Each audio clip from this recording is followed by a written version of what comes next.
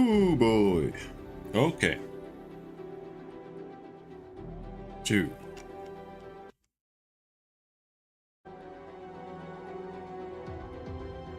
Should not be drinking coffee. It's a bad idea.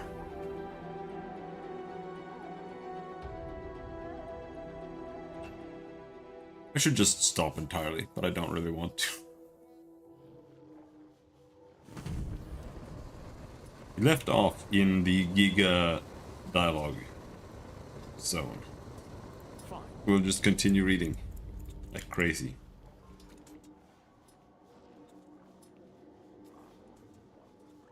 Is this entire place just like turbo blurred? Weird.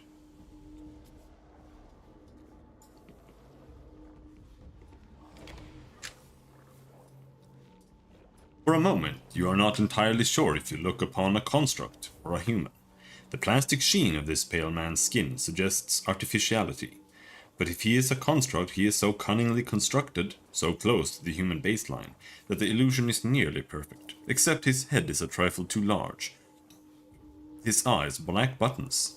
Then you realize the truth. He is a visitant. His home many millions of miles distant. Almas, my name. What can you tell me of yourself? He lifts his great head slowly and fixes you with a dolorous gaze. I am Almas. I am the keeper of souls, last of my kind, only survivor of a civilization that spanned time and space. Now they are gone, their stars black. Reality's winds carry me. What happened to your people? The highest caste of power controlled we minds' ideas for all souls of empire. A great web we wove, shining with power. But other nodes they winked away until only I remained. His fingers drum on the tabletop. An image of my people I carry, but no place to make it real. Our domain lost, I alone, and paralyzed with indecision and fear. Did I destroy them? I was not discontented. Or was I? How did you get here? He looks around. Not my time, not my place. Yet, when the connection to home broke, a beacon shone here. 5 minds drew me, a light in darkness. They were not a light to understand. They were safety, surety. While a new home I find, in this place I have clear thought, untarnished. How did your civilization die? A doubt arose. It took seed, took flight. Those thoughts connected to our network. These questions spread like disease. Trust, mistrust rooted. Nodes decohered. Without nodes, without control of dreams, the civilization falls. And then, they're gone. I alone remains. What was the doubt that destroyed your civilization? I do not know. I do not recall. I know. I recall. Alright, forget it. Perhaps I can help. Tell me of your people. We were gracious autarchs, grinning souls of architecture, children of the stars. Those under our control lived as we bade, controlled them, directed them. We gave them happiness, gave them thoughts. We gave hope, or took hope away. A place of relentless peace and prosperity under our rule. Saw we all possibilities. Limitless our potential. How can you not remember the destruction of your civilization? Tell me the doubt that destroyed your civilization. I know you know. I do. Yes, it was my doubt, mine. My question. I asked only, what if our way is not best? What if our people have desires of their own, wants that we do not give? He places a single hand across his eyes and then slowly slides it away. The others began to see and question. Questions gave way to self-doubt. Self-doubt gave way to self-hate. I wanted only to know what is best. How do we become better? Not to tear us down, but I shone a bright light on behavior, on truth, but our center could not hold under truth. His wet, terrified eyes fix on yours. Was I to blame? Is civilization's end affixed on me? In dreams I see their faces, but not their minds. Tell me truly, is the fault mine?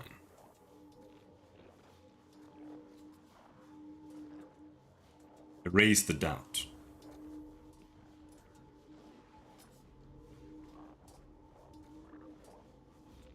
I think you were blameless in this. He shakes his head. You seek to console. I do not believe you.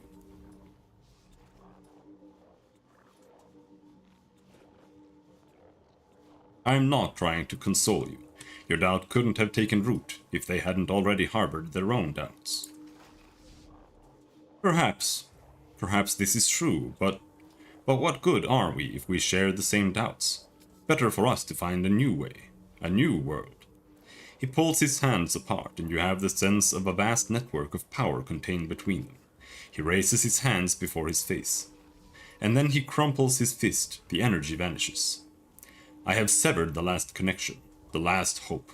If they exist still, they must exist without me. Let me be forgotten. No more, he whispers. No more. He drops his head and weeps.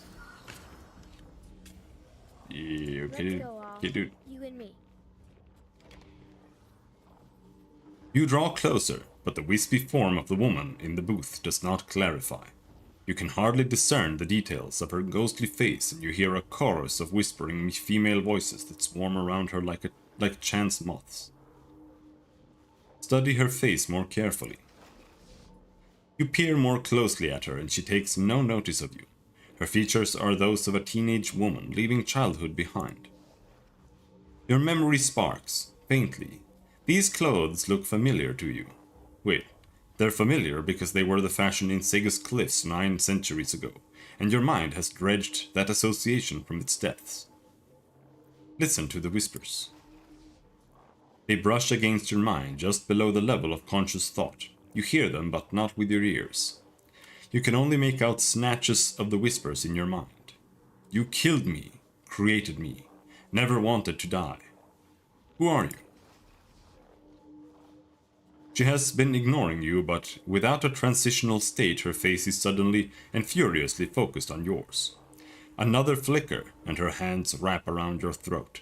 Ghost or no, her fingers are very real, and they are choking the life from you. Try to escape. Oh, Eratis can help me escape?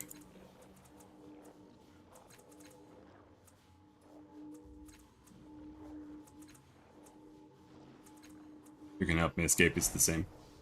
You failed. Her fingers dig deeper. She is not just compressing your trachea, she's tearing your throat out. You choke and cough, drowning on your blood, but she is latched inside you, and the last thing you see is her rage-twisted face. I can't. Bonk. I can't die.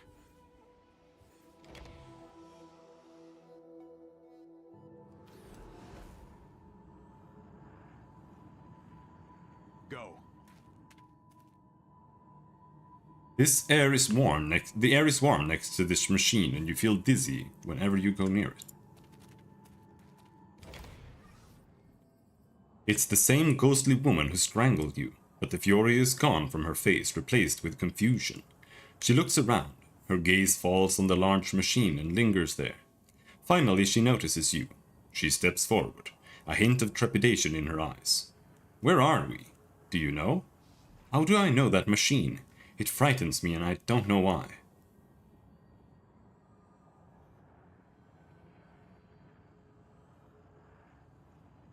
I think we're in the labyrinth, a construct of my mind. Of your mind? Yet it feels familiar to me. She looks around her again, frowning. But even though it feels familiar, I recognize almost nothing in it. Yes, perhaps it is your mind after all. I do remember one thing. She puts her hands to the sides of her head. I was angry, enraged. She turns on you. I don't know how, but there are women like me born throughout the century, repeatedly against their will. My memories are flitting back to me like flies. What drove them away? What do you mean? They're compelled into existence. She bites her lip, uncertain. Then she nods.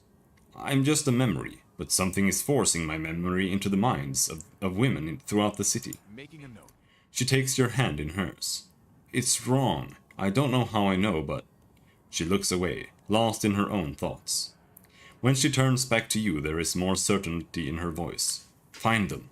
The women becoming like me, or already like me. Maybe I'll remember more. Maybe we can do something. How do I find these women? They are in the real world in Segis. You may even have met them without realizing it. I only have vague impressions of them. I know that one of them is a leader. She has sacrificed much of her life, so gained life in return. She shakes her head as though to clear it. I'm sorry, I can't tell you more than that. Very well. Don't forget, we must know more.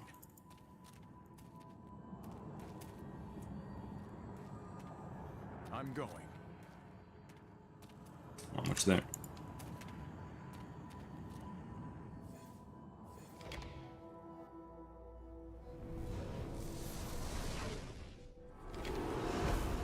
Good morning. Am I glad you came out of that door? The thing just showed up. I didn't know what to expect. Do you know who the ghostly woman is in that battle? He shakes his head. Don't know anything about that one. That way is blocked. He shrugs. I'm not surprised, really. It's your mind, not mine. Most likely she's just a lacuna, a construct of your buried memories. Either that, or she's a reflection of someone you met in real life. Whoever or whatever she is, she probably isn't real. You're the only one with that distinction. He chuckles to himself. And me, by extension. Think I'm ready to go. Good luck.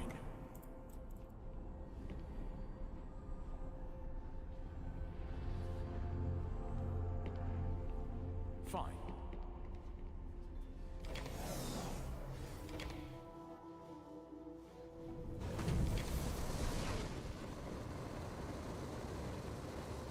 God damn. Oh, ooh. Thank the gods. I thought you were going to leave me here. I'm good. I am the very soul of action. Now we only have the trio left, I think. Did we talk to Clarion?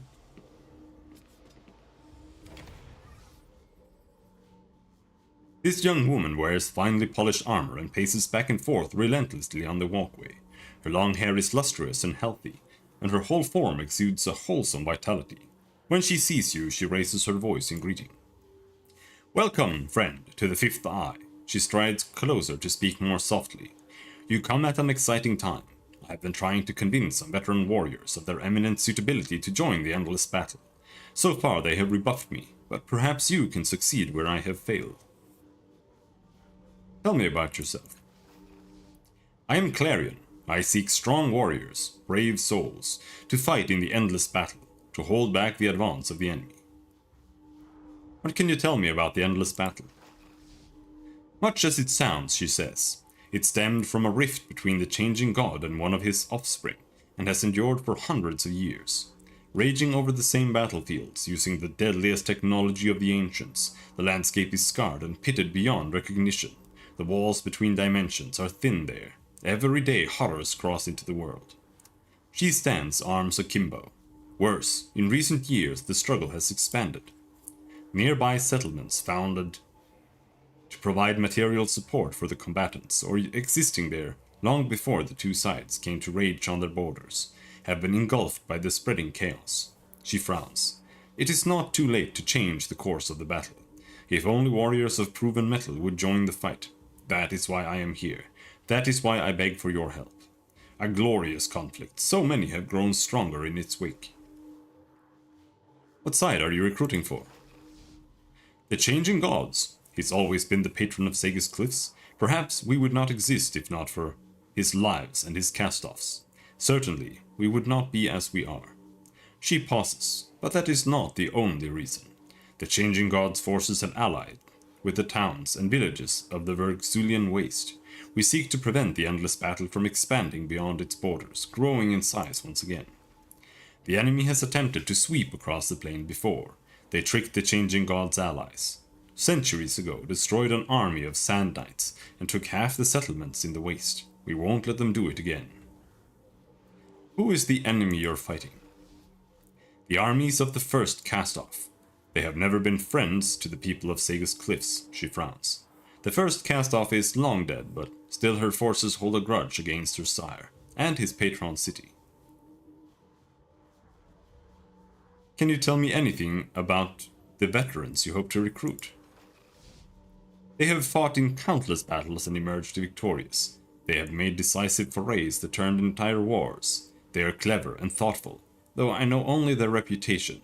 The third inversion, for instance, saw them reach into a new dimension, and I won't bore you with the details. But they were integral in an offensive that would have changed the course of that conflict.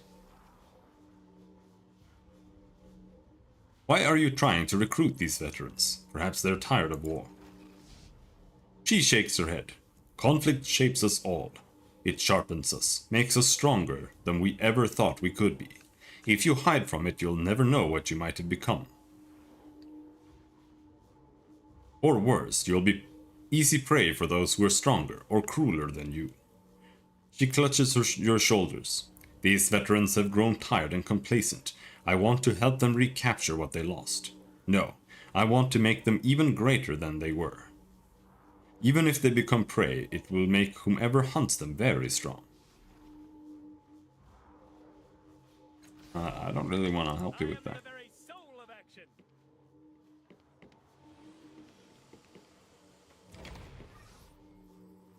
This man's mind is sealed off from you, like trying to read the thoughts of a book that's been glued shut. The man is old and strong, his face lined with years of brutal experience. His face is aquiline. What does that mean? Aquiline.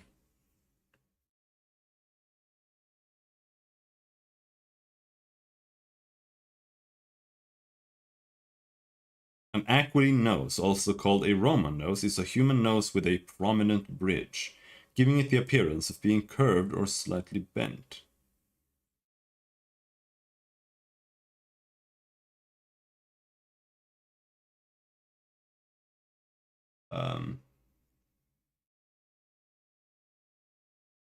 His face is like bent outwards.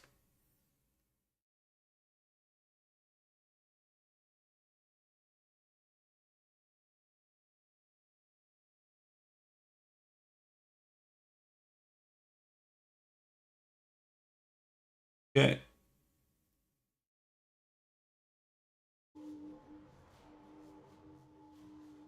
He wears a broad-brimmed hat, and his voice is low. It's a low rasp. I'm Thebaros, he says. Tell me your story. Make it a good one.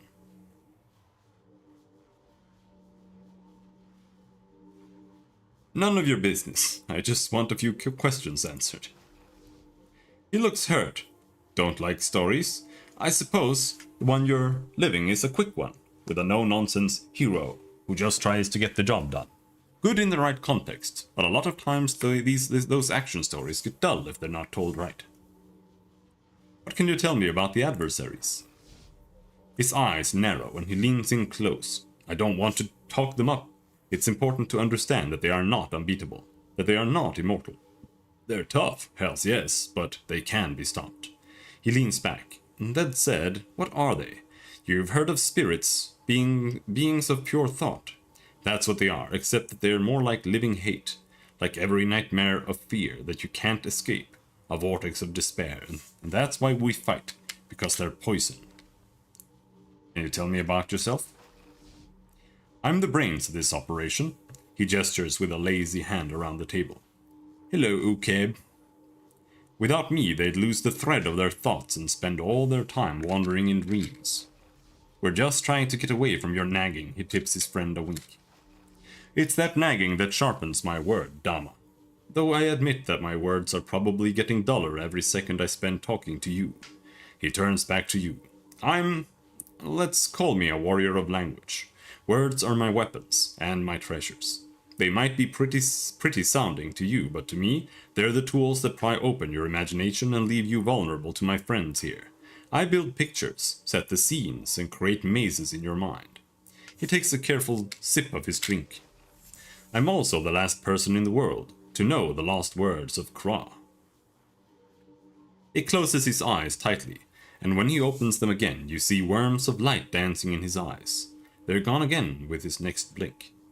They're a weaponized meme, a thought that sticks in your head, a tune you can't get rid of, a saying that echoes in your mind until it drives you mad and melts your brain. She lays a hand on his arm.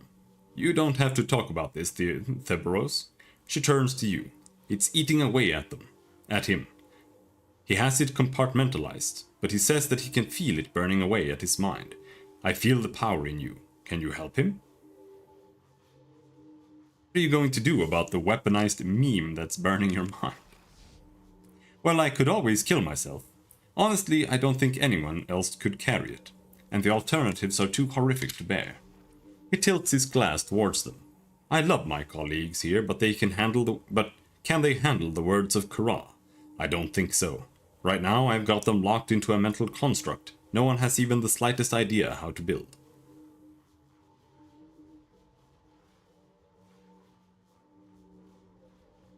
I do have a space in my mind, and I can contain the words of Kra there.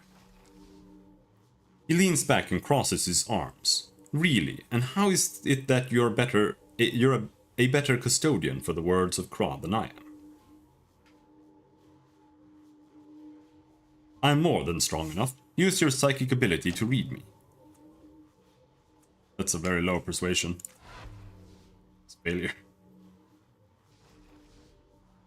He focuses on you, and you feel something like the skittering of spiders across your mind.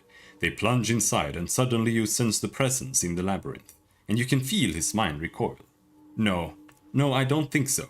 It's not just your mind in there. Many minds share that space, and honestly, I just don't trust that you'll guard the word. I actually don't have a solution right now, but I do have more questions.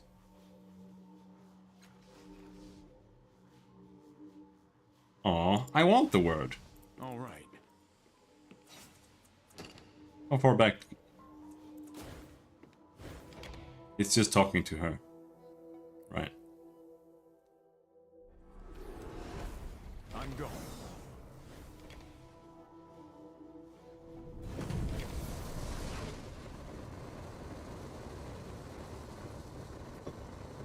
Come back to pay life a visit?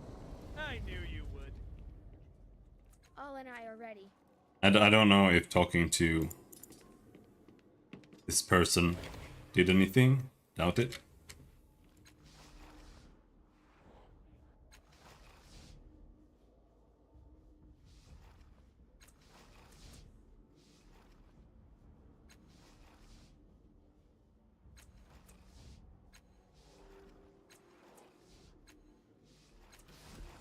Let's go. We'll just come back. You and me.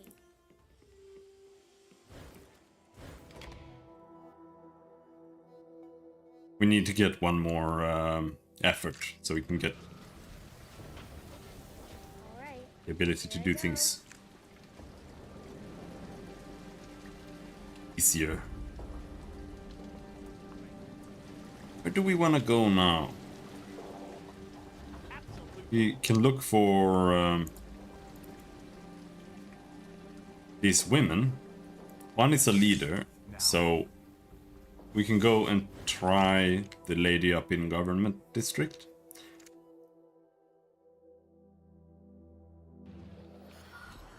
Find him. Something to do.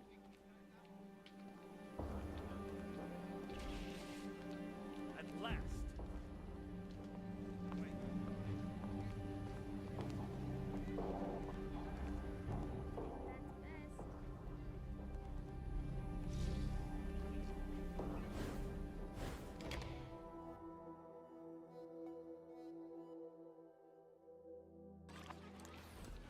Sure.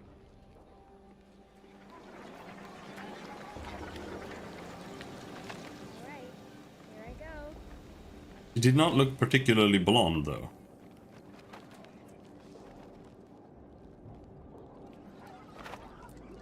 Drones still circle the uniformed woman's head. She is whispering to one of them as you approach, but she waves it away and nods curtly to you. City business or something else? As she turns her face back from the drone, something about her profile strikes you as familiar. In that moment, she looks so much like the ghostly girl you met in the Fifth Eye that they could be the same person, though this woman seems 20 years older at least. You look a lot like someone I met in the Fifth Eye. She laughs aloud. In that moment, her voice is clear and rich, like that of a much younger woman or even a teenage girl. Was she a scarred peltast, wedded to her blade, fresh from the endless battle? Gods about, it's another one of us.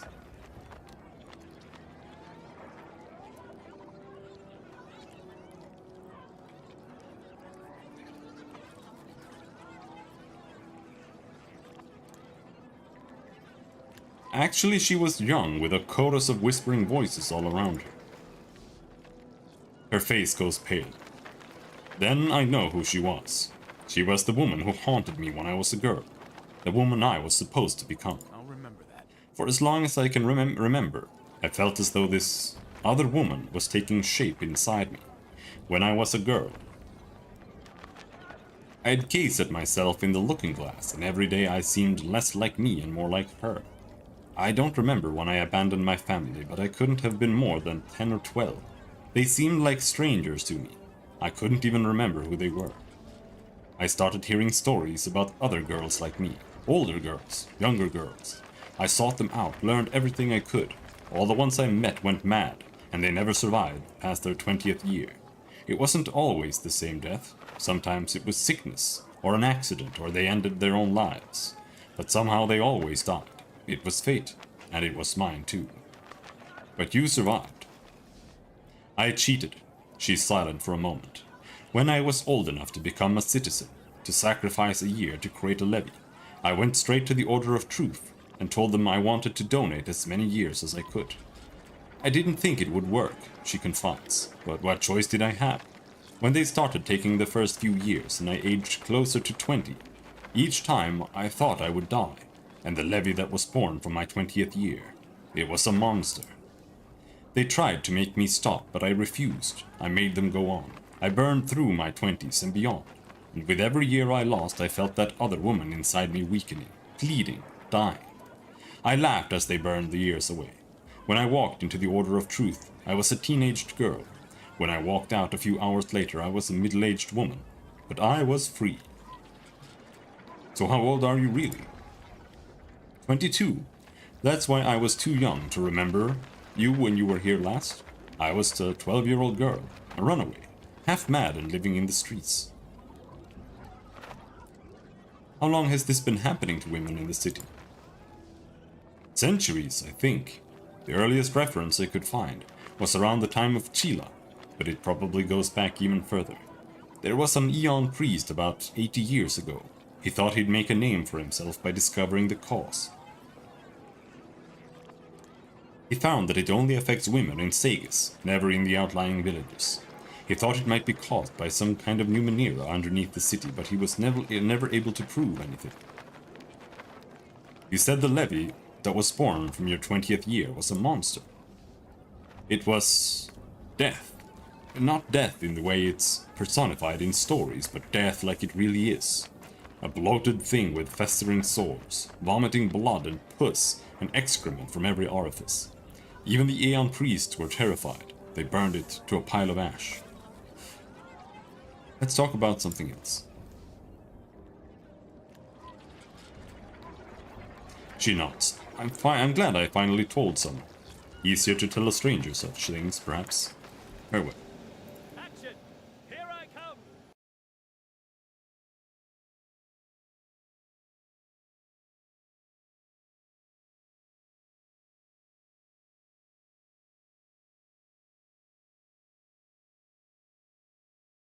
To action!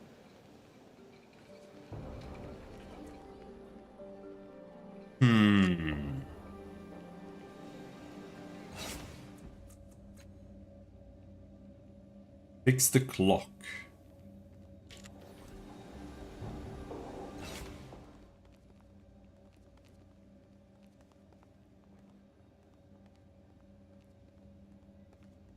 unmoored in time. I'm ready. I'm always ready. Oh.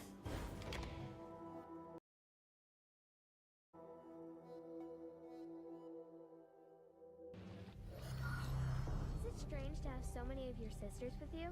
Doesn't it get loud? We work well together. Most of us, anyway. We share, we gossip. I am never lonely, and I am in the company of my favorite people. But what about when you have to go to sleep and one of them won't stop talking? She learned to stop, darling. We taught her. I'm going. This complex machine towers over you. Its purpose is unclear, but the three circular faces set into the ground remind you of clocks. Something is wrong with the machine, however. It's partially transparent, shimmering in the air when you look directly at it. The clock faces seem to show several different times at once. Humanoid silhouettes ripple beneath the central clock face. One places his hand against the face as though it were a glass wall. They seem to be watching you. Examine the machine. The towering mechanism wavers in the air. Similar to Calistige, it appears to be in several states at once, though all of the machine's states are in the exact same location. You can't touch it either. Your hand passes right through the structure. As you pull your hand away, a memory strikes you as powerfully as if someone took a club to your chest. You're working at the clock. It is no longer transparent but perfectly solid. There is a noise behind you. So they've come, the three traitors. They think to surprise you, but through the power of the clock, you have foreseen this moment. There is the faintest sound of metal sliding against leather. You slap a hand on the central clock face, activating the clock's arcane powers. You're not sure what it will do to them, but it's better than what they'll do to you. There is a flash. Arcs of energy stretch out from the clock over your shoulder to your would-be attackers. You don't see what happens to them, but they quickly disappear along with their screams. As the last shreds of the memory fade, a swirl of energy passes through your body. Cold barbs prick every muscle. Suddenly, tidal forces arc from the clock to three ancient devices in the cultist encampment. The clock recognizes something inside you, or maybe vice versa. Either way, you have inadvertently activated the nearby devices. Making a note.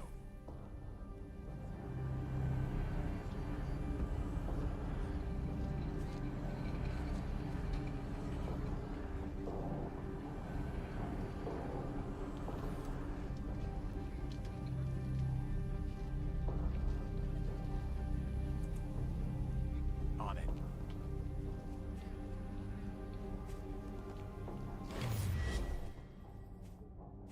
As you approach this device, Circus Minor changes around you.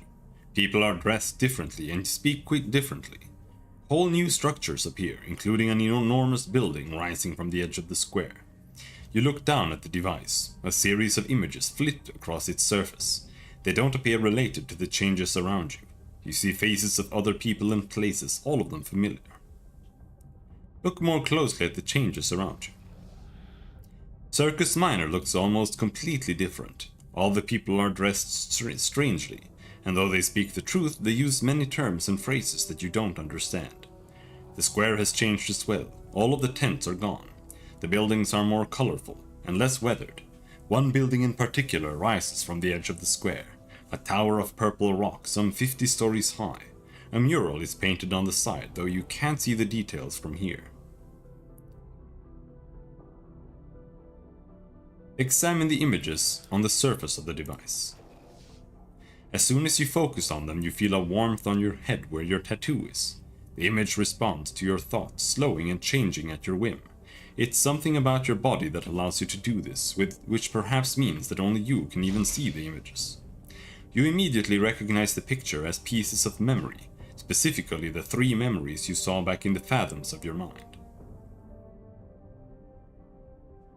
Look at the memory in the underwater city. The memory is recent. 2 men, both with tattoos like your own, are in an underwater city, searching for something.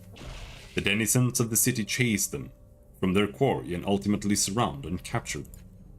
As you review the memory, you get a strange feeling in your mind that you can only describe as a query. The device wants something from you. Suddenly, you remember. The memories in the device are possibilities, but you can lock one of the memories here, so it's the only one that displays. You don't remember what purpose that served, though. Look at the memory in the lush valley. Somehow, you know the memory is from a long time ago, centuries ago probably. A man and a woman, both with tattoos like your own, are surveying a lush, secluded valley for some purpose you cannot recall.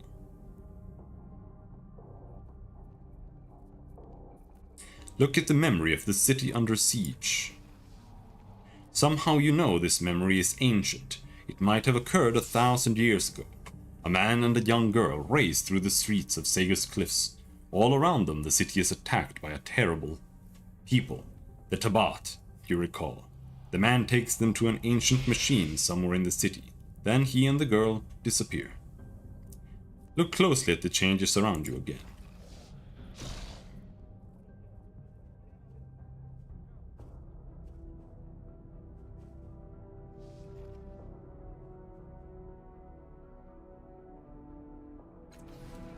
Look at the other ones first.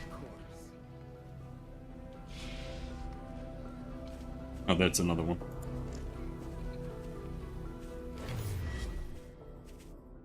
As you approach this device, Circus Minor is thrown into chaos. Buildings are on fire. People are screaming and running for their lives while armored soldiers hunt them. None of them seem to pay any attention to you, though. It's some kind of vision, not reality. You glance down at the device. A series of images flit across its surface. They don't appear related to the changes around you. You see faces of other people and places, all of them familiar. This one is the besieged city.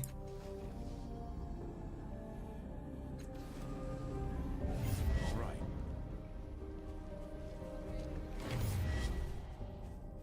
A strange feeling comes over you as you approach this device, as if someone were sneaking up on you in the corner of your eye.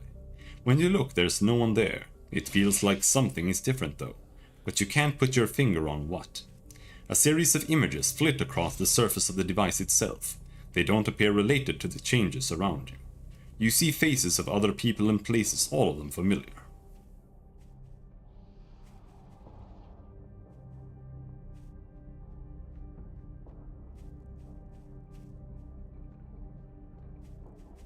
Lock the recent memory in the underwater city to this device.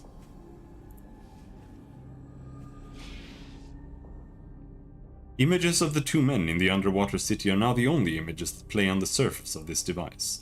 They search for something, are chased, and then are captured over and over again in an endless loop. As soon as the image is locked in place, a ribbon of energy stretches into the air, connecting the control device to the clock. Go.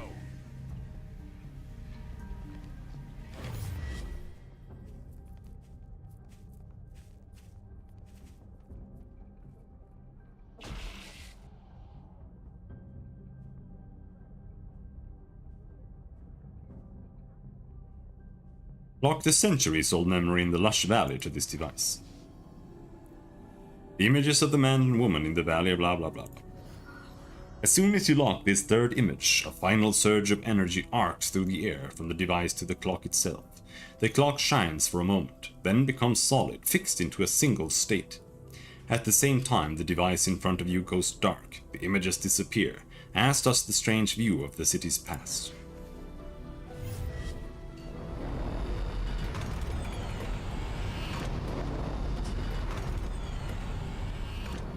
I'll remember that.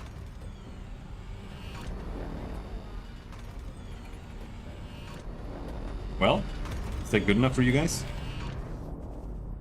You fixed the clock! I know you could do it. I knew it. She shoots a triumphant smile at Mimian. You must tell me what you saw. Who were those figures? Were they cast-offs? What did they say? Were you able to retrieve them? He smiles, though reservation still dances in his eyes. Hush, Cass. Our inspiration had a question for us once the task we set for him was complete. He frowns. Unfortunately, your task is not entirely complete. We told you our price. That decision stands.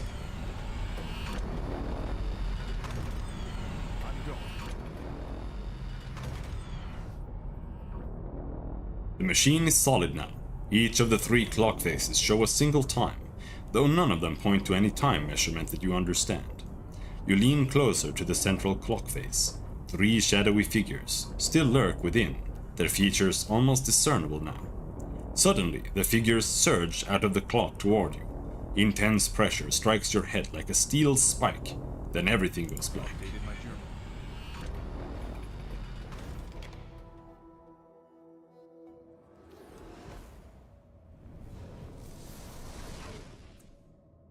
Ready.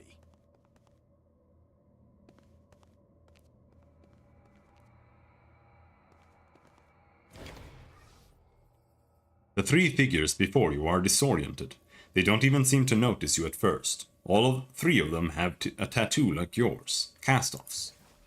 What befell us? The woman is dressed in powerful-looking armor. Her face bears several scars, yet her eyes have the innocence of a child. Did he do something? Are we still in the clock? What new torture does the changing god have for us? I do not believe so. The second figure is tall, dressed all in black. Its height is exaggerated further by a violet, fish-like crest on the top of its head. Its large yellow eyes are squinted, scanning all around. There was a man outside the clock, but it wasn't. It was him. The third figure points at you. He is small, wiry, and tense as though he expects danger. He carries a shield on his back. He's a cast-off, he says, looking at your tattoo. Can't say I recognize him, though. Who are you? The woman steps forward. We beg your forgiveness, friend, brother. We have been through quite the trial. I am Kamose. These are my friends. Diviatichu and Vilon. Diviatiku. I don't know. I'm gonna go with Diviatiku. And Vilon. We are cast-offs like you. She looks you up and down, her brow slightly furrowed despite her kind demeanor. We were ingested into your head. I saw it. How is that possible? He eyes you suspiciously. Who are you?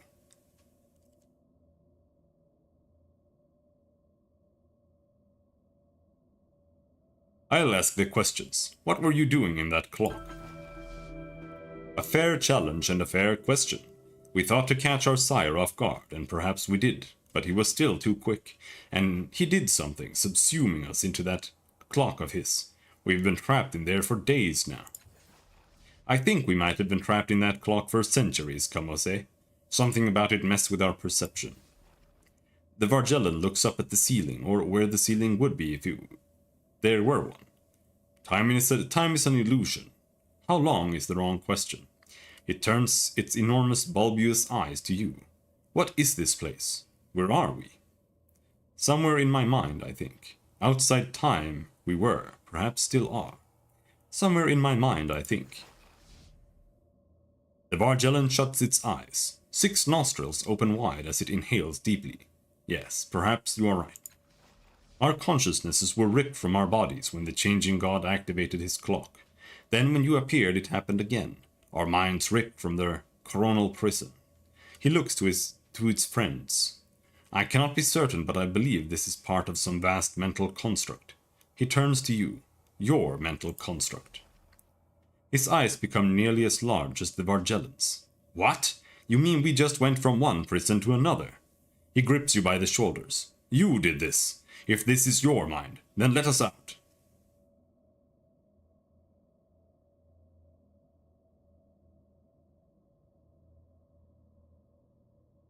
Why did the changing god trap you in the clock? Ah, yes, she looks down, embarrassed. The 3 of us once worked together. The 3 of us once worked alongside our sire, helping him with his research after he brought the Order of Truth to Sega's cliffs. We saw him for what he was. Selfish, arrogant. Merolel helped us to see. I wonder what has become of her since we were imprisoned.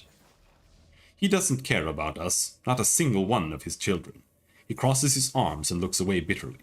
All of his projects were always about him. He didn't care if anyone got hurt in the process. We betrayed him. Unlike the others, the Vargellan looks you directly in the eye. We meant to stun him, to capture him before he could escape to another body. But he was too quick for us. He activated the clock, tearing our minds from our bodies and trapping us eternally. I don't see any way out. The Vargellan stretches its neck, putting its face within a handspan of yours. It seems to be examining you, then it says, "Your mind. Only you have the power to change." What he's trying to say is that this place was created for your body, or perhaps by your body. Our sire placed within each of us unique gifts and abilities. For example, I have never heard tell of another cast-off who could trap consciousnesses by the way you have. She gives you a warm smile. He would not have created this space for you without also giving you a means by which to move through it. Think, what other gifts did our Creator bestow upon you?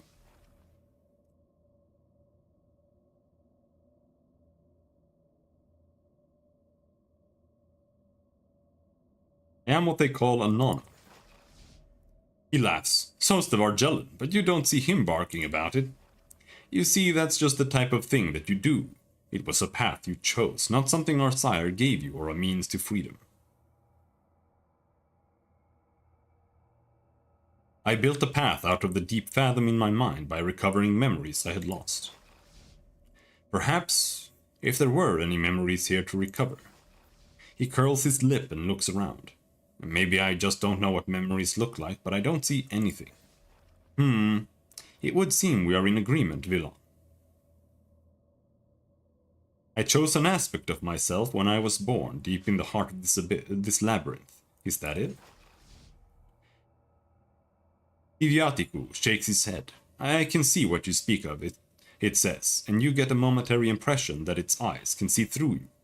This aspect describes you, just as I am Vargellan. Villian is observant, Kamose is foolish. I object to that characterization. He gives a kind chuckle. He is not wrong, and you know it. At her wounded look, he raises his hands placatingly. It's the truth. Anyway, you've gotten us out of twice as much trouble as you get us into. The Vargellan speaks to you. These aspects are descriptors of who we are, but they are not us. That you chose your aspects is quite a lot, but I do not believe that is enough to set us free. I don't think I have the ability you're talking about. You must, she looks at her compatriots and back to you. We each have our gifts given to us by our sire for a specific purpose. His purpose, of course, but a purpose nonetheless. She presses a hand to her chest. They say, for example, that, foolish though I may be, I have 9 magical gifts of speech. That is not something I chose nor learned, but it is who made me to be. It is who he made me to be. He rubs his hand along the edge of his shield. I am a master of defensive arts. Our sire learned them when he was in my body. Probably built my body to excel at it. I wouldn't call it a gift, but it's me, yeah. I am one with the shadows. I live in them. I breathe them. This is not some esotery I discovered, but a unique ability our sire chose for me while he was in my body. She gives you a kind smile. The gift is in you. Perhaps you have just forgotten. Our sire wouldn't have made this place for you without granting you the power to get out. Focus. Find the answer inside you. Shut your eyes. Search your memories for this ability they speak of. You ride through your memories, past everything you actually remember to those memories you didn't create yourself. There must be a key or a door, anything that would help you to escape this fathom of your mind. Just as you're about to give up, you find something. A cluster of sparks, nascent abilities deep within the core of your being.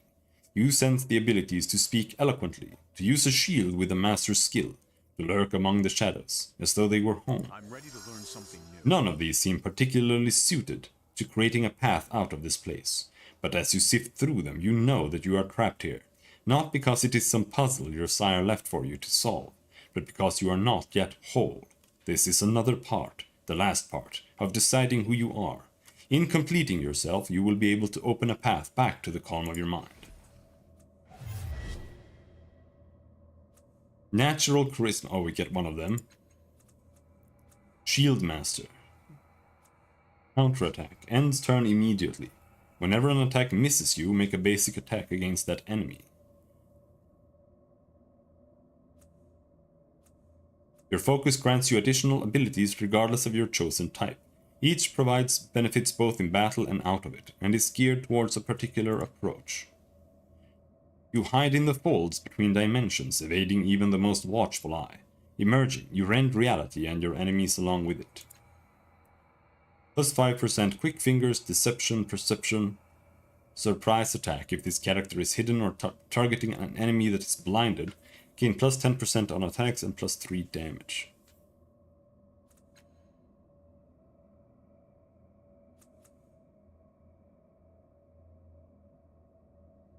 Each provides benefits both in battle and out of it.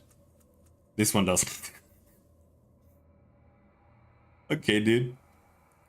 You know the right thing to say in every situation. There is no obstacle that cannot be overcome with words. I'm gonna just go with this one. Plus 1 max effort on persuasion, deception, intimidation.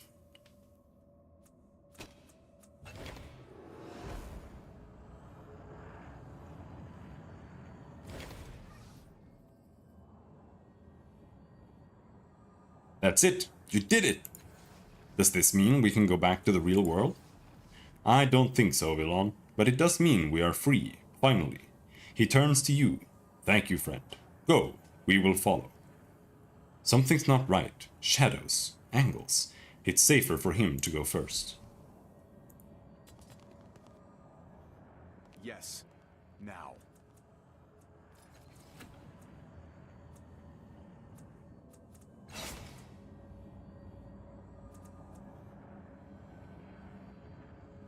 Have a level, that's good.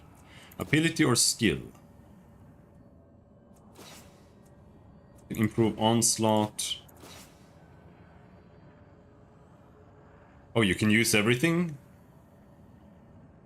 Okay.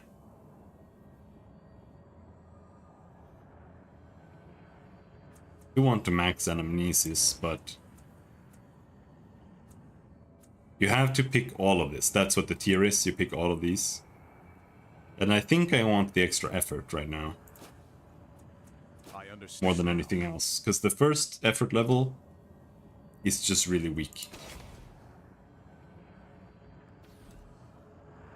I'm ready.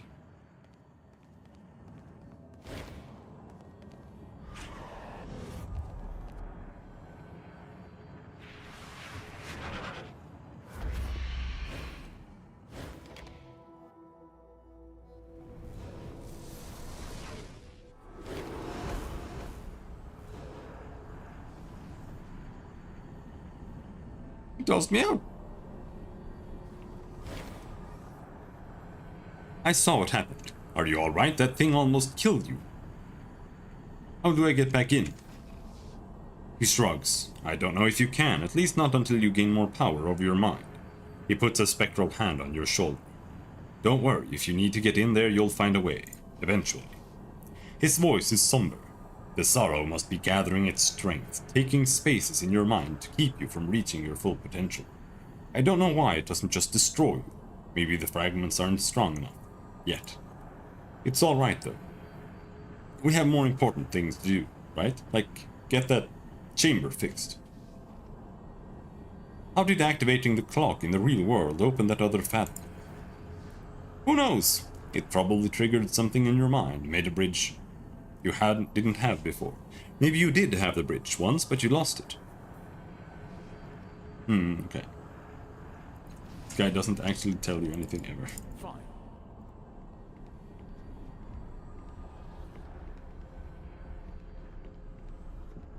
Yes.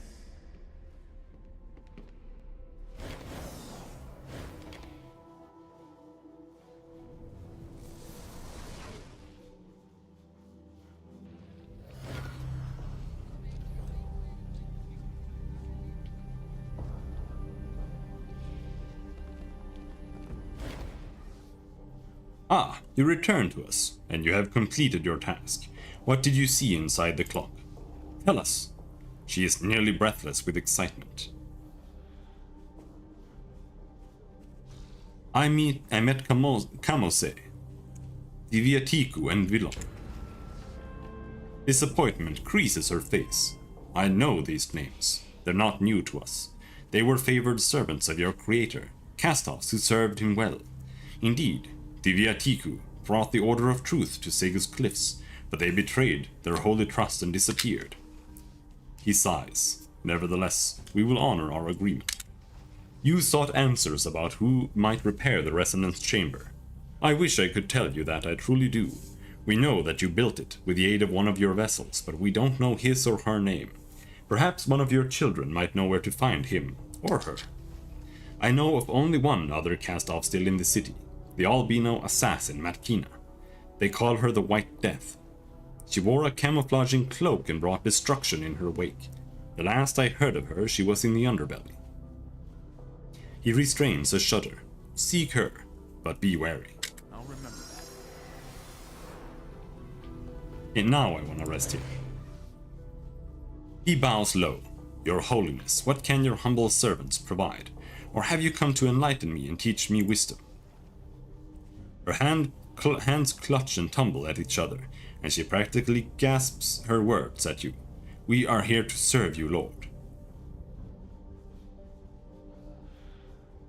I would like to sleep here. With us? Her breath catches in her throat. Of course, Holy One. You may stay with us for as long as you like.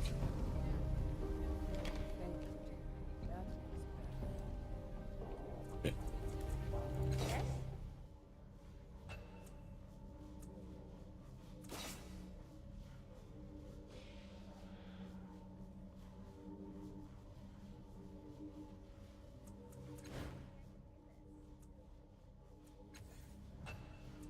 Improved skill.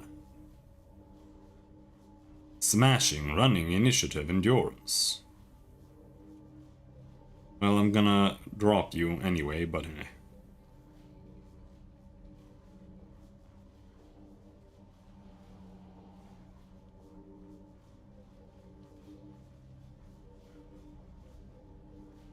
smashing is nice. Tier 2, abilities unlocked. Elbow grease, kinetic overdrive. Gain +3 might pool, +3 speed pool. +5 bonus gain from each level of effort spent on smashing or quick fingers task. Or might and speed pool, maybe. I don't think you pick one here, do you? No, you do. Snare a target with a grappling hook and pull them towards you.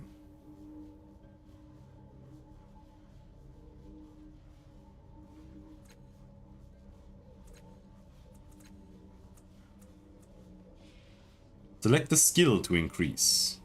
Is it tiers? It's like super OP, what the fuck? It's so much in one tier.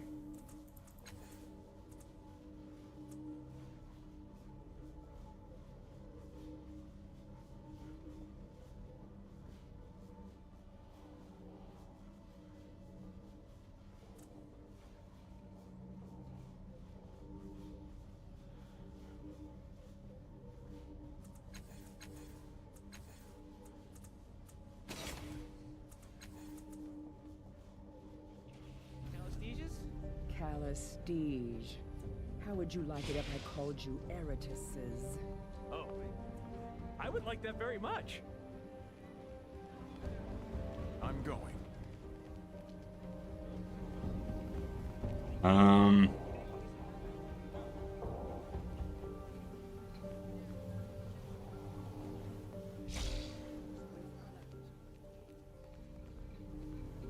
Right, we have more effort now. Let's go and talk to the machine guy again.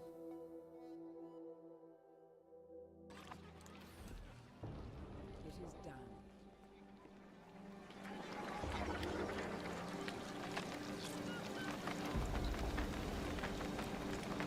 I'm going. There.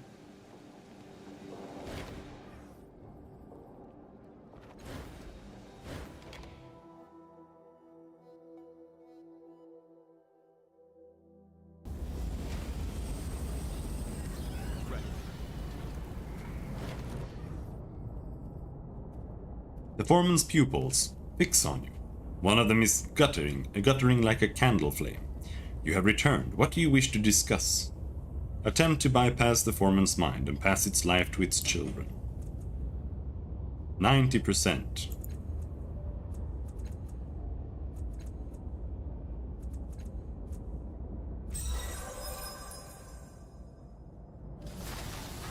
Working blindly, you jam your hands into the foreman's body, ripping, realigning, and doing untold amounts of damage in your attempt to fulfill the construct's wishes. Eventually you succeed.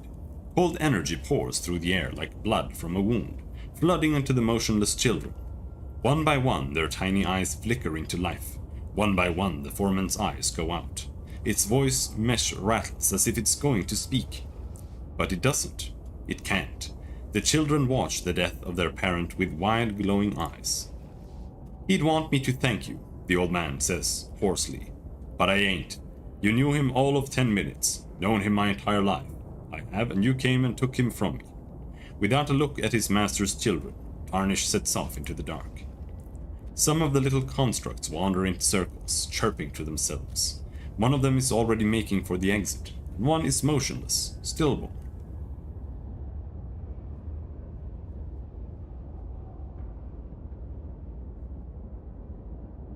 Take the dead one, leave the dead one, let the others go free? Keep them all? I mean, if I don't want to use them as ciphers and power sources, but just letting them go, they're gonna just get fucked up. Take the dead one, let the others go free. Making a note. You carefully pick up the stillborn construct, cradling it.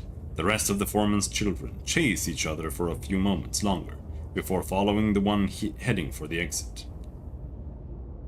Oddity. Ah, how lovely. I do hope no one steps on them. He grunts. "That was a good thing you did, kid." Alligator all the way fucking down there. Second.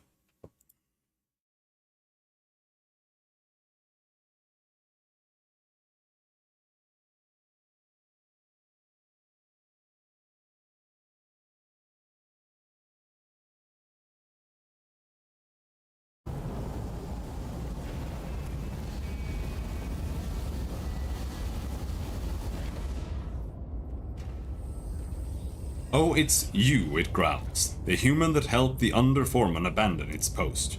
A little loss, I'd say. Not much impact on the schedule, but try not to kill any more of us." "I'm looking for an albino woman named Matkina. Have you seen her?" Yes," the construct says. "She wanted us to repair her temporal manipulation device. Planned on fiddling around in her past, no doubt. I don't recommend it, but it's not my business if people want to tangle reality." You suddenly feel dizzy, unaware. The construct carries on. Nothing was wrong with her artifact. Probably meant that there was something wrong with her. But then again, that's none of my business. You blink, swaying, and open your eyes. On a different time. The underbelly is not what it will become. The three foremen are dim shapes in a wavering hemisphere of light.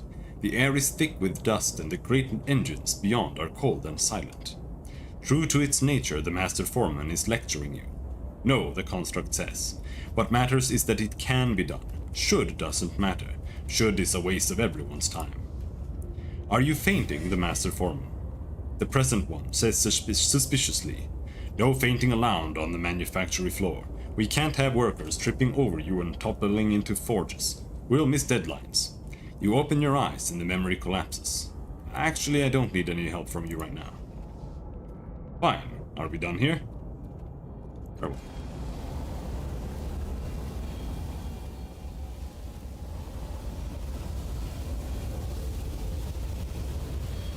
Learning begets doing. Or is it the No, other way? Pauper. Hello, changing god cultist. Cultist bows as you approach, awaiting your questions. "I'm looking for a woman named Matkina. Have you seen her?" "Your cast-off," he quavers. "Not recently, my lord, but she does work with Folsom from time to time. He may know where she is." Yes.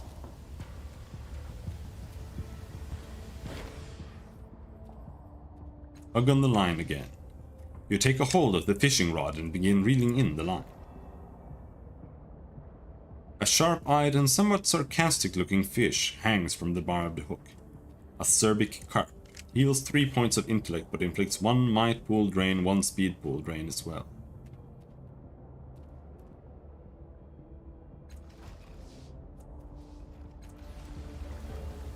Nothing there today. There's Folsom.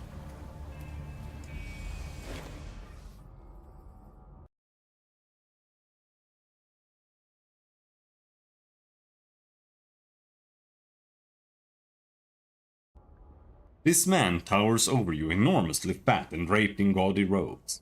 His expression is calm, stern even, as he regards the bloody mess spread across the floor and wall. The hooded figures on either side of him tense as you approach. He turns to inspect you, eyebrow lifted and raises his hand. His bodyguards relax, watching you. In the space of a second his eyes flick over you. He nods, apparently to himself, as if your presence has confirmed something he expected. One of the cast-off godlings, that explains the missing pieces. What are you doing in the underbelly, falling star? Who are you? The people in the underbelly struggle, he says, after a long pause. They live and die in the dark. Their sorrows do not reach the ears of those who live in the light. The reflection of your face is a pale circle in his dark eyes. And so I speak for them, because the mighty protect them from their predators that see them as easy prey, and so I speak for them before the mighty, protect them from the predators that see them as easy prey, and he pauses, pressing his lips together. I avenge them when I fail. He folds his arms. Now answer my question. Why am I here? I am looking for someone. Are you? He says. I know everyone in the underbelly, and I am seeking someone as well. Perhaps we can help each other. Making a note. He turns his back on you, staring down at the vast pool of blood. This is all that remains of Weedle, one of my protégés. I had hopes for him. Now they will never be realized. The underbelly is poorer without him. The rage beneath his voice cuts each word shorter and shorter. Bring me any information you find. Help me discover the identity of his killer, and you will be rewarded.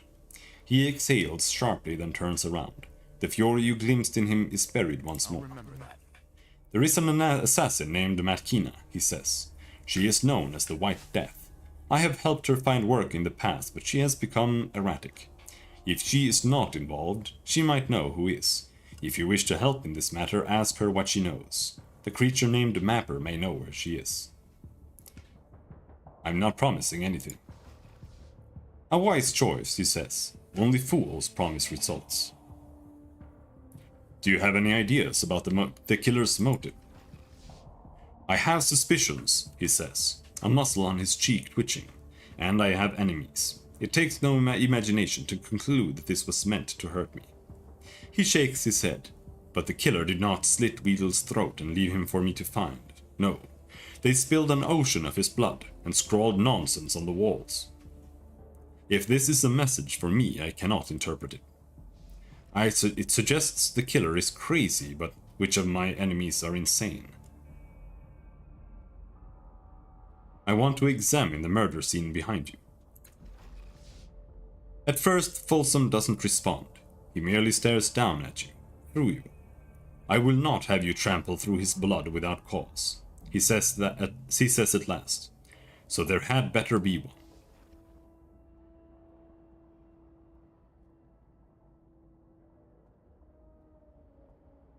Murderer may have left behind evidence. I don't know unless you let me look. He casts a doubtful glance behind him, pauses, then nods. Let him pass when he is ready, he tells the hooded figures at his side. They incline their heads. Do you live in the underbelly? Not quite, he smiles like he is paying for it by the millimeter. I rarely sleep, so I need no bed of my own. But I have spent most of my life in these tunnels and grottos. It is a good place, cruel and unforgiving, but good. His slow gaze sweeps over the underbelly. Segas foolishly sends its undesirables here, as if it's worthless, but the underbelly is a place of hidden treasures, wise machines, and kind mutants. If I had a home here, I would not regret it. Farewell. Go. Not much remains of Folsom's former protégé. beyond a vast, still pool of blood with a skinned hand at its center. A bloody circle is scrawled on the wall nearby. Inspect the hand in the pool of blood. A flayed hand with long, slender fingers lies palm up in the center of the pool of blood. The rest of the victim is missing. I'll remember that. You step away. Examine the bloody circle on the wall. Your hand reaches toward the streaks and bubbles of blood of its own accord, and an iron spike drives through your temples.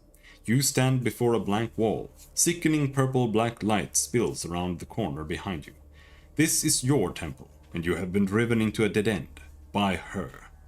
Blood seeps through the wall from the other side, drawing the familiar shape.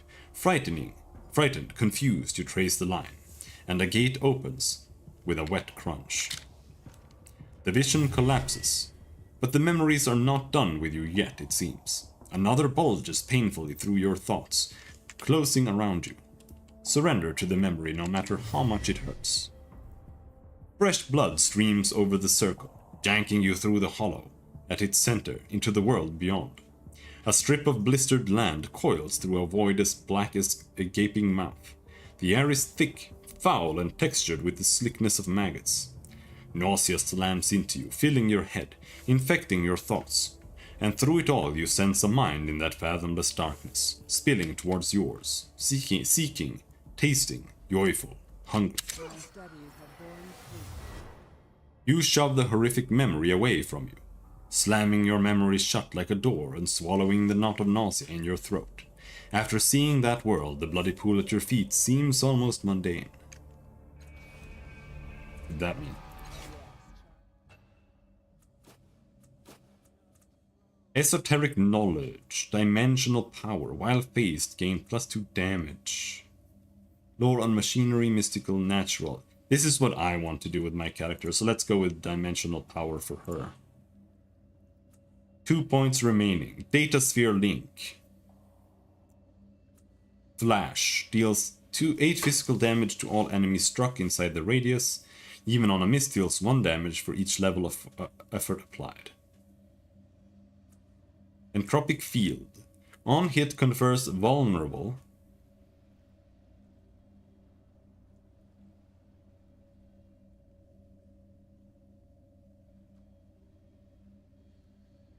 Small cone. Okay, so we get 2.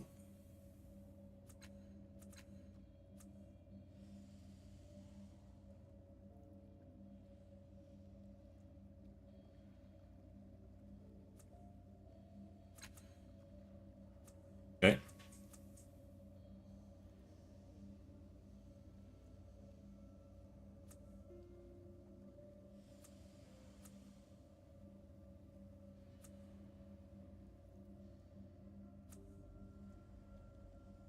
Oh wait, did she get both of these? Or am I retarded?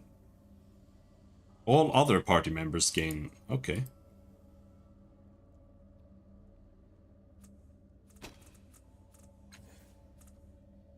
Alright. No evidence for your gods, child. But if they make it easier for you to navigate this world... Your sisters. Did you always see them? No. It was the attractor that opened my mind. Whatever makes it easier for you to navigate this world.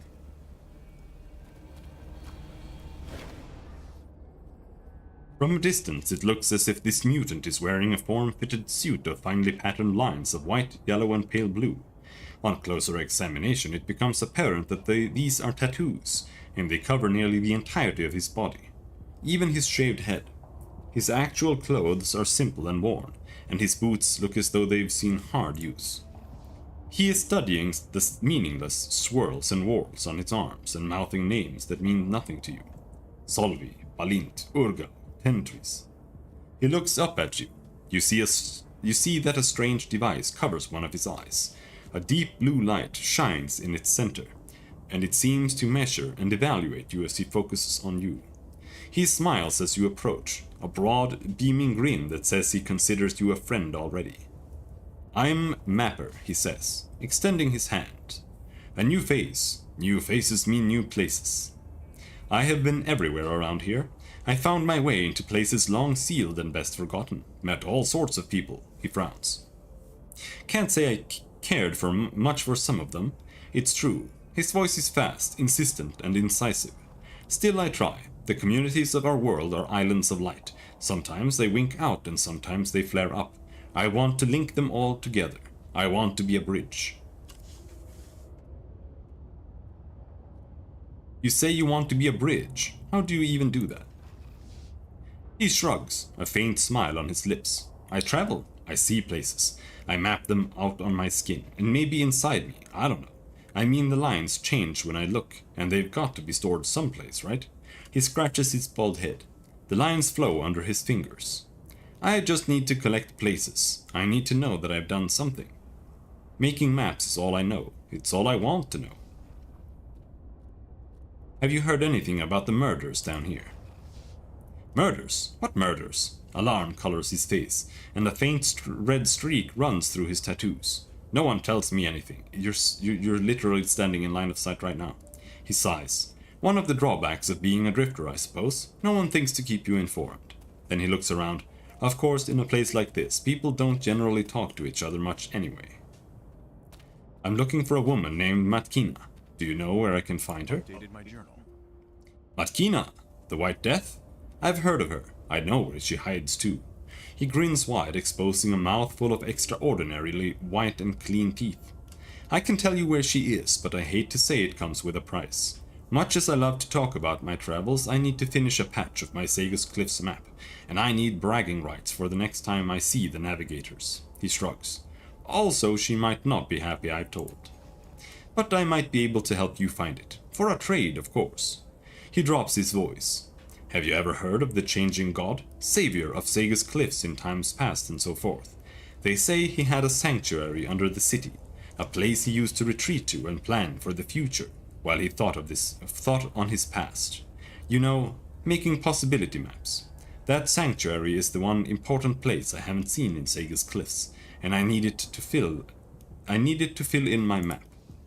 As far as I can tell, it's not far past the Stitcher Lair. The problem I'm having is that I just can't make any sense of their language. Maybe you can talk to them. He shrugs disarmingly. It's a hell of a price, I know, but there it is. You want to find Matkina, you'll find the sanctuary for me. Is there some other way into the sanctuary besides the Stitcher Lair? He sighs, exasperated. There must be. Changing God wasn't the kind of person who'd just put one entrance into the place. But I haven't been able to find the back door for the life of me. I'll be back when I've found the sanctuary. You bet.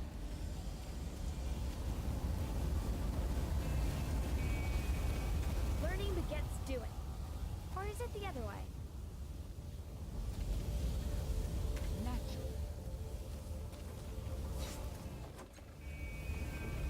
This tunnel is blocked by debris, but it's loose enough that a burrowing creature could easily push its way through. Something to do.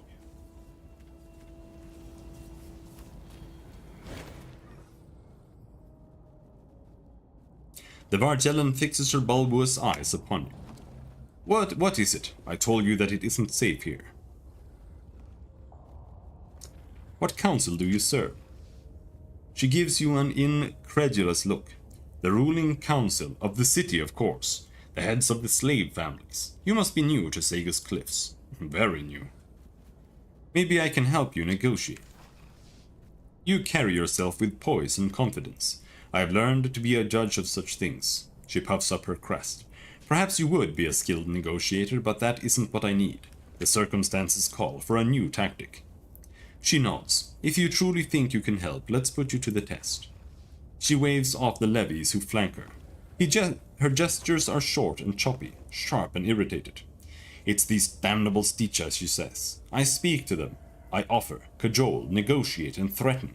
Yet they persist in their digging, and every day another house on the cliffs above slips into the sea. If their digging does not cease, the city itself may crumble. So here is my request. Find a way into their deepest tunnels, remove their precious eggs, and return them to me. These hostages to their future shall ensure the future of ensure the future of the city above. She spreads her hands. I trust your discretion. Between the two of us, she whispers, the amount of energy a single Stitch's egg generates is remarkably high. Profit hides within each. Bring me all of their eggs and I will split the proceeds with you. She pauses. If you can negotiate a lasting settlement that does not require such drastic measures, you may also pursue that method. But I have been trying for days with no success. I think I can help you. Making a note. Good. We need to stop the Stitcha before they bring down the entire substructure of the city. She pauses and lowers her voice. If you manage to infiltrate their lair, be sure to acquire all their eggs. I suspect they will have multiple clusters, and we will need them all if we want to negotiate from a position of strength. She hands you a synth ball with a blinking device inside. Once you're in the lair, activate this. It will show you all the tunnels, the egg clusters, and the Stitcha themselves. Better to know what you face before you charge ahead. Thank you. Farewell.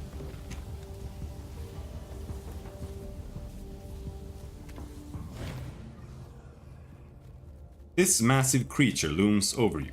A scent like lightning and an underground cavern washes over you, and it reminds you of nothing so much as curiosity. It chitters and rumbles, waving its large claws through an expressive dance. Something about these smells, sounds, and gestures seem familiar, a niggling itch in the back of your mind. At least you remember the taxonomy now. This is a Stitchus, a huge, burrowing insectoid. It exudes a sense of sentience as it watches you, but you sense nothing in its mind, as though it were a common animal. It points to itself and says, "Chikekt."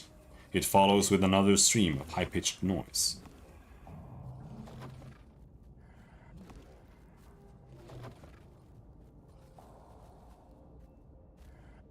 Can you tell me about the Stitcha? It scrabbles briefly at the wall, and a bit of lightning flares about the crown of antenna on its head. Its shoulders shrug, and you smell dust. What can you tell me about this place? It looks at you intently, and then its spatulate fingers begin a slow and careful dance. The sound it makes are slow chitters that rise and fall in pitch, accompanied by the smell of ozone. Good rock, full of electricity. You dig under the city, right? Can you take me someplace? What do you think of Pelii? The Stitcher seems discombobulated for a moment. Who? Then it thinks a little more. Then it sprays out a blast of pheromones, and you smell the sharp tang of acid and weakened stone. It smells like distrust. You almost have the sense of the language, the structure, the feel, the sound and scent. The itch in your mind intensifies. You can feel the memory of the Stitch's language wanting to reveal itself.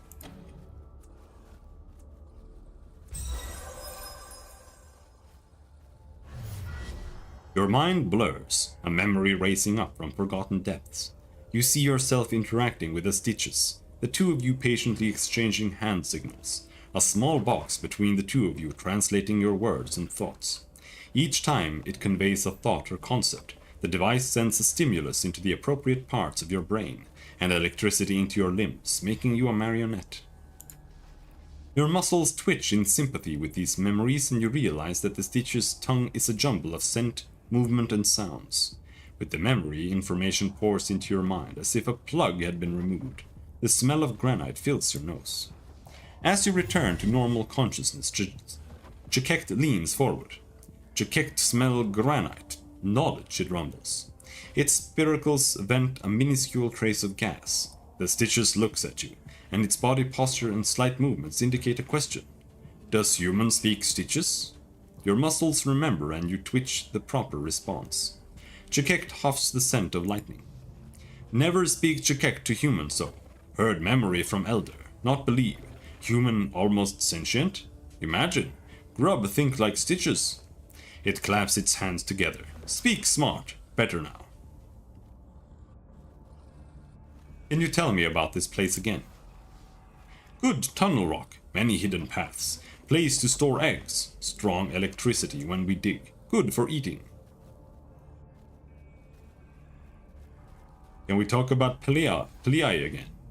Fishhead person. Different grub. shine strangely in Stitch's eyes, smell bad in mind, much like other humans. Its hand tears a chunk from the wall. I'd like to ask a few more questions. Can you tell me more about this teacher? It considers the question briefly and then emits a puff of pheromones that smells of soft rock crumbling under determined hands. It reminds you of resigned acceptance. Speak, Chikekt will answer. I found a dead Stitches near here. Can you tell me anything about that? Nell Tunnel. Brood mate weakened. Could not feed self. Could not feed eggs. Digs tunnel to collapse on self. Not want burden this Stitcher family. The great head on the creature shakes ponderously. Barely strong enough to collapse tunnel. Failed in life. Too weak, perhaps. How did you come to be under Sega's cliffs? It shrugs its massive exoskeletal plates, grinding. No ancient ever to tell. 4 generations only in caves. We live instinct. Only guess at legacy. Memory stolen. It growls in frustration. It pats the wall nearby. Stitches hatched from eggs. Yes? Yes. Traders come from evil bloom. Other worlds. Think humans stole eggs. Humans brought eggs to world. Humans hatch eggs. Larval Stitches. A mystery to buyer. Released here. Chikekt exhales from its spiracles. Must guess at function. Must guess at society. Maybe advanced ones. Maybe great civilization. Now? Now only dig. Dig for clues. Why are you digging here? This arm, Chikekt raises its great arm. Dig. Draw energy from rock, from friction. Eat electric charge. Store electric charge. It points to the spiky growths on its plating. Here. Rock good. Hard. Much electric. Best found. Other places not good. Why are you digging under populated areas? The Stitches stares blankly at you, its eyes shimmering. It seems to be trying to put its thoughts into a statement you can understand. Stitcher must survive, must live where food is, yes? It doesn't wait for an affirmation. Human watch every step, avoid stepping on insects, no impact on other life. Sacrifice of others is natural order. It taps you in the chest. Smart for human. It points towards the rest of the underbelly. Not smart. Why concerned? Not. It gropes for the word. Not sentient.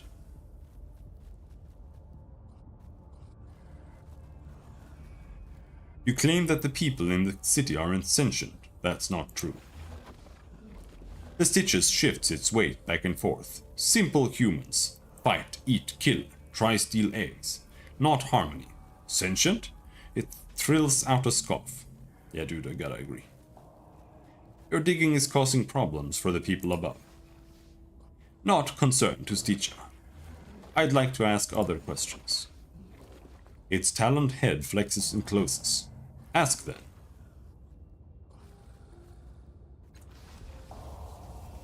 Alright.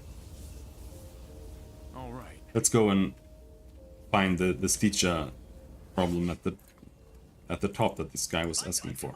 Something to do. There was an evil Stitcher somewhere. There's no water there. All right, Rin, you can do this.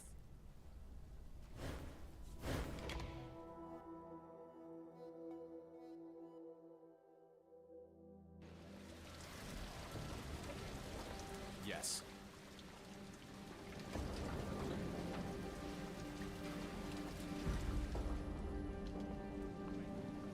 Yes. Now we just have to go and talk to like and click every single time thing in town. I guess.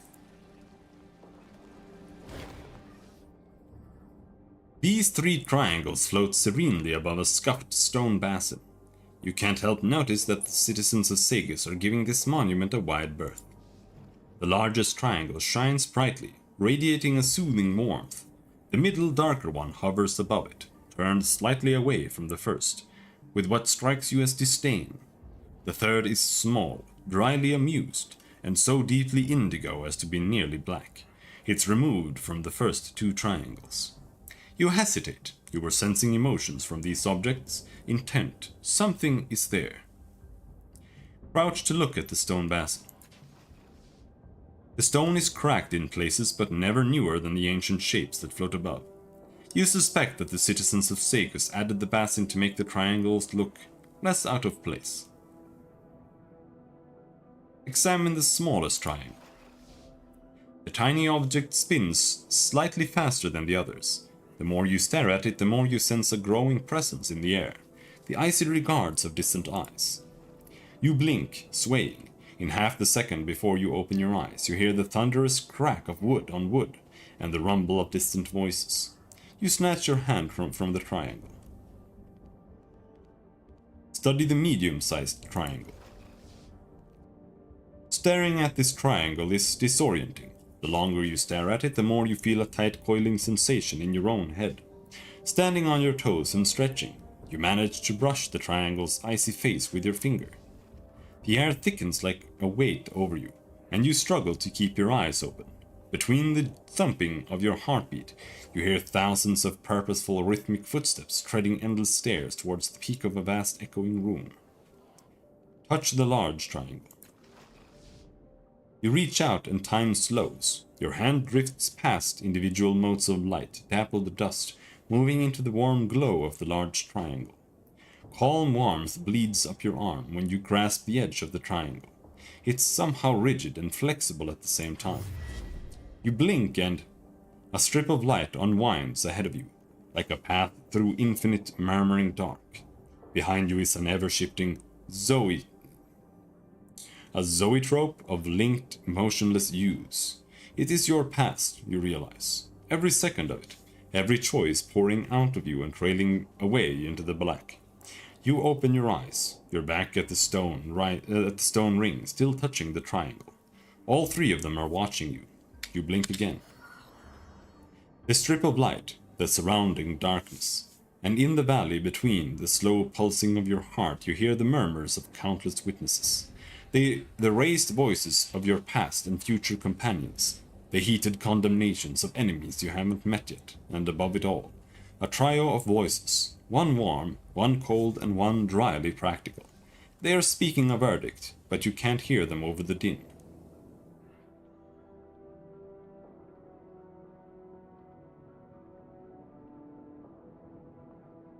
Shout for silence so you can hear the judges. You bellow into the dark, clenching your fists, and the crowd instantly falls silent. So do the judges. In the echoing silence that follows you, you realize that you are alone. You always were. You stride on. The path unravels before your every step. Your past unspools behind you. Stay on the path to see where it leads. You follow the road. Casually, you look to the right and the path at your feet flickers, as if anticipating your new direction. Clearly, your choice is to find this road's course and not the other way around. You open your eyes. The three triangles hang in the air exactly as they did before, unmoving and silent. The vision is gone, and yet you can still feel the choices you've made, curving away behind you like a string of jewels. You straighten, moving into the future breath by breath. You suddenly notice a message carved into the stone ring beneath the triangles. Judge yourself. As you watch, it slowly fades away. Locks his eye. The large, muscled man is practicing some form of martial arts as you look on. He is wearing an old, white, rough, woven coat with the sleeves torn off, and a red bandana is wrapped tightly around his head. He seems to be moving much faster than his size suggests is possible. He glides between stances as swiftly as water. His fists are blurring hammers striking at invisible enemies. His bare, calloused feet snap and slash at the air like knives. You're very fast. Yes, Idon says. The rebel's gift. His hand slips around an invisible assailant's arm. He snaps it with a stab of his elbow, then crushes his enemy's throat and flips him over his shoulder to the ground. Ysanthem array, he shouts, spinning over the invisible adversary's corpse to deliver a triangle of jabs to the chest of his next attacker. The entire set of moves took no longer than 4 seconds. He catches you staring and smiles. You must be wondering why I'm shouting. Yes. I'm not surprised, I must look like a lunatic, he says, before spearing his opponent's jugular with 3 fingers. Canted thrust. It helps me focus my breathing. My strength and will, it reminds me of how weak I once was and how strong I've become. Years ago I was a starving beggar. I managed to steal a wedge of pie crust and was terrified that someone else would take it from me. So I hid inside the metal structure over there to enjoy my feast. Bite of the hidden queb, he says, clawing his enemy's eyes. The stale crust crumbled into pieces between my eager fingers, and something strange happened. They drifted toward the ground like the softest of snowflakes. I was able to pluck each of them from the air before they fell. At first I was delighted. Then I wept. How far had I fallen that clean food was a miracle? He sighs, then delivers 4 more blows to the air's belly.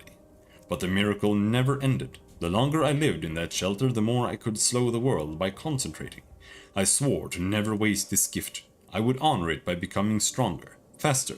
I would challenge the predators of the world and take their killing blows from them. I would never be prey again. Grush, stomp. Where did you learn to fight like that? By challenging the deadliest creatures and studying their killing blows, he says. I lack claws or teeth, but I do the best I can.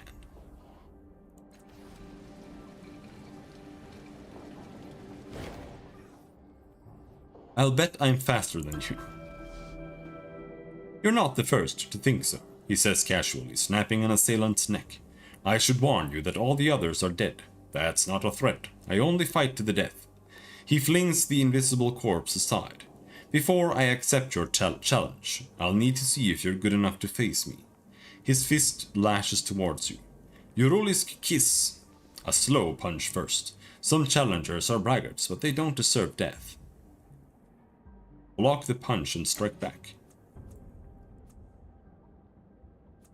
Don't have enough.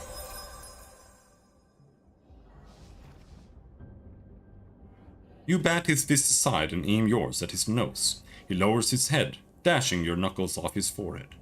I underestimated you, he says, an odd light in his eyes. That won't happen again. Tell me when you're ready for the next round. Why do you insist on fighting to the death? I fight to learn my opponent's most powerful techniques, he says calmly. How can I be certain they'll use them unless less death is on the line? Fair enough, but I don't have enough speed left to challenge you, dude. I can do that. All right. I'm ready for the next part of your test. So am I, he says, nodding gravely. But prepare yourself, I will not hold back this time. Dabiri's assault. He launches a 2-handed blow at your face. Faster now, but not deadly. Parry and counterattack, he won't see it coming. Initiative, quick fingers. Apparently I have that. To some degree. No, not really. Just that I have a lot of effort. Oh, critical success. Stat pool spent on effort restored. You lounge into the attack, driving your arms up between his fists and pushing them apart. One hand whips around the back of his neck and pulls him into range of your forehead. Crack! He stumbles back, blinking, smiling. You're ready.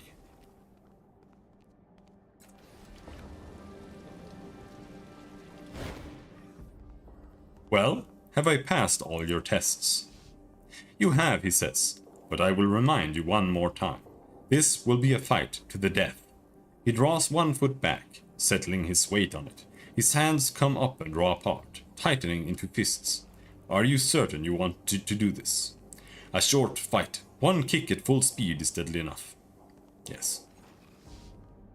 Very well, the challenge has begun. He regards you with the serene eyes of a predator, chest rising and falling. A warm wind tumbles across the stones between you. He flows with it, spinning away from the ground. His foot slices towards your head in a blur. Time slows as if the universe is holding its breath. Kokitan kick. Smashing quick fingers. I don't know if I have any of these. Fist of the Last Cast-Off. 85% chance, and it succeeded. Oh, a critical success again. You lounge beneath his scything foot and slam your fist into his throat. He tumbles gracelessly to the ground, choking. Time resumes, flowing through you, and you feel some of Aidan's inhuman speed melting with your own reflexes. You have won, Aidan says, when he has regained some of his breath. Finish it.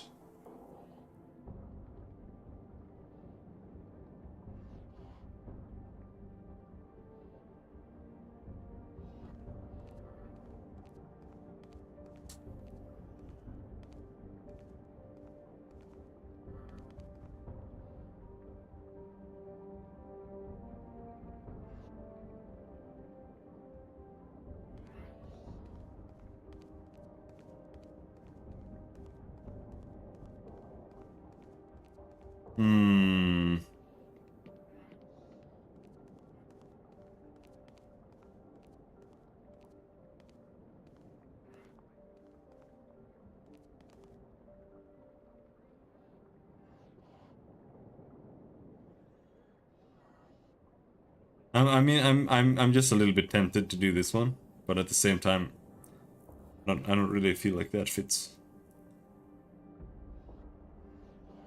I go with this one every single time. I'll just do that again. And rob this world of your talent? Never.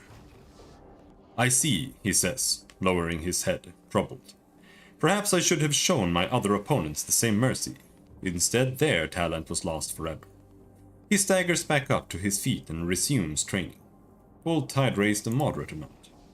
Dearest, the man did try to kill you. The least you could do is return the favor. Are you going to be challenging everyone we meet to daring duels? Never mind, don't tell me I want to be surprised. He works so hard. If you killed him, all his training would have been for nothing. Who did?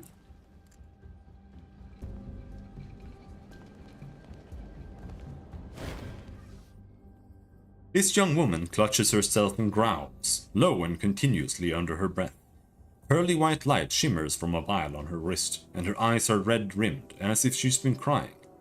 You've never seen her before, and yet your hands are sweating, and your breath catches in your inherited chest. Shame burns your throat hot and sour. Your body recognizes her even if you do not. This isn't you, only I am real, you don't need to fight me. Leave me alone, she mutters, and it's a moment before you realize she's not talking to you. You took my face, stole my family, whisper at me in my own voice. Isn't that enough? Isn't that... She breaks off when she sees you. She's in my head and she won't shut up. Talk loud, talk over her so I can hear you. The angry sneer off her lips suddenly brings the image of the ghost from the fifth eye to your mind. You hear a woman in your head? Yes, she says, biting the word like an enemy's throat. Now stop talking about her. It brings her forward, and she clings. She whines, and she won't stop, so please stop talking about her. I am not some woman. I am you. Please let me in. What is that shining object you're holding? She flinches but reveals the vial strapped to her wrist. It glows with an inner light, and the tiny ripples within seem to cast moving shadows on her palm. I woke up one night in a building I'd never seen before, she says, soft and low. I found this beneath a pile of blackened scales. If you shake it, it makes a picture. Watch. She jiggles the vial and holds up her other hand. Indistinct shadows mimic the motion on her palm. Why are you still holding on to it? Because I feel like it was mine, she blurts, then grimaces, as if the words escaped without her permission. At any rate, it's mine now, and I don't need more of a reason than that. It's mine. I don't need more of a reason than that. I want to talk about something else. Good. You remind me of someone. A ghost in the Fifth Eye Tavern. Remember that. What? No. No, you're crazy. But the sudden widening of her eyes suggests that you've hit on something. She turns away. Stop talking about her. It makes her louder. I am not her.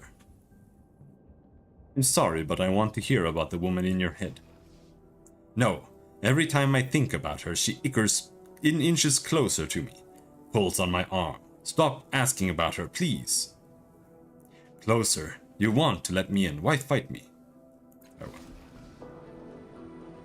Naturally. Talk to Finzin again. Ah, he says, slapping a jingling bag into your hand. You earned that. Oh, you should have seen it. Levies came for our friend not 10 minutes ago. Clopped him, bound him, dragged him off. He shakes his head, grinning. Levies arresting levies. Would have paid a bucket of shins to see that in the old days. Clopped? Yeah, you know, bounced, bumbered. Thumped him upside the head. Finzin smirks, probably reducing him to parts as we speak. What will you do now? Head back to the bakery, maybe. Lots of people in there this time of day. Lots of pastries need decorating, you know. He winks. Or maybe I'll go for a stroll now that the streets are safe again, eh? Right, dude?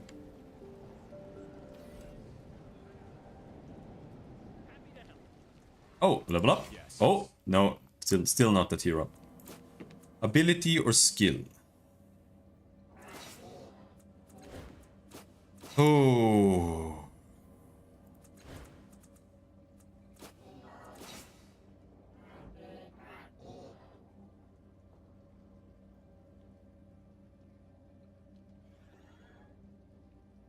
I want more lore.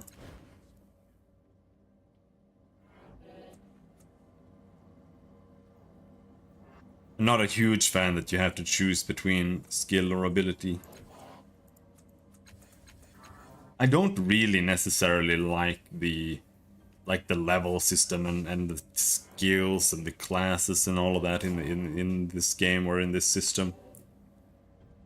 I think I don't actually. But what I like is this ability to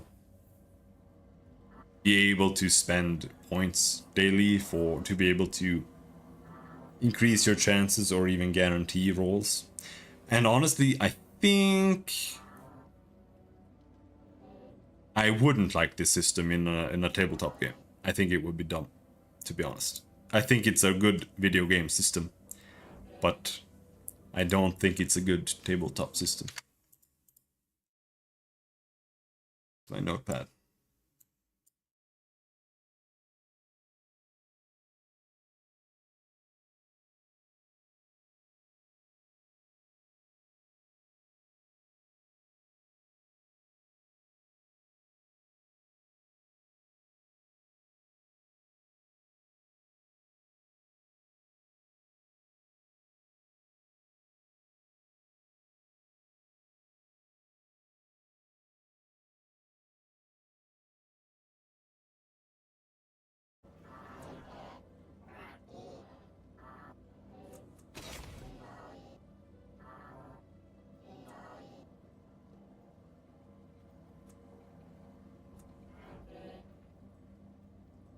Clears the fog of war in the current area. Can you use that anywhere? Miss your family, child. Do you miss yours? No, as a matter of fact. But I've had far longer to grow used to life without than you have. Oh. So, how long ago did you kill them?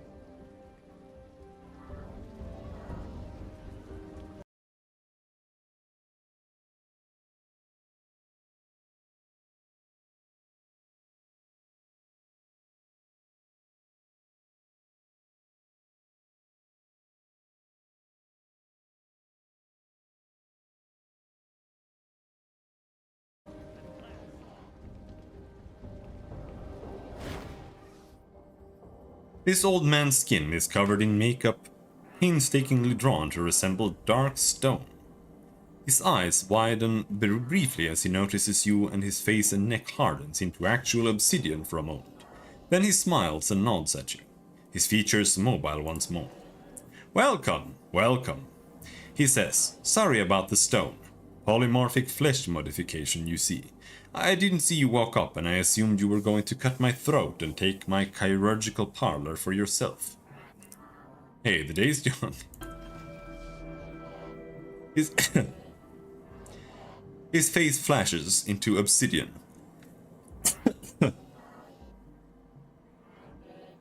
For a split second before flushing into copper, the old man is blushing. Apologies, apologies, he says.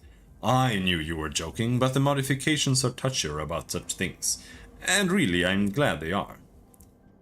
If I were a younger man looking to make a name for myself in the city, I'd kill me too. Certainly he's joking. If he's not, well, the strongest will survive, I guess. My chirurgical parlor is a marvel of the prior world, you see. Just pick an item or a service, pay me outrageous fees, and after only a short to long period of fairly safe but indescribable agony, you walk away with some horrible Numenera bits whirring away inside you. He pokes a few buttons on a device strapped to his wrist, and lights twinkle across its length. A dark, glassy lens focused on you. Well, interested? I can't help noticing that you're a very honest man. Well spotted, he says, nodding. Clear streaks of quartz run up his prominent cheekbones, revealing the muscle beneath. It's a side effect of my modifications. Couldn't lie to you if you begged me to. He shrugs. Honestly, honesty is usually a hindrance to a businessman, but people seem to like it. It is a blessing in my opinion. How did you come to own this parlor? It was originally a partnership, he says. My colleagues and I spent 2 years digging it out and getting the whole mess working. He sighs. Of course, we had to test the drones before we tried them on anyone else. Customers getting skinned alive on opening day is bad for business. Turns out that was a wise move. Gorna chose an intelligence modification and the drones cut off his head to work on it more directly. Mayo picked strength and the drones slice off her arms. They defaulted to sever in those days. He smiles fondly. Anyway, 6 partners later, I was the sole proprietor. I worked out the kinks and here we are with no fatalities in, he thinks, months. No fatalities in months. The strongest survived. Of course, it might not have been me, but, well, it was. Show me your list of items and services. Of course, he says, tapping a few buttons on the broad device and circling his wrist. The lens beams a cone of light directly onto your eye, which immediately begins watering. Blinking, you see a menu of items, seemingly hanging in the air.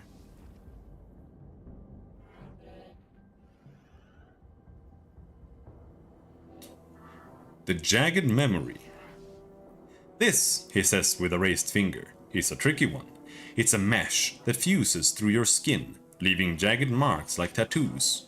When you attack, you'll always hit your enemy's old wound, even if, they weren't there before. I told you it was a tricky one.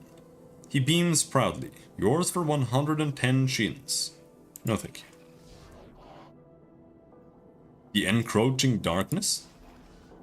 A beguiling name, isn't it? He says, his laugh lines crinkling. I'm glad you like it because I'm not quite sure what it does. It's a living creature, you see, that crawls around your body while you sleep. Eventually it takes root in your nervous system and does something. He shrugs. Could be good, could be bad, could be both. It certainly won't be boring. 100 shins. The Numenera analyzer sounds safest. It's quite safe, he says, nodding, and most of the time.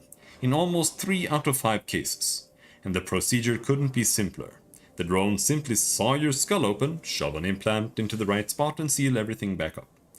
He clasps his hands. Once they do that, the implant will help you identify the purposes of unknown Numenera.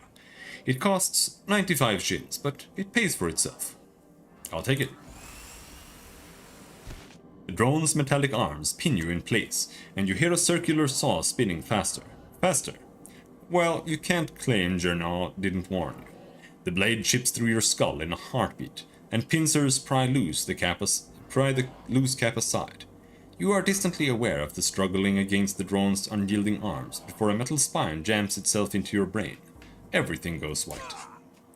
After mending your breached skull, the machines release you. You stagger, but keep your feet as the implant begins humming. Swirls of text streak past your vision as the thing comes to life. Interesting little thing, isn't it? Junal says. It does get puzzled by larger Numenera, but it should be able to handle most smaller things you find scattered around. He scratches his nose. Is there anything else I can help you with? Yeah, I want more. What are blood nanites? It's quite simple, he says. The drones fill your blood with millions of tiny machines that promptly begin devouring you alive, until they learn to differentiate between your body and anything that's not supposed to be in there. After that, they'll do their level best to purge toxins and illnesses from your body with every pump of your heart. He pauses. In case it wasn't clear, this one is really going to hurt. 95 chins, paid in advance, please. I want them. Things really do start quite calmly. The drones inject you several times and withdraw to a respectful distance. You breathe. The air seems tinged with the sunset's light. Then you feel the first bite.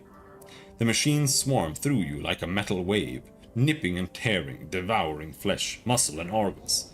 You open your mouth to scream and they pour out in a gleaming flood. Eventually the machines learn that you are not food. At some point during the operation you fell. Now you rise, panting. Don't you look healthy, Janao proclaims. Well, you are covered in your own blood, but you clearly have more. He rubs his hands together. Anything else? An artificial eyeball. Really? Very popular item, he says, nodding. The meat ones wear out so easily. This one never does, and it'll help you spot things normal eyes miss. All it takes is a one-time cost of 110 shins and a tremendously unpleasant operation. I'll take the eye. A drone holds your head mercilessly rigid while another approaches, claws outstretched. Plop! Your head is screaming at you, and you're pretty sure you're screaming back. A third drone, a gleaming blur behind the pane, approaches with a new eye gently clasped in its claw. Shunk. The drones release you. Groaning and clutching your head, you feel the new eye squirming into your socket, connecting with the nerves there. Then the pain stops. You study your hand, noticing a scar on your hand that you've never seen before. Amazing, isn't it? Janao says. Are you in need of anything else? Let's talk about the jagged memory. Nah, I can't get the encroaching darkness out of my head. I'll take the darkness. The drones close in, opening various underhatches. Tendrils plunge out of the cavities, winding around your head. Icy, oily daggers plunge through your spine, worming down through your arms and legs. Your muffled screams sound very far away. Eventually you run out of air. You die of asphyxiation while the tendrils continue their horrible, horrible work, and new tattoos bloom across your skin. Can't die.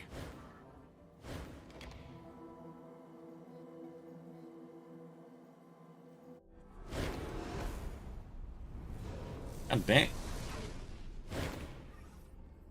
What's on your mind? Has anything changed since the last time I was here? Look around, it's your mind. You're useless, dude. You're literally useless.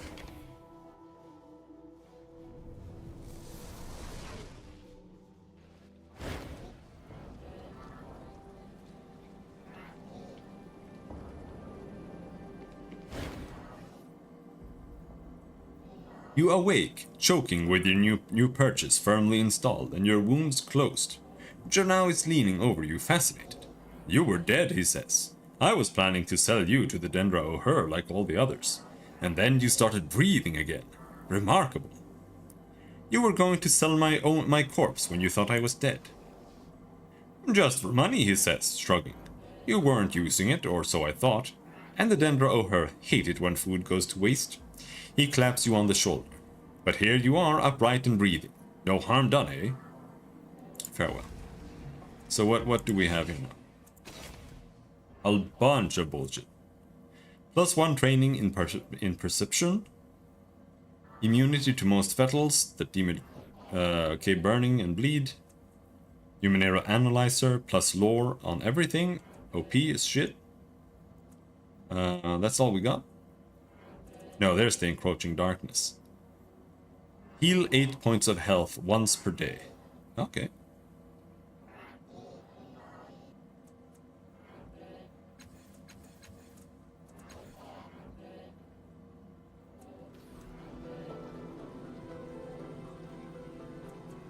I don't think I can even afford more. I can, but the other ones are kind of... whatever. You split yourself anyway. I didn't split, dear. I simply overcame the borders of reality. That seems like a lot of work to find a friend.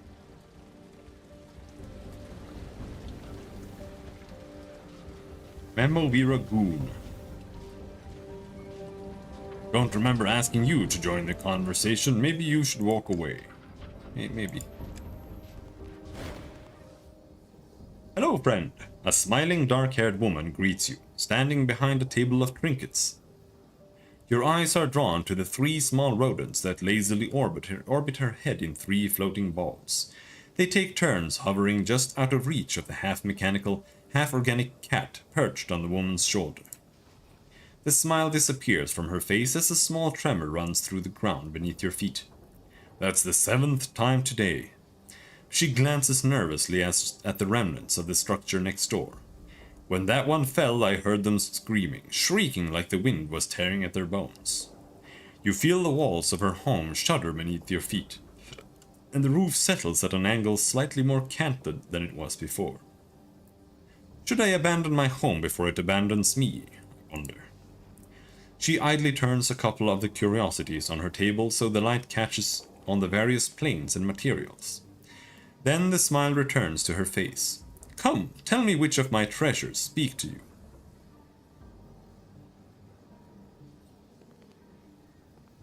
How much for one of the rodent globes? You mean Bei Bu and Bao? She raises a hand and unconsciously pets one of the globes as it swings past her right ear. The tiny creature inside squeaks and scampers in a tight circle before the globe drifts out of sight. They are not for sale, my friend. I hope you are not too disappointed. Have you seen an albino woman around here? She raises both eyebrows, regarding you silently for a moment. A woman with skin like alabaster. Yes, she was here, looking for help I could not give. Her own treasure was what she wished fixed. I declined. She did not take it kindly, and I haven't heard from her again. She places a gentle hand on your wrist. She is dangerous, friend, she says, her tone light as if she were merely discussing the weather. Tread carefully wherever you happen across her. She lets go. Let me see what you have for sale.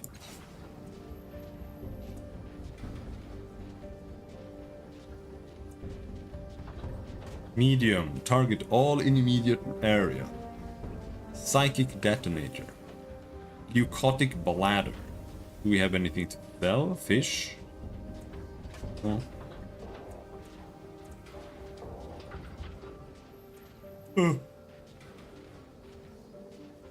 The book we can sell. We have humans book.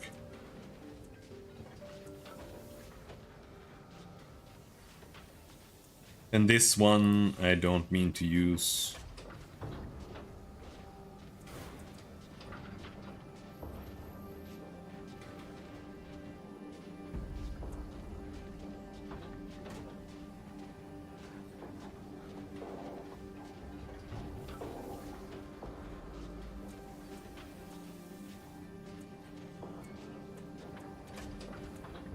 Don't really feel like I want to buy anything. +2 damage on esoteric attacks.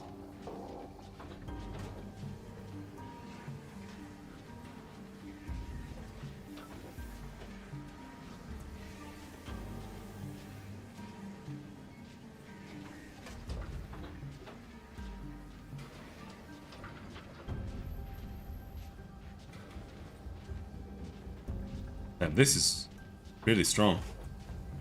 I'm buying this.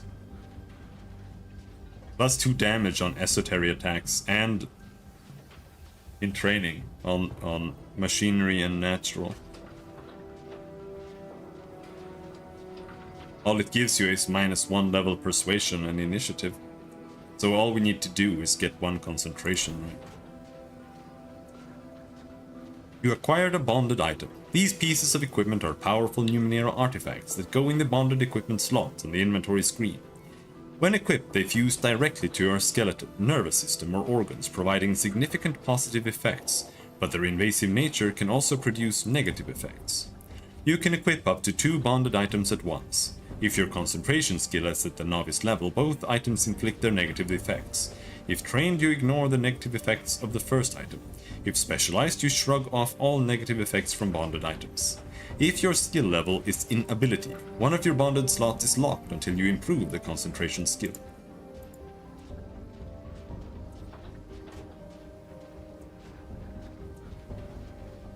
Okay.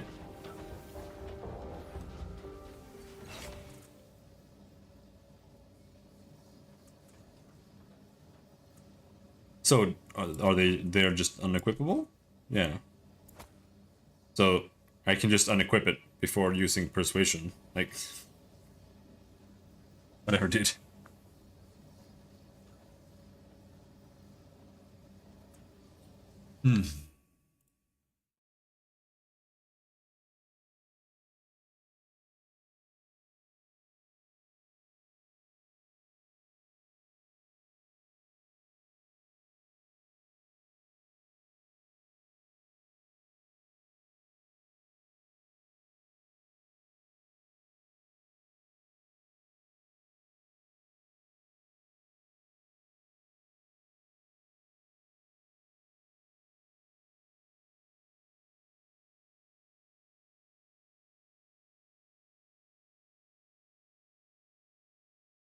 I want to get something to nibble on, but I also don't really want to get anything to nibble on. I'll do that.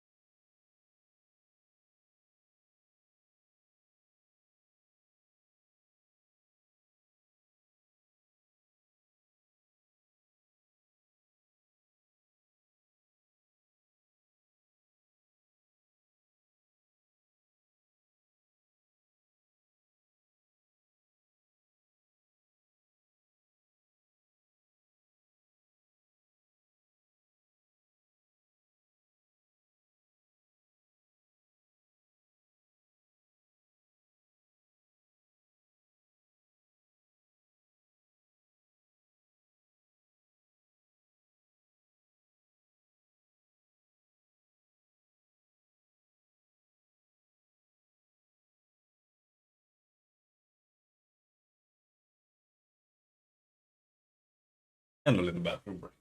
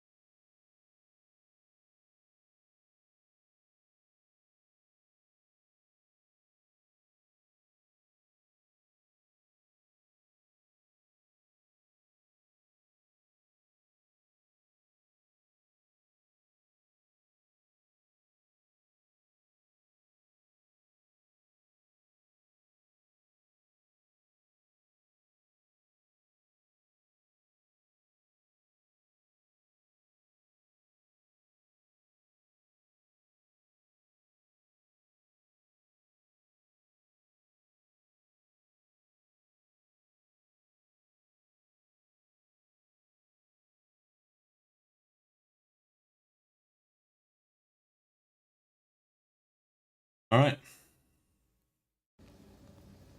We got some cheese. Yummy.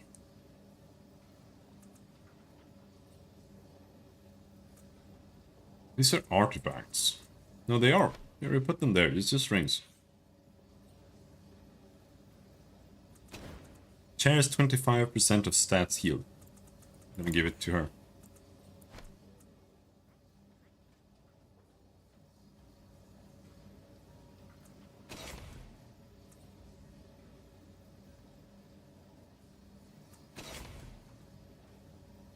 That way, if I heal myself, intelligence, she also gets intelligence. And that means she can use more heals. She's gonna get a heal on tier 2, I think. You know, Calistesias, you should settle down. Make a little town of yourselves. Really? You could even raise a barn or two, maybe next to a babbling brook. I've already heard enough babbling. It is done. Well, there was a persuasion check here. Let me...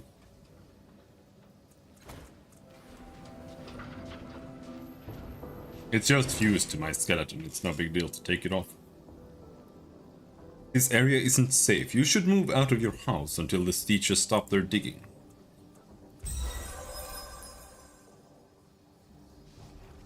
You may be right. Both of the neighbors' houses have fallen into the sea. She shoots a worried look at the ruins next door. Very well, I will listen and move what I can.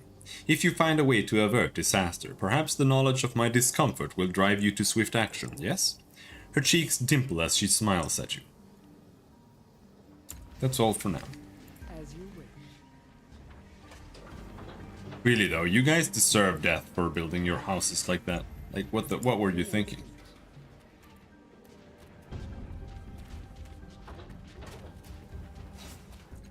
Action! Here I come! A boy in rags holds out a hand as you pass. He is far too gaunt for his age. His knuckles stand out on his fingers like knots on a twig. And his shins for a family in need. Okay.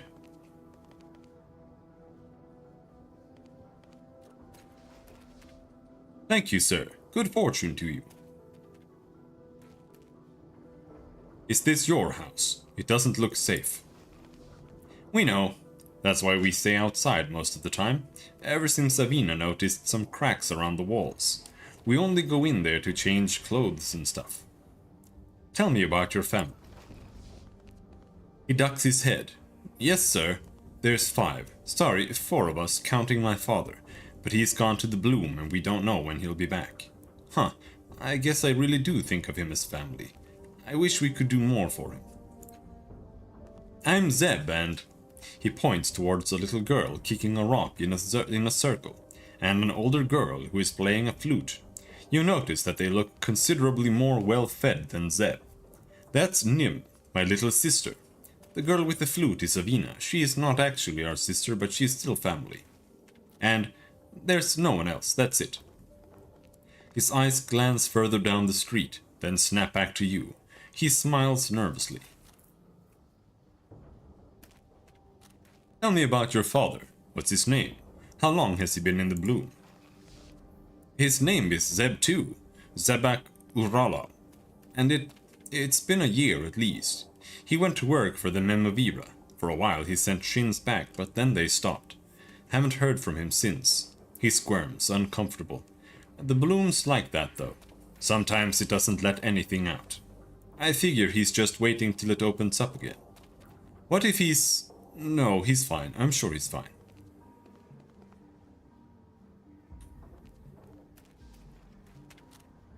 Is Nim okay? This life must be hard on her. She's okay. Doesn't know anything else really. She misses our dad, though. His eyes cloud. She never really knew our mom, so at least she doesn't miss her. Tell me about Avina. She's been with us since before Dad left, but she's never said where she came from. Maybe she doesn't know. He looks across at Avina. I'm glad she's here. She notices things. Better lookout than I am, and she catches a lot of shins with that flute of hers, too. Are you sure there are only 4 of you? I saw you looking down the street. Is there someone there? Or is there someone else? Huh? He chokes. No. I'm just waiting for a friend. There's only 4 of us. No more, no less. Please don't investigate, they'll kill him. Let me ask you something else. Does anyone else live back here? There used to be a lady who lived next door, a nano sorceress, but she disappeared a while back. And there was a family 2 doors down. We heard them screaming on the night their house fell into the sea. He shudders and looks away. My sister Nim was friends with their little girl. Can you tell me anything else about the area? Hardly anybody comes through here anymore. It's nice and quiet, I guess. Better than the rest of Cliff's Edge. Farewell. Good fortune to you, sir. As you regard this girl, you are struck by a spark of recognition. Though they hardly look the same, something about her reminds you of the ghost you encountered in the 5th Eye. The girl stands outside a crumbling old house, playing the flute. She wears a simple dress and her golden hair falls past her shoulders. The melody she plays is gentle and soft, but it somehow carries to every corner of the street. As you approach, she stops playing and smiles up at you with large green eyes. Shins for a song, sir. How much? It's 8 shins for a sad song, or 12 for a happy one. Why are sad songs cheaper than happy songs? Because there are more of them, sir. No, thank you. Can I ask you some questions? All right. You remind me of someone I met in the 5th Eye.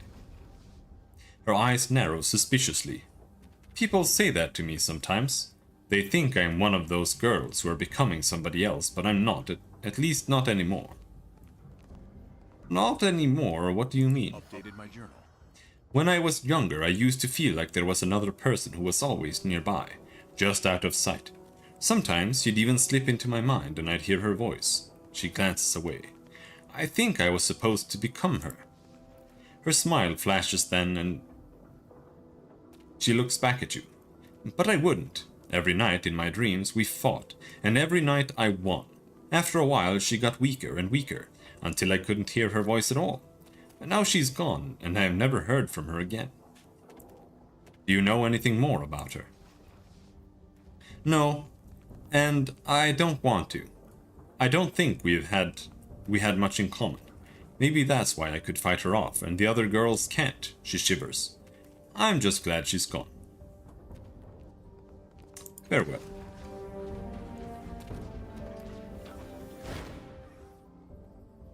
A little girl in patched tunic kicks a pebble while reciting in a sing-song voice. Joy, joy, joy, sorrow, joy, joy, joy, joy. Watch her play. Joy, yay! She looks up at you. I got 5 in a row. She shrinks back as she realizes she's talking to someone she doesn't know. My brother usually talks to all the strangers. Can I ask you some questions? Nervous, she glances at the older boy nearby. I guess. What's your name? Is this your house? My name is Nim, and this is my daddy's house, but he's not home right now. Only me and Zeb and Avina and Mittens the monster live here. We're waiting for daddy to come home. He said he'd come back now and then. I hope it's now. Who is Mittens the monster? He's our friend who lives in the alley. Mittens is nice. I think he's sad, but at least he's got us. Zeb turns toward Nim suddenly. Nim, I told you not to talk about Mittens. He looks at you with a sheepish grin. Sorry, sir. Mittens is Nim's imaginary friend. He doesn't really exist. Maybe I can answer your questions. Nim nods. Yeah, Zeb knows everything. Here comes the boredom slayer. Does he know that there's Stitches standing over here? Yeah, that's something I could do. I'll remember that. Partially hidden in the trash of the dump is a frightened Stitches, though it doesn't look like the other Stitcher you've seen. Its chitin is thin and soft, and its claws are small and malformed. It stares at you from its hiding place, chittering. Because of its physical deformities, you can barely understand its speech. Don't hurt, not tell. What are you doing in this garbage dump? Yellow shell grub steel, leave here. It emits a fierce scent of rotten air and underwater floods. Not speak, dangerous. What's the Stitches doing up here? It clicks and scents resolve themselves into words in your head. Tunnel live, below, but bad claw not dig. Not eat, no home. Stitch a family. And the scent it uses is one of desolation and abandonment. A great void within the earth. Send above ground to die. You were sent up here by the other Stitcher. Why? I'll remember that. It holds up its malformed claws. Not good. It presses its shell, which bends like leather, soft, like grub, not strong, not dig, not eat, not worth, trash, rubble, not even Nelton. Stitch a dig for food. What do you eat? It makes a digging motion, digging his claw against the ground, then with his other, fans his stubby talons like someone miming a bright flash. Dig makes spark. Eat spark. Not dig, not make spark. Not eat hunger. If you can't make sparks to eat, why haven't you starved to death up here? It points down the alley. Baby brown grub feed. It shows you a heap of small electrical devices, all drained of energy. Spark shells, spark tubes. It points to itself and smells of flint and steel. Eat. Its scent is gratitude. Is the burrowing of the Stitcher responsible for making the houses collapse here? It nods and chitters. Stitcher no care grub homes break. No dig, Stitcher die. It taps its chest. Not dig, no claws, no grub home break.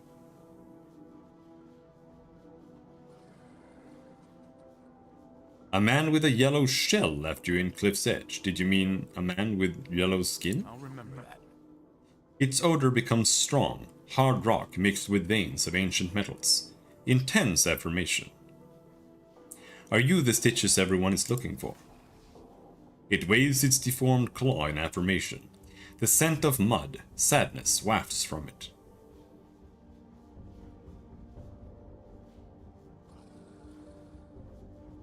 Farewell. Of course.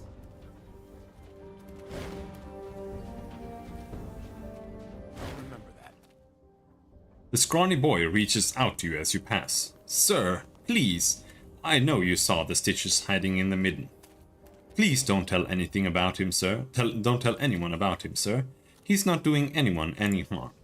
You saw his hands, they're like human hands. He can't dig like the others. It's not him that's bringing down the houses. What is this, Stitches, to you? We found him, sir, my sisters and I, and he was so pitiful, near to starving, near to dying. We've been feeding him old devices and power cells ever since, but we've got to get him out of there. The neighbors will find him soon, and that'll be the end of him. He's family, every bit as much as Nim and Avina. You feed him power cells. Stitcha eat electrical energy, and we can't find nearly enough. He's starving. Do you have a plan to help him escape? No, sir. We can't just walk him down the streets or that fat little lord would see him. Not to mention the neighbors. They'd kill him for sure.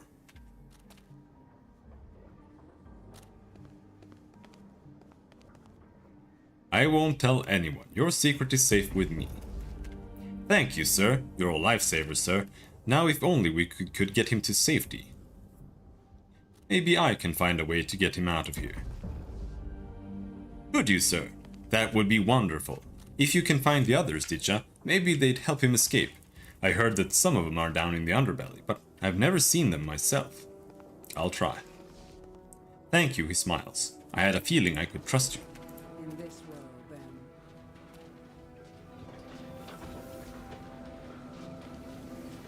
Yes. I know this is the way.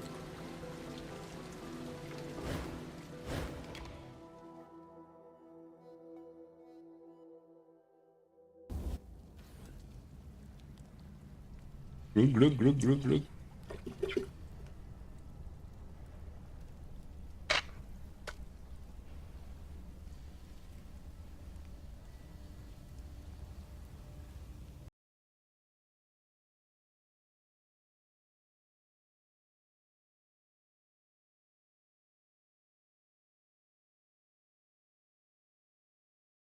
Find them.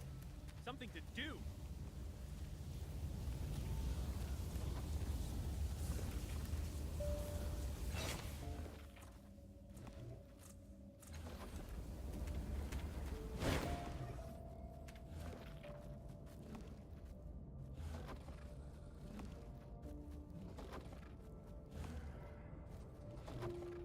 I found the stitches in Cliff's Edge. It's hiding in a refuse heap and the humans want to kill it. Can you help?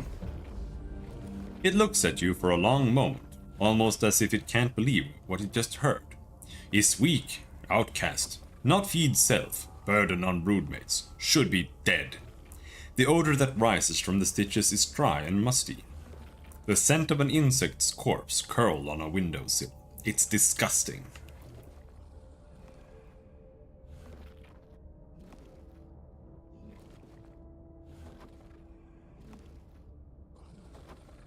Weak or not, it doesn't deserve to die at the hands of a mob. It's your kin. Failure? Oh damn. I'll remember that. No, some life is drained, parasite, contribute nothing. If Stitcher save outcast, will starve and die anyway. It pauses. Human kill outcast? Useful for all, will reward. Right. Absolutely. The Stitches should have been a party member. Ready.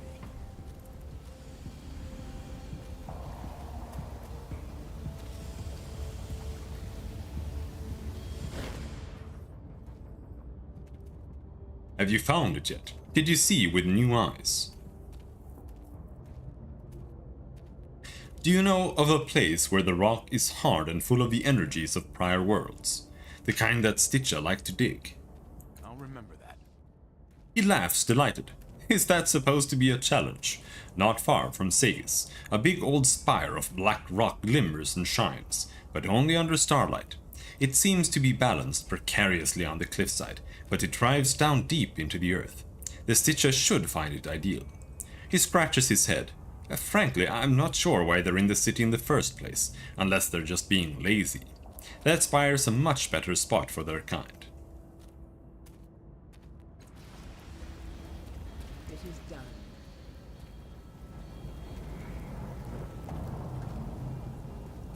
Fine.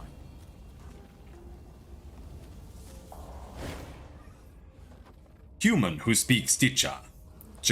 Chekekt mutters. Chekekt will speak.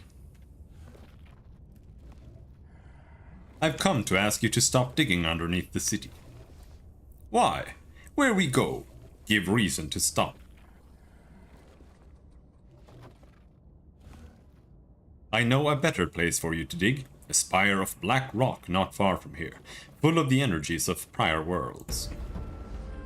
The Stitch's spiracles twitch and an aroma of marble and clay pervades the area. Better rock. It seems to consider your words. Could find spire, if we chose. Do you want your people to have a future? Do you want war with the humans above? They will collapse your tunnels. They will destroy you.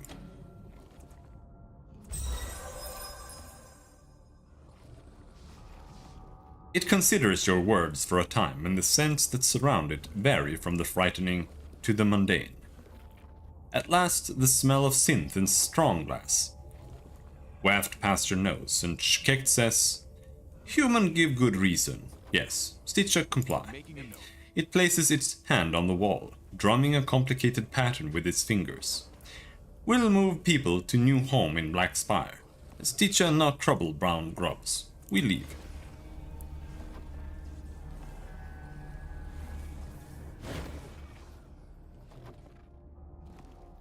Must send other grub away. Peliai, fishhead grub. Tell her we make deal and make her go away.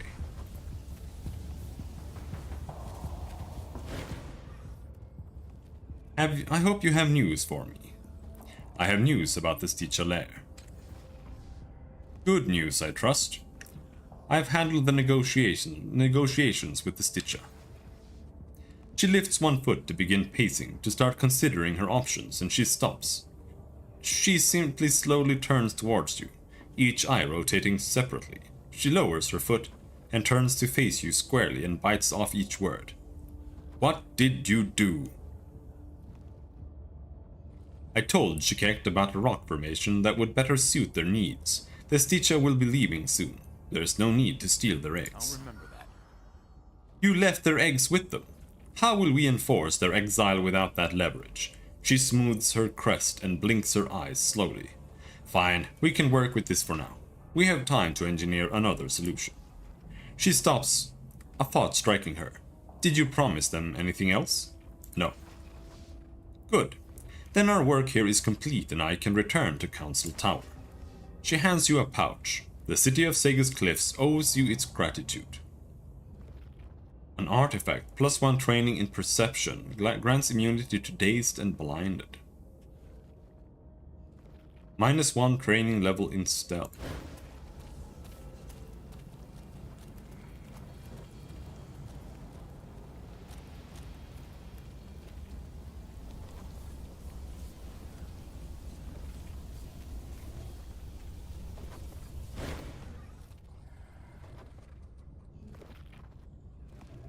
Stitcher move to new home.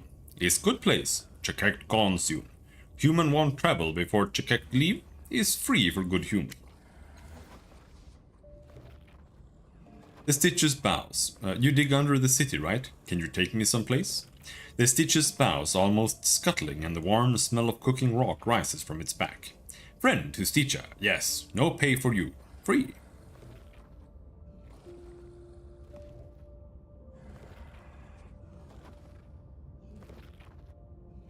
If you've moved your people deeper underground, can you take me to your old lair?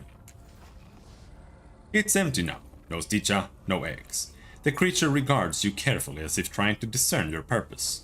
Then you catch a scent like fresh air sweeping through a tunnel. The equivalent perhaps of a dismissive shrug. We'll take egg, friend. No need to pay.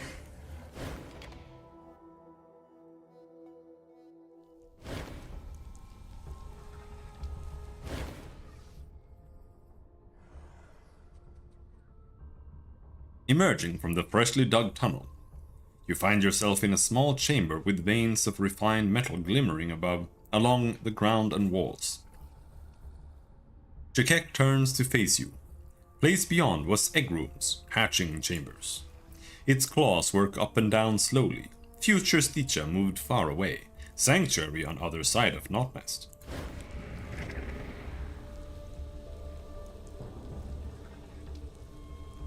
Updated my journal. Let's go. Warm sinews of light lace the walls, spiraling into the base of a hollow statue. It gleams in the same color as the glowing strands. Faint scratches along the base, about the size of a Stitcher's claws, suggest they hit the statue while tunneling and could not extract it. Round tubes with apertures of varying sizes connect to a central drum. A soft breeze from the newly dug burrow behind you hums over the openings. The gnarled metallic veins running through the rocky walls deaden the noise from the device. It is unlikely to be heard outside this room. Reach inside the nearest opening. Some moss. Just inside the tube you feel a piece of loose material. It pulls free with a light tug. Whatever technology this statue represents has been worn away by digging and time, but the fragments may still be useful to you. Blow into one of the apertures. Your stomach flips as a wave of vibrating air buffets you for a fraction of a second. The golden light flows up from the seams into the statue, forming a looping pattern in the center of the drum. As the rumbling continues, energy coruscates along the veins in the rock running into the device. After a moment, the sound gutters and dies away, but wispy tracings of the pattern continue to glow on the surface. It is approximately the size of a human hand, though the shape is more like a dozen tentacles. Place your hand on the light tracings. The same sound you heard before rattles your gut. It sputters but remains on, the acoustics having deteriorated over the millennia. Though the sound is intermittent, there is something fascinating about it that forces you to pay attention. You easily tear your focus away, but the effects might be stronger if the statue was fully intact, especially on a creature with non-human psychology. Kalesij raises an eyebrow. Fascinating. Seems to have a psychic effect. This one is broken, and it doesn't seem tuned for humans, but a less dilapidated device might have quite the pull on another creature. On it. Smooth grey tendrils snake in and out of the rock along this wall, eventually growing out to cover the nearby doorway. Though metallic in texture, the material has grown like a vine or fungus. The individual strands are hard but warm to the touch. An inky black tendril with sparks darting from its tip extends from the blossoming, tightly bound creepers. You might be able to pull it free from the vine. Try to find the grain of the vine and pull against it.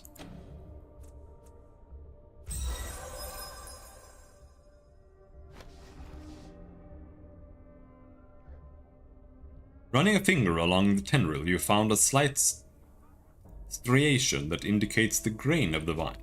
You slip a hand around it and pull directly against the weft. It comes cleanly free. The other strands loosen and separate as you move the fragment by them, then wind back together.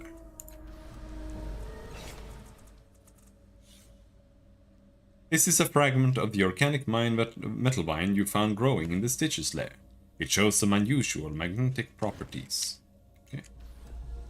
Yes.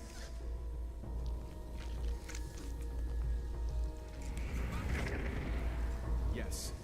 Now. These are used in combat. Somehow.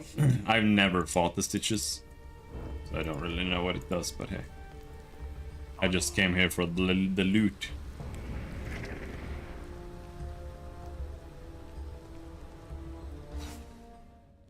Rude's ears. Of course.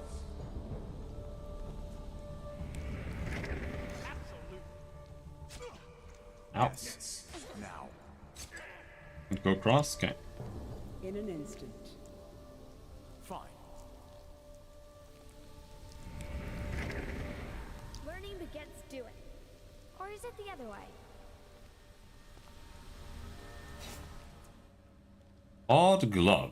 These six-fingered gloves are completely and utterly achromatic. Their singular lack of color is nearly hypnotic. Okay. Curtis, you remind me of a storybook. What a horrible thing to say. What, you think I'm filled with words and endings? Yes? Yes.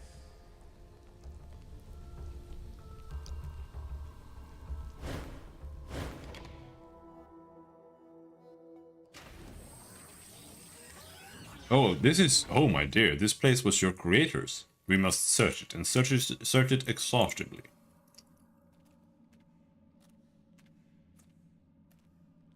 Sleek and streamlined. This machine hums with energy. You're fairly certain that it came to life just as you entered the chamber. Happy to help.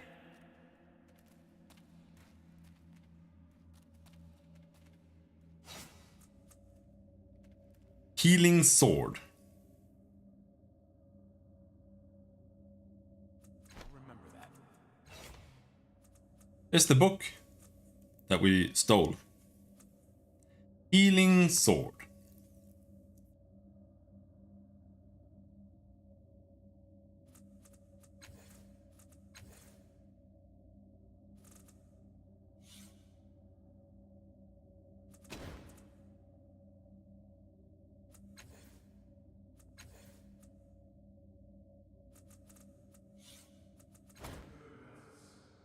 Fine, we'll have a sword equipped.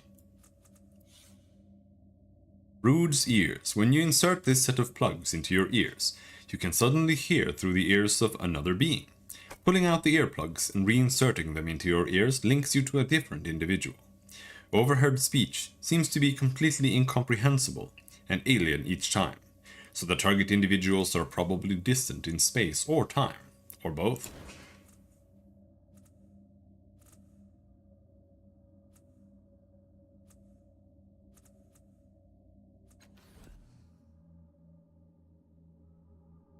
If you're sure it's safe.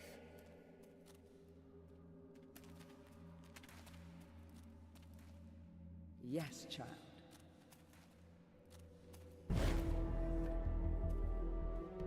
As you approach the machine, Calistige rushes to examine it more closely. This device. Your sire used it to maintain access to the data sphere. I must know how. Did he leave notes nearby? Try to remember where the notes might be.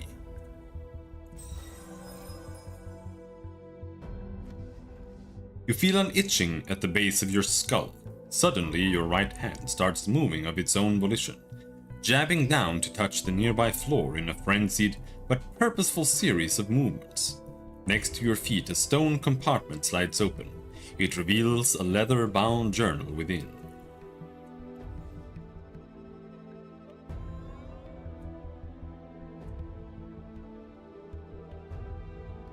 Calistige approaches with reverence. "May I?" she asks, holding out her hands for the book. "It belongs to my sire. I'd like to look at it first." "I see." She considers you, folding her hands demurely in front of her. "Is it because you don't trust me with the knowledge it contains?" "No, don't answer. I will find out what it contains eventually." She returns to looking at the Numenera without a backward glance.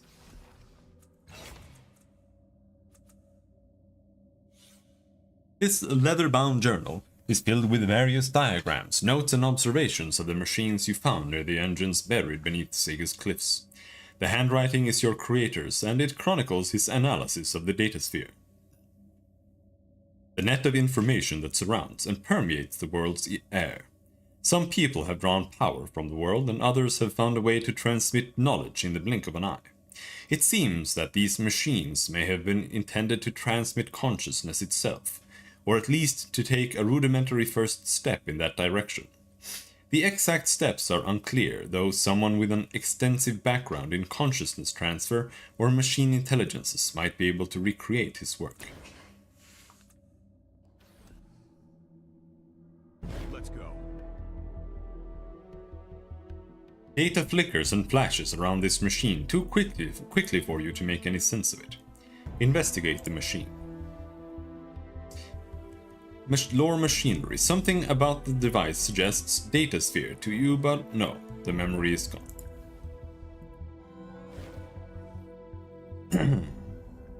She raises an eyebrow and waits. You wanted the changing god's notes on the datasphere. Here, take them. She turns it over in her hands, examining every inch of the bindings. Your sire always has such marvelous craftsmanship, she murmurs, slowly releasing the drawstring that binds it closed. As she flips through the pages, slowly at first, then faster, you catch sight of diagrams, notations, and drawings, all of them your sire's machines beneath the city of Sais. Thank you. Calistige breathes without looking up and moves away to continue her study of the book's contents. Yes, interesting. She catches you looking at her. His observations on the datasphere are fascinating. Nothing I can share yet, it's purely conjecture. This could be what I've been looking for.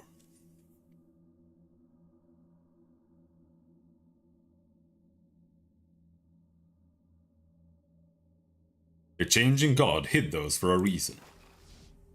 We each have secrets we wish to keep. His were more dangerous than most, and yet, if he has a flaw, surely it lies in seeking knowledge for his own benefit alone.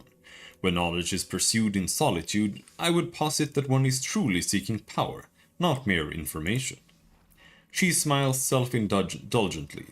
After all, that's why I work alone. Even so, please be careful. Accessing the full, unrestrained datasphere might be dangerous for you.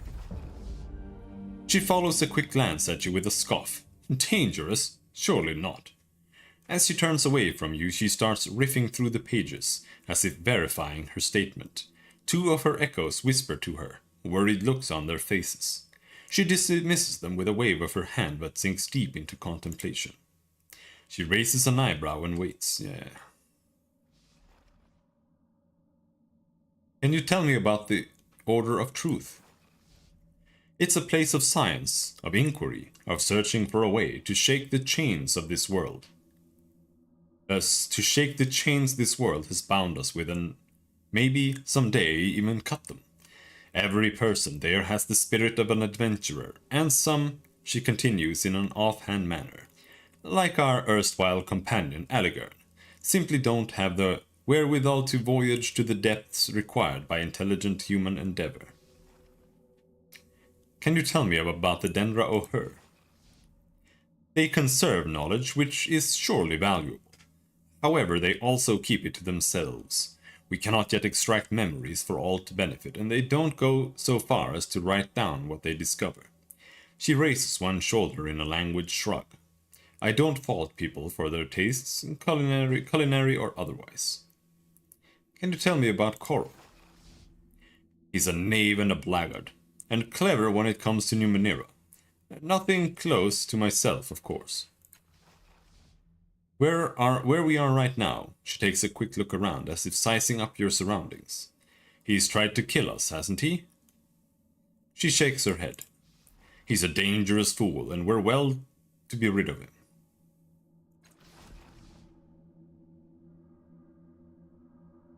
I'm ready.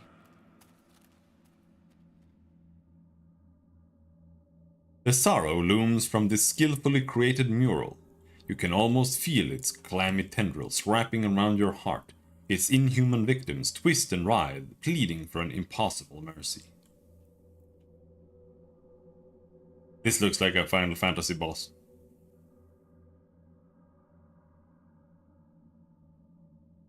Like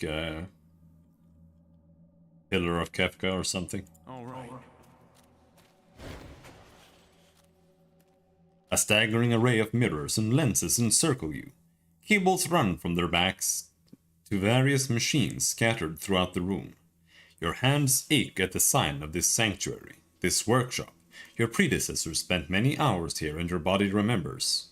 Behind the display, you hear a hinge creak. Study the lenses and mirrors. The mirrors twitch as you gaze from surface to surface. Eventually you realize why. They are attuned to your mind. You can move each one as effortlessly as your own hand.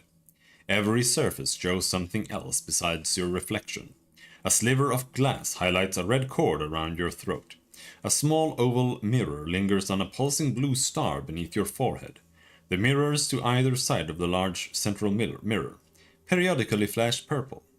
The tiny lenses above it all crane their necks to study you. One of them appears to be shivering. You sense that the tiny lenses are moving with purpose and hold still. They carefully swivel to focus on your arms, and you see something odd. The you in the audience of lenses is bigger, stronger. You feel a painful twinge in the crook of your arm, and one of the lenses goes cloudy gray. And you sense danger here as well. No, not sense. Remember. You remember that these mirrors are directed not just at this world, but at others as well. You can see things in these mirrors that aren't visible to the naked eye. And if you aren't careful, they'll see you too.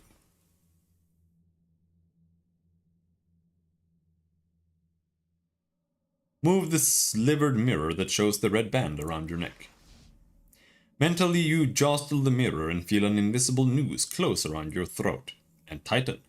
Gasping, you sink to your knees, fall to your side, and as your vision goes dark, you realize that if you survive this death, you've found a shortcut into the labyrinth. How convenient. Children, I'm hurt.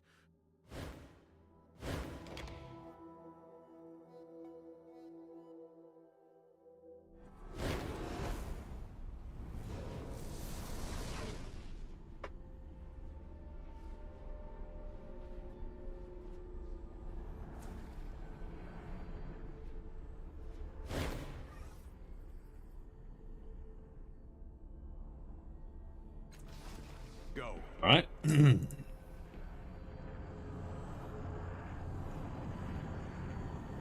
Yes. Now.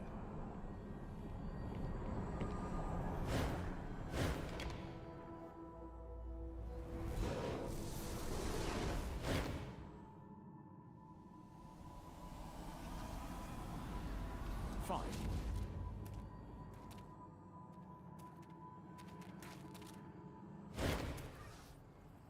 Look! You follow her finger to a glowing form where before there was nothing. It's a membra.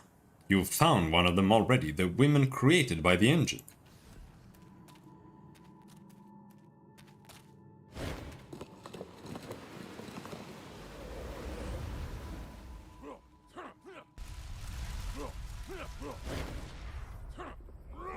The siege, she says, watching the scene in front of you. I remember the siege, when the Tabat came to destroy Sega's cliffs. You remember it? I think it happened a long time ago. Did it? I'm only a broken memory, apparently. What do I know of time? A wry smile plays on her lips. After a long, quiet moment, she nods as though coming to a decision. I was there. I remember the screams, the terror. The Tabat came, many of them mounted on their dragoliths, each of them with a stranger, more terrifying weapon than the one before. Segas should have fallen, like Shuenha and Ika and 100 villages before us. But it didn't. We fought them off. It's coming back to me. These are my memories. She shakes her head.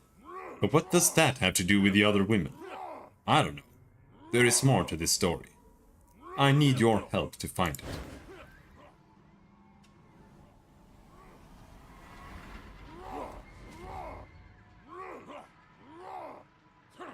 Raw! Raw!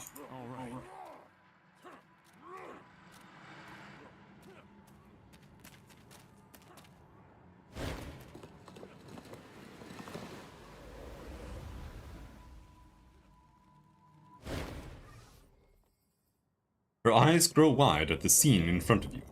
That's me. I remember now. The siege ended. The Tabat were driven back and I was all among the survivors, but she places a hand on the surface of the chamber. I didn't exactly survive. One of the Tabat's weapons made me sick somehow, in my mind. My father was an explorer and a tinkerer. He knew something about the Numenera. He put me in there to protect me. But the Eon priests and chirurgeons couldn't help me. No one could. My father kept me in stasis until a cure could be found. She gazes into the distance as though trying to remember something. Are the women the result of some attempted cure? I don't know. Please, we're so close. Keep looking so we can find the answer.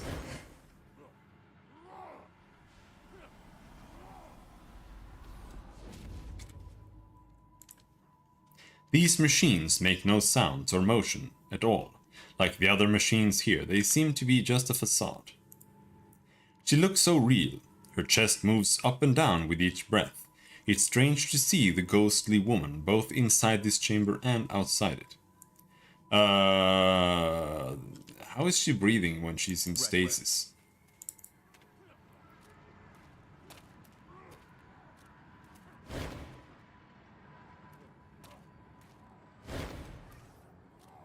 A translucent man appears. He is unfamiliar to you, but he seems to be working on the machine. The ghostly woman watches him, her brow furrowed. I know him. The engine, it's... Who is he? I think he's my father. She tilts her head. The memories of this place must be fuzzy. He doesn't look right, but he feels right. I'm certain it's him. She reaches out for the translucent figure, but her hand goes right through him. She calls out, "Father? Father!" The man continues his work as though she weren't there. The ghostly woman sags. I'm invisible to him. You! She places a solid hand on your shoulder, her eyes suddenly lit. He used that machine, that probability engine, to recreate me in other women. This machine is but a memory. But the engine exists in the real world, I know it. She looks at the ghostly man. Speak to him.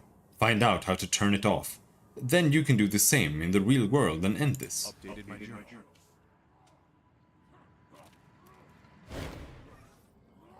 The ghostly woman's father works frantically, turning dials, stripping metal wires, attaching and detaching various pieces within the machine. After each change, he places a hand on the side of the machine, speaks some words and gestures in the air. He doesn't seem to notice you at all. Can I help you? No, he says, but he doesn't appear to be speaking to you. That's not right. Her hair was softer, thinner, her eyes more like caramel.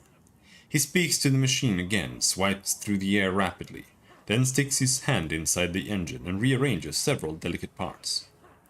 I need to know how to turn the machine off. What? He whirls around, his eyes bright with fury. Turn it off? That would kill her. Kill her, do you understand? I'm so close to bringing her back. It's just a matter of tuning the machine correctly. His face darkens. I won't shut it down, and you will not force me. Although he makes no signal or gesture, the Tabat soldiers from the other side of the fathom run to his aid. Somehow this ghostly construct's anger has summoned.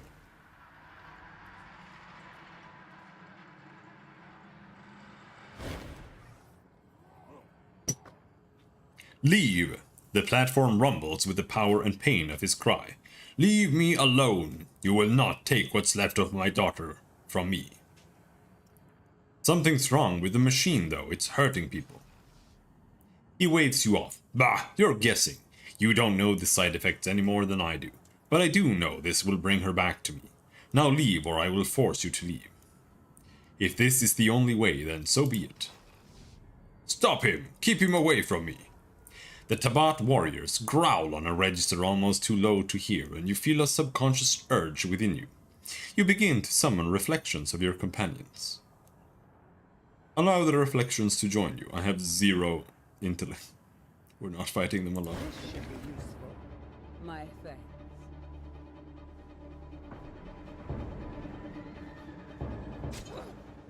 Holy fucking damage, dude.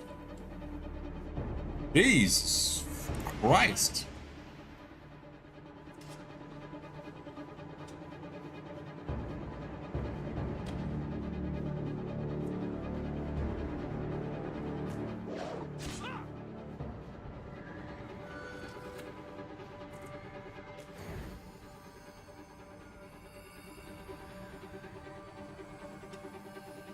Who is this going to affect?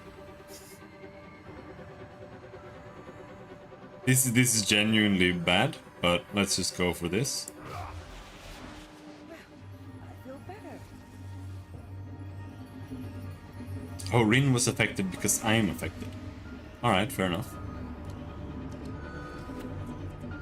Callisticia's turn. She has some AoE, she can do that. Yeah, I think we'll just teleport her away. Lend their strength. Then blast them.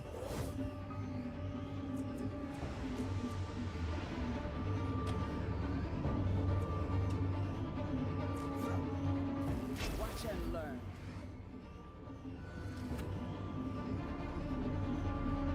Little girl has a dagger. So you can stick him in the shin, right? Yeah. And he's flanked now. Ouch!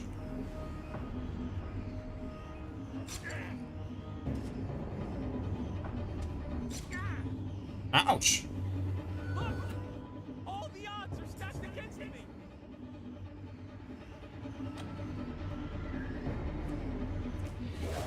I bet your ancestors felt that. It missed both of them. This is a horrendous. I'm gonna type this down. Combat system buffs, AoEs not showing indications for targets.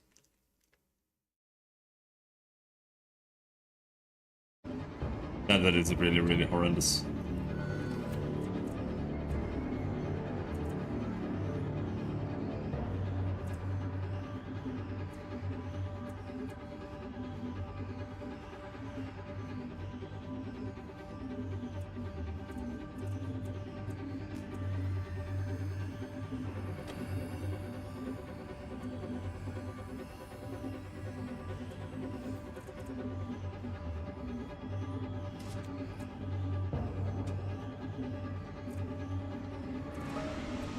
Eight points of health. That's like barely not even worth using, dude. This consumes movement only.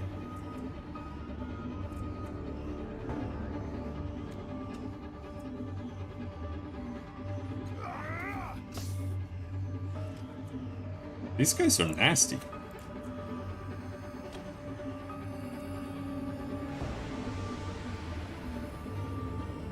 Ha! You've already lost.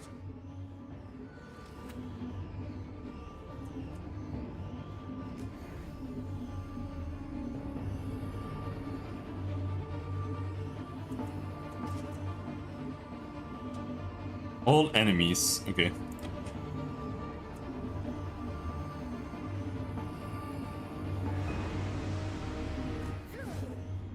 Watch and learn. One guy down.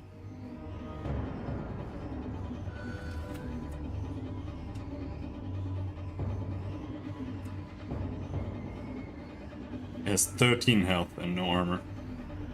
Alright, Rin.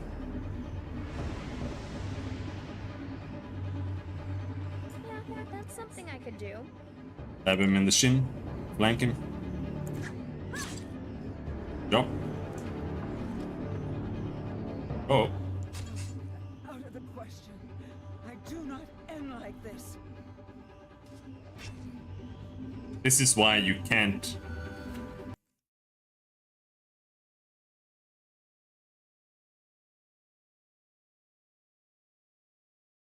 Let's see. No melee engagement, meaning range and positioning is mostly meaningless.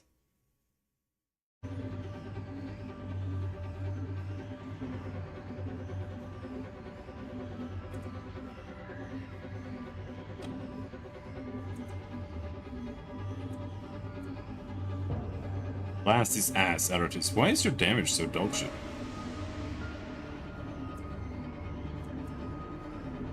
Five plus 2.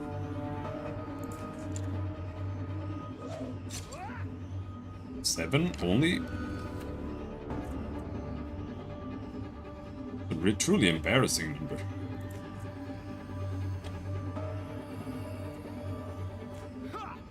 But I do 3 damage at best here.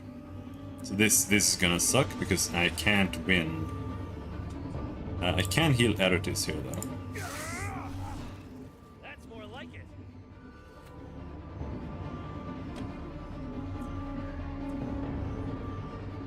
Rin can no longer damage the enemy either.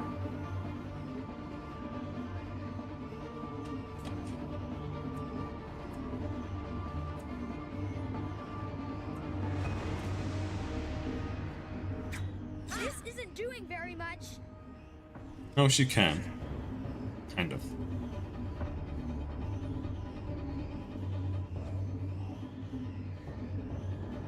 Look! All the odds are stacked against me.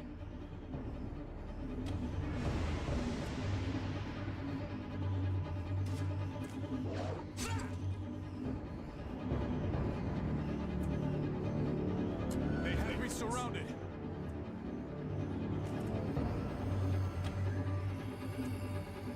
Ha!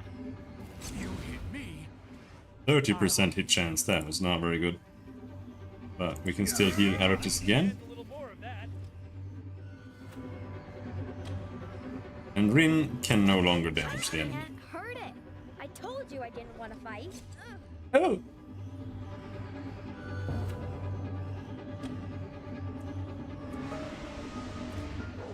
Da-da-da.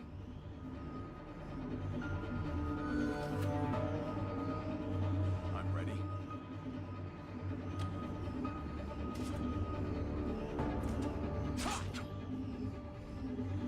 I don't feel very good. All right, here I go.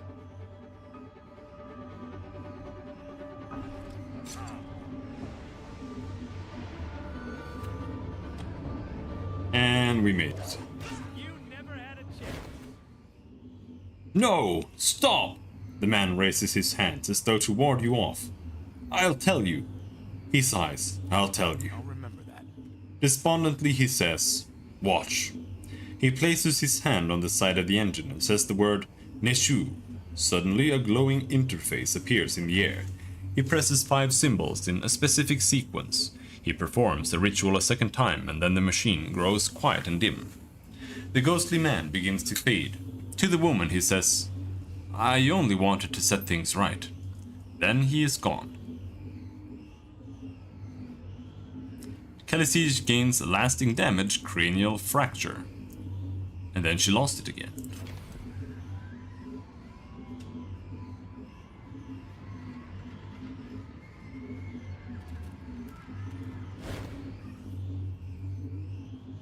He told you how to shut off the engines.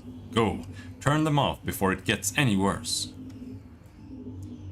Can you tell me about the siege again? Did you tell me ever about the siege? No.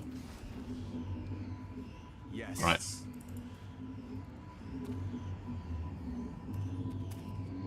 Do it.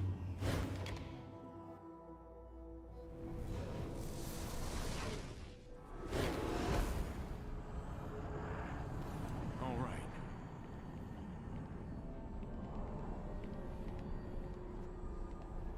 Let's go.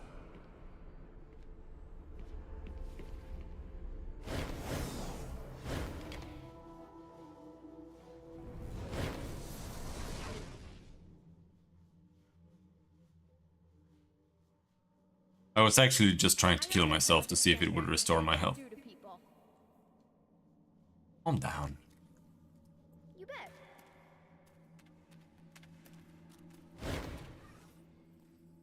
This device looks like it was once part of some larger device or network of devices embedded in the rock beneath the city. Thick cables disappear into holes in the wall. The machine gives off a low hum just at the edge of your hearing. You recognize it immediately as the probability engine that the ghost woman pointed out to you in the labyrinth. It feels oddly familiar. Turn the probability engine off.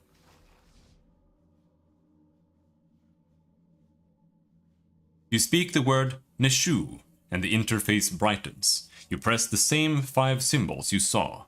The ghostly man used in the labyrinth. You're about to repeat the ritual a second time as he did, but you meet resistance of some kind. Your hand simply won't obey. It's not a physical resistance. Something in your mind won't let you complete the sequence.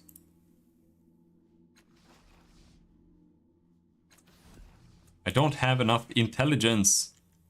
Heal 3 points of intellect.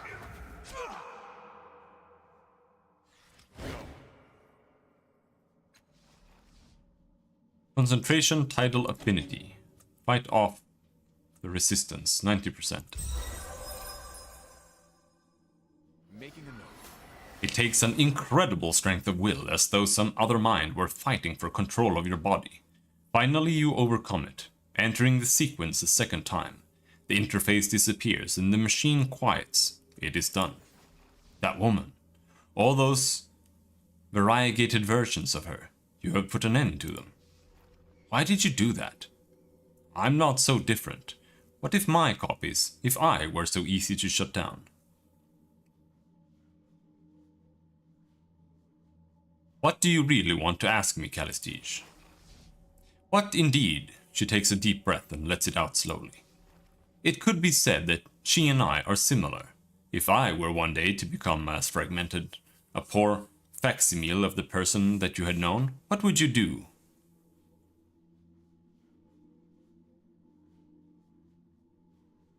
Don't have time for your riddles. I would find a way to speak with the real you to determine your wishes. She laughs. The real me? Why, dear, you would hardly know where to begin. The real me is me, and so my sisters would claim, each in their turn. Despite her words, her smile is genuine. Consider my curiosity sated. Okay. Bye.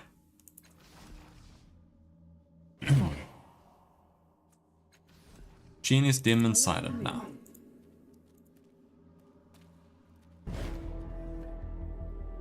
Investigate the machine again. It's a mystery. Why is it a mystery to me?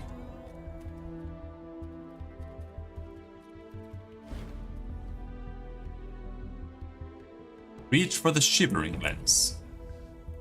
You raise your hand, the tiny lens bends toward it, then flinches away with a soft bawong, but not before you catch a glimpse of something small and shapeless moving inside. Is that mirror moving? Heretic says, his eyes shut. Never mind, don't tell me. You turn your attention back to the mirror. Say nothing, force the lens to bend to your will. You close your mental grasp around the borders of the reluctant glass and pull. The surroundings fade as your mind strains against the will within the lens. Slowly, inexorably, the lens bends down to face you. Thoughts spill through that tilting glass into your mind. Your gift is immediately overwhelmed. These are not words or symbols or any language you recognize. They are aware that they are thoughts and in your head. At the moment of that realization, they awaken within your mind, reorganizing your thoughts into images that communicate what the creature in the glass is thinking. A circle carved in the dust, speaking its shape without words. And inside the glass, tendrils of thick liquid stream from the corners of the lens, coiling thread by thread into a perfect vibrating sphere. In seeing it, it sees you and smashes itself against the glass, turning it utterly black. What an odd little device, she murmurs. I've never seen its like. Crack! A jagged white line appears at the upper corner of the lens, racing across the surface like a breaking wave. You blink. When you open your eyes in an instant later, the lens is gone. All that remains is an empty frame. Oh, she says, sighing. It's gone. And yet, something has changed in your mind. You hear whispers too distant to understand. You feel a presence swelling within you. Reveling in the alignment of your tides, you hear a voice speak a single word, a word that echoes across the labyrinth, calling to you. Updated my journal. I'm ready. Watch for the purple glow on the side mirrors. As soon as you look at the mirror to your left, a torrent of radiant light flows through you, nearly tugging you off your feet. You regain your balance just in time to see the light pass into the mirror on your right. In that mirror you see a machine aglow with the same purple light you spotted before. If you allow the light to carry you, chances are that it will take you wherever that machine is. Examine the small oval mirror. The pulsing blue star beneath your forehead expands as you watch. Oddly enough, it feels like it belongs there, like it was waiting to be discovered. Motion draws your attention to the other two mirrors. In them, you see a different reflection of yourself. Pale clouds of blue light surround your hands. Feathery tendrils trail from every fingertip, flickering out at the air. You raise your hand, your reflection does as well, and suddenly your head burns with the ache of the radiant object within it. Look at your hands. The skin is glowing. Tiny needle-like tendrils emerge from the tips of each finger, tiny tools for delicate work. Pluck out the object. You press your fingertips against your forehead and feel the needle-like tendrils close around the round object inside your head. Carefully you pull it out. The rising agony melts away and the glow suddenly fades from your hands, revealing a bronze sphere in your palm, growing more substantial with every passing second. What day is it today?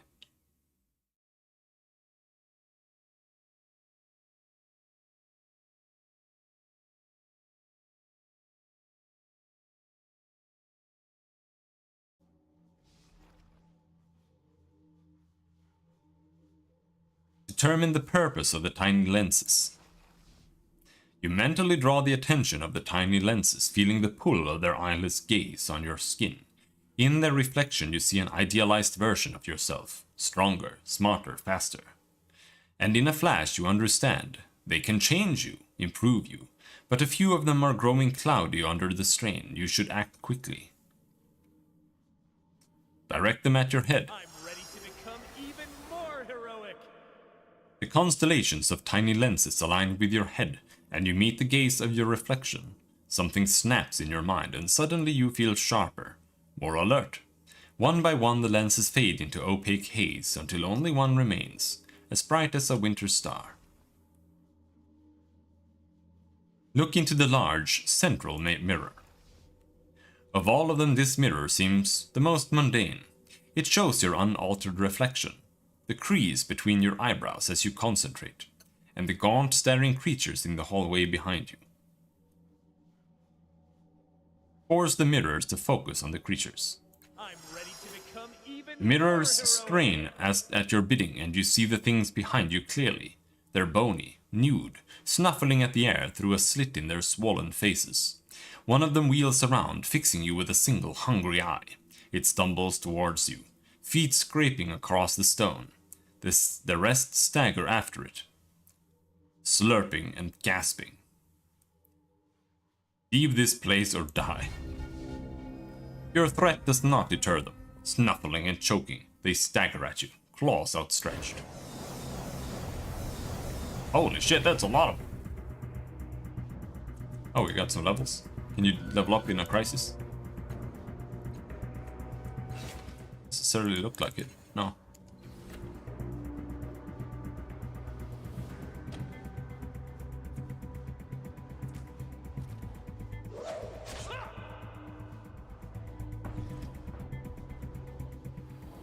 Half-faced? What does that do? Yeah, I don't think you can't see. It doesn't tell what anything does in the game either. That's kind of fun. Just what I needed.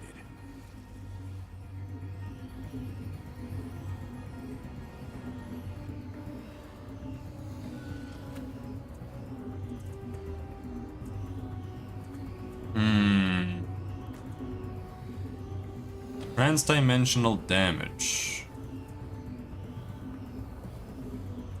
Oh, he seems to die here. 85% chance to hit. YOLO. None can stand before me. Of course.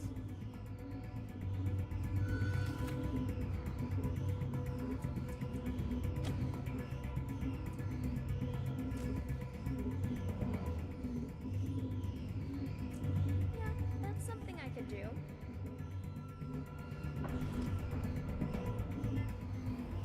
Here comes the rest. Poor Eratus.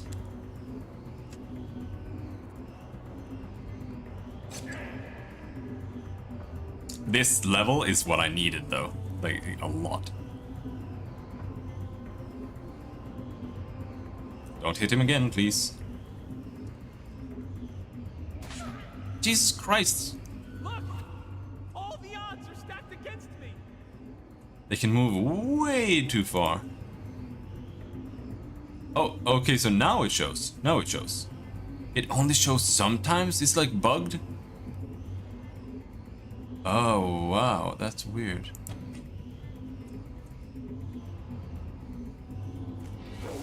Da-da!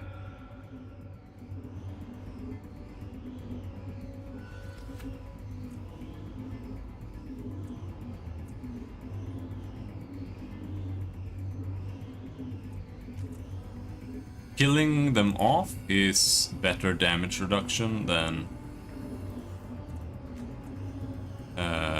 doing a tier 1 damage reduction spell on him.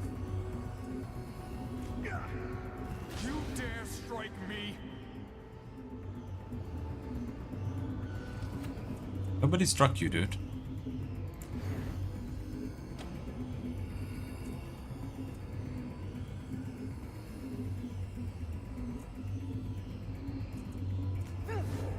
A little something I've learned.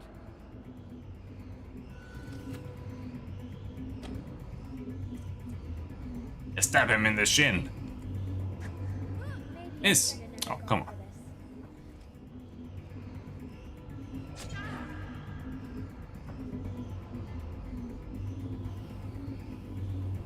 Full face? What the hell does that mean?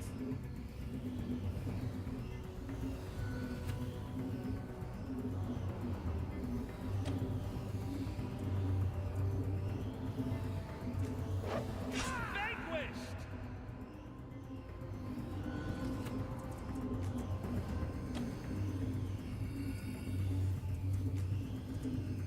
Trans-dimensional damage. Do they take bonus damage from that? I think so. They're just like Calistige. I'll hit you.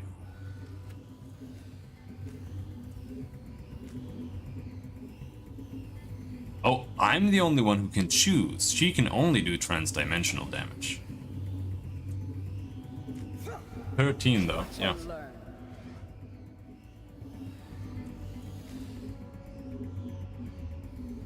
No point in doing that. Have him. This isn't doing very much. What do you mean? You killed him.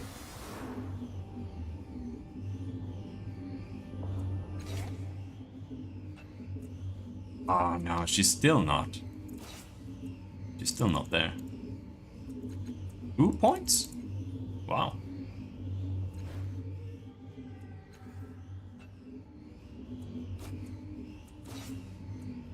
You can increase a skill there or get more might edge.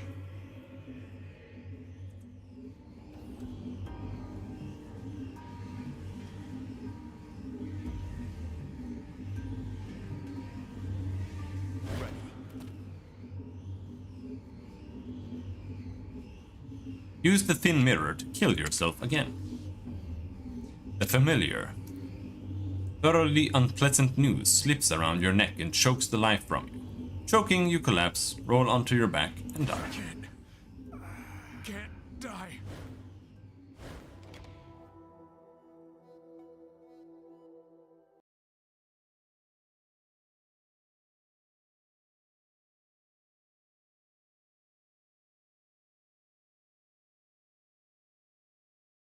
Of course. Oh? Making a note. This is the creature you freed from the Changing God's mirror array. You recognize it as easily as your own breath. Glowing discs twist and fold within the shapeless mass, moving in tandem like eyes. Perhaps that's what they are. They lift, bathing you in their glow, and memory overwhelms you. You are blindfolded. You feel the rough fabric against your eyes, and the frame of the lens, this creature's prison, in your hands. It shakes, struggles to get free. You feel its terror, its frustration, its sorrow. Your habitual frown deepens. Even now, after everything you've done to it, the thing wants to serve you. You release the lens and push it to the top of the array within your mind. It is of no use to you now. But later? Who can say? Then the memory crumbles. The creature, your mind whispers, stares up at you with eyes like radiant unfurling flowers. Blurb, says, through some hidden mouth. It is a thick, wet sound, but somehow not unfriendly. How did you end up in my head? Clerk explains, or appears to explain. It isn't quite clear if you're understanding the intentions of those sounds or are making potentially dangerous assumptions. Oom's eyes focus on you, folding and unfolding. You hear a curious sound in the hidden reaches of the darkness above. The roar of an adoring crowd, an involuntary smile comes to your lips. This is what you have worked for in your short life. This is what you long to hear. Oom's wide eyes momentarily flash silver. The sound dies away. Stares up at you, waiting. What was that sound I heard when you looked at me before? Why did your eyes change color? Explains, extending a slender tendril towards your ankle. Scan thoughts. Leaves tumbled down, too many to count. Let it touch you. The tendril coils around your ankle, cool and dry. Nothing else happens. Apparently, just wanted to give you a hug. Eventually withdraws the tendril, taps your foot and absorbs the delicate limb back into its body with a quiet purr. What kind of creature are you anyway? For a while, doesn't say anything at all. It merely looks at you. Just when you think it isn't going to respond at all, a bubble appears at the center of its shifting body, then divides into two. They merge again, split and become three. They merge, become 4, merge, and 5. Soft light wells from within each of the bubbles until they are the color of the tides. Without warning, the bubbles launch into a whirling, spinning dance, moving too fast to track. As you watch, their glowing lines become a perfect circle, a column, a shape that hurts your eyes, a vortex. Abruptly, the 5 bubbles pop, and the only light in Um's body are its luminous eyes, watching you. Balurk, it says, and falls silent. Goodbye. Of course.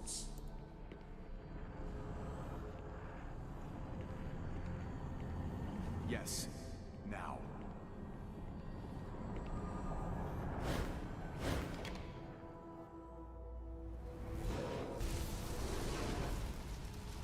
Ready.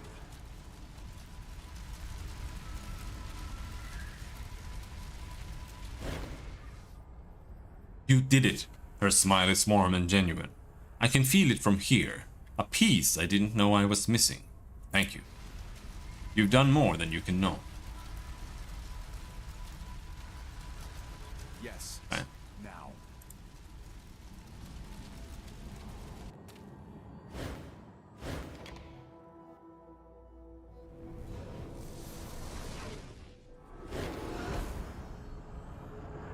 All right.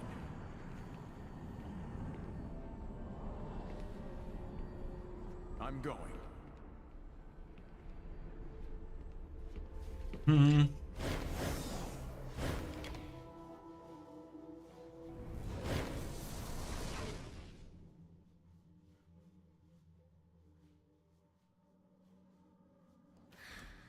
I knew you'd come back to protect me.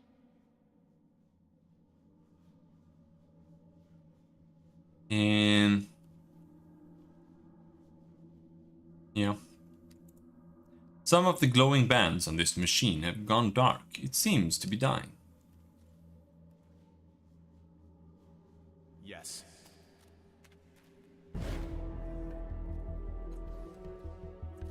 Yes.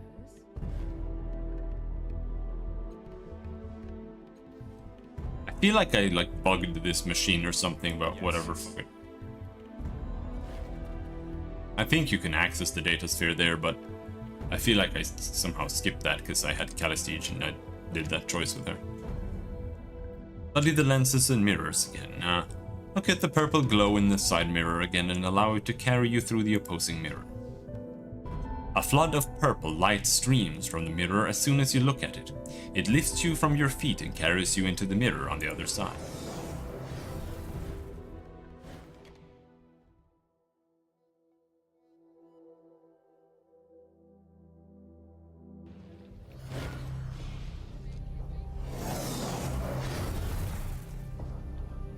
Yes. The machine is solid now. Its 3 clock faces are fixed on a single point each. The clock's purpose is still a mystery, but at least you can interact with it.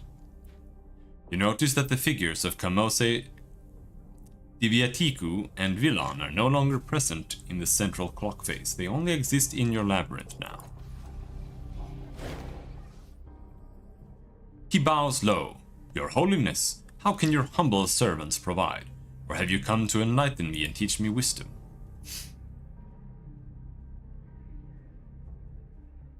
I would like to sleep here. Yep. I could stand a little more of that. I'll remember that. Wake up, a woman says, and you do. She stands, arms folded, watching you with a grim expression. There's been another murder in the underbelly, she says. A little mutant named Crooked Keek. Folsom wants words with you. If I were you, I'd head down there now. No, I don't want that. Alright, let's go solve the murder then.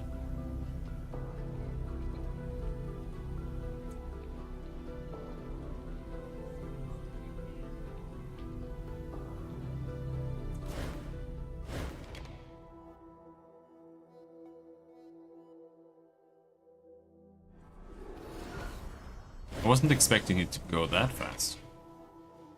I only rested one night, dude. Well, okay, in that case, then I don't really have as much of a problem with the fact that you can just rest and just recover your shit. You died? Because that's what the system requires, right?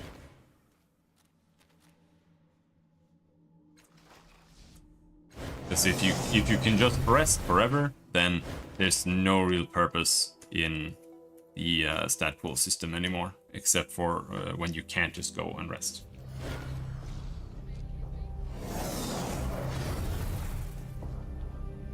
I am the very soul of action.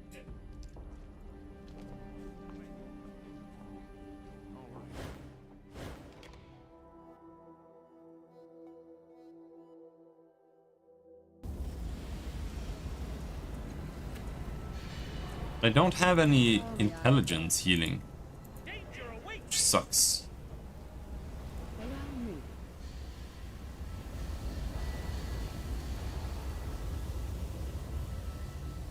If you're sure it's safe.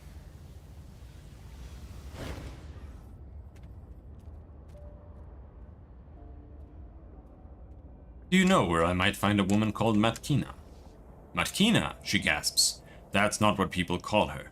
She leans towards you, eyes as round as coins. They call her the White Death, she says. She's an assassin. I don't know where she is, and I hope I never do. Why are you scared of Matkina? They say, she begins, then drops her voice to a whisper. They say she can freeze your blood by speaking your name, and if you look her in the eyes, all of your hair will turn white. You don't really believe those stories about Matkina, do you? No, she says, but she is a killer and She bites her lip. I have a soft spot for scary stories. Allow me.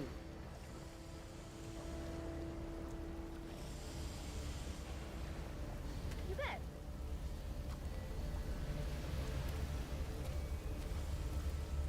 Is there even anything we can learn?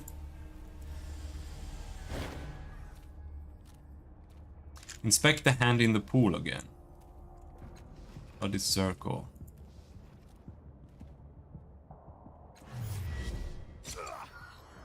Ow.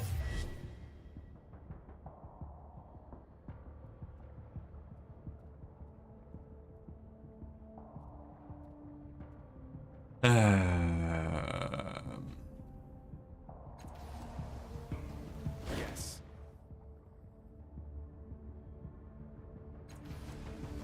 Yes. I'm going. Weird. Paranoid woman. Why, of course. Meatmonger. A short, solid man stands behind a smoking grill, turning pieces of meat with a pair of grimy tongs. Sweat is pouring down his grizzled face, yet he is covered head to toe in grease-spattered clothes. His sleeves are tight at the wrists, and his collar pinches his neck. Nearby are 3 large vats that are filled with living meat, great amorphous masses of it, with appendages growing from them like the limbs of animals drowning in a meat swamp. The first vat is filled with thick throbbing muscles, red and raw. The second is a flapping monstrosity of leathery wings. And the third sprouts hundreds of locktails, all wiggling obscenely. The cook looks up from his work and gives you a sweaty smile. Hey ho, I'm Muke, the meatmonger. What'll you have? I'm not looking for Matkina, I'm looking for the murderer. Jesus Christ, why can't I ask anyone about the murderer?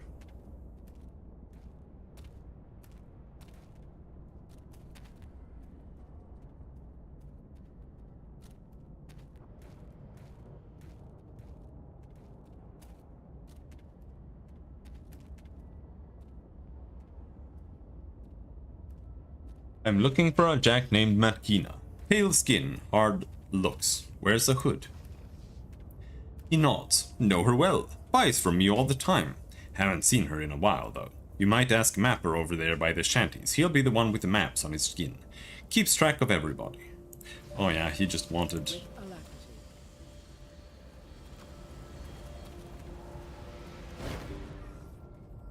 Have you found it yet? Do you see with new eyes? Have you been to the Sticha there? I can tell you what's in there. Are you joking? Can you really? Tell me. He stares avidly at you, his blue prosthetic gleaming as you speak. A space clears on his skin and new lines pull themselves to the surface. He moans as in the throes of deep pleasure. The Sticha lair, yeah, yes, like I was there. The eye clicks and whirs for a moment. And then he stares at the new tattoo. That smell. Did you notice the smell in the lair? Like lightning and dust. He smiles. Thanks to you, you've done right by me. I discovered the location of the Changing God's sanctuary. He leans forward and the blue eye begins to gleam more brightly. Tell me about it, he whispers. As you speak, Mapper stares at the exposed patch of flesh on his arm. New lines etch into his skin, unfurling themselves across the space. He smiles tightly and shifts in his seat. Yes, he murmurs. Yes, he points to one line. Here, in the void beneath the city. What's this in the mural? He looks more closely at his arm and recoils. Ah, gods, it's terrifying, even from here. He rubs at his skin, as if trying to rid himself of the mural's image. His blue eyes look anywhere but at himself, and he shivers bone deep. I don't envy you seeing that thing, friend. No, not at all. He slaps his face a bit, bringing some flush to cheeks, and smiles again. Anyway, I owe you a map, don't I? He takes a big breath and says, The White Death is hiding in a place called the Cave of Last Words. It's an old thieves' bolt hole. They say Chila herself used it, but they don't say where it is. He smiles. Persistence pays, though. That's always been my watchword. There's one way to get through it. Through the caravanserai, but it's sealed tight, and I never found a way in. But you can get there from the underground. The Sticha know. They dug there. They can dig there again. Farewell. Of course.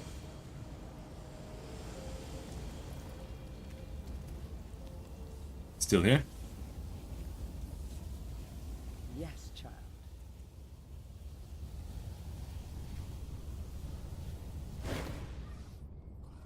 You catch Eriti staring at the sky with a distant look in his eyes. His strangely pale skin is nearly bronze in the golden glow I should surrounding climb him. a building. No, a tower. And jump off the top. Should it be on fire? Yes. Yes and yes. Yes, yes, and yes. The hero is losing focus. Who cares? Are you actually thinking of setting buildings on fire? No, he says, shocked. Not today, anyway. We have things to do. That distant look resurfaces, along with a need so deep it approaches hunger. I am just planning ahead, for if things get... He grimaces, as if the word he's trying to say pains him. Slow? Yes, or worse. Boring, he shudders. But you aren't here to talk about me, he blinks. Or are you? I am, but I need to loot your inventory first. Yeah. Give me that. Give me that. You can keep your sword, I don't care. That's a cloak? Oh.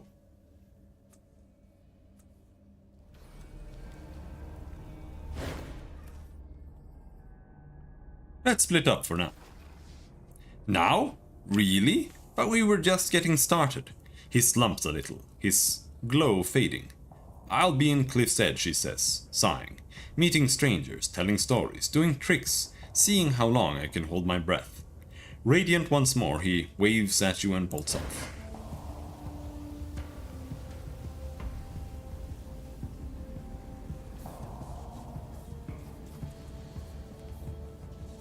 I don't like that I don't have any intellect.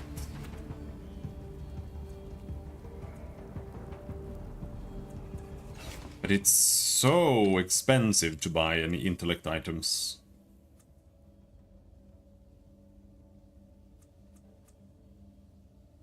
It might be okay, I guess.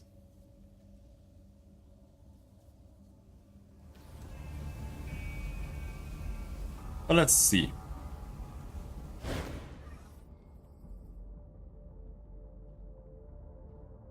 Egg friend, Chekekt whistles. The smell of dust and closed air surrounds it. The creature is clearly glad to see you. Sticha moved to a new home, is good place. Chekekt gone soon. Human won't travel before Chekekt leave, is free for good human. Can you take me someplace under the city?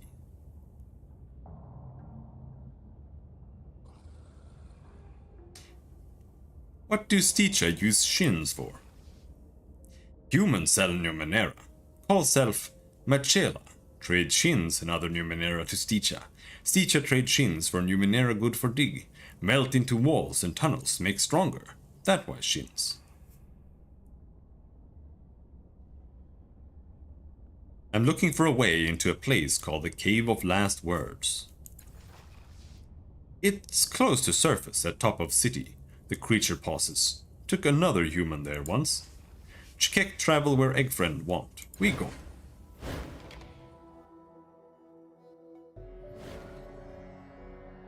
Who are you? This woman's skin is white, the color of alabaster, or fresh ivory. Flat black eyes surrounded by sharply pointed features stare coldly at you. She wears jet black hair cut straight at the shoulders. Her clothes are functional and drab. Her cloak is fastened by a necklace of 5 canisters, each of different shape. She turns a black device over and over in her hands. Where did you come from? How did you know where to find me? Her startled expression becomes a dark glower. A keen blade flickers through her fingers. You're sure it wasn't there a moment ago? Did I invite him here? No, I wouldn't have done that. She leans in Calistige. She leans in close to you. I wouldn't have thought it possible, but it appears we have found someone even more paranoid than poor Alligern. I followed your trail. Skist. Thought I'd covered it. Thought I'd covered my tracks. Thought... Fine. You wanted to find me? You've found me. More's the pity, so it's time to talk. Wait, are you asking the questions here, or am I? She glances at your tattoo. How new are you? What were the circumstances of your birth? When did you happen?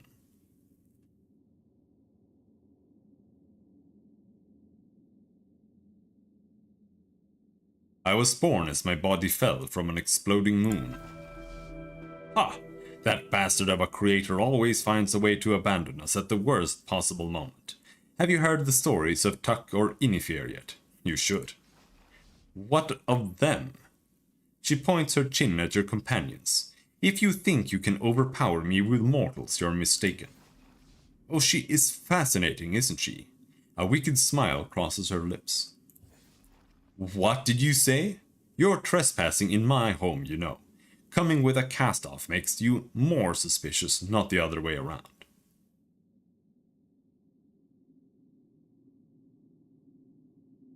Any friend of mine won't hurt you unless I tell them to.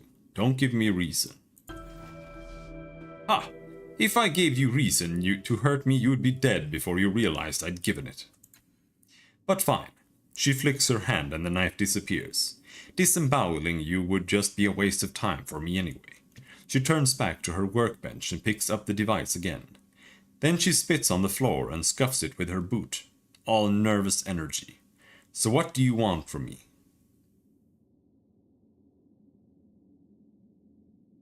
I heard you might know who can repair a device I found in the reef. Something called a resonance. Let's go with the investigation first. I'm investigating some murders in the underbelly. Someone said they thought it was your work. Updated my journal. I've killed lots of people. Lots. In the underbelly, though, I don't think so. Do you want someone killed? She pauses. No, wait, I could tell you, but my mind won't let me. I don't remember. If I were whole again. I heard you might know who can repair a device I found in the reef, something called a resonance chamber. The resonance? A glint of understanding shines in her eyes. Ah, yes, of course he would have hid it there. A crooked grin plays around the corner of her mouth and then vanishes. I know who can help you, or did. She shakes her head. It slips away. My mind has holes in it.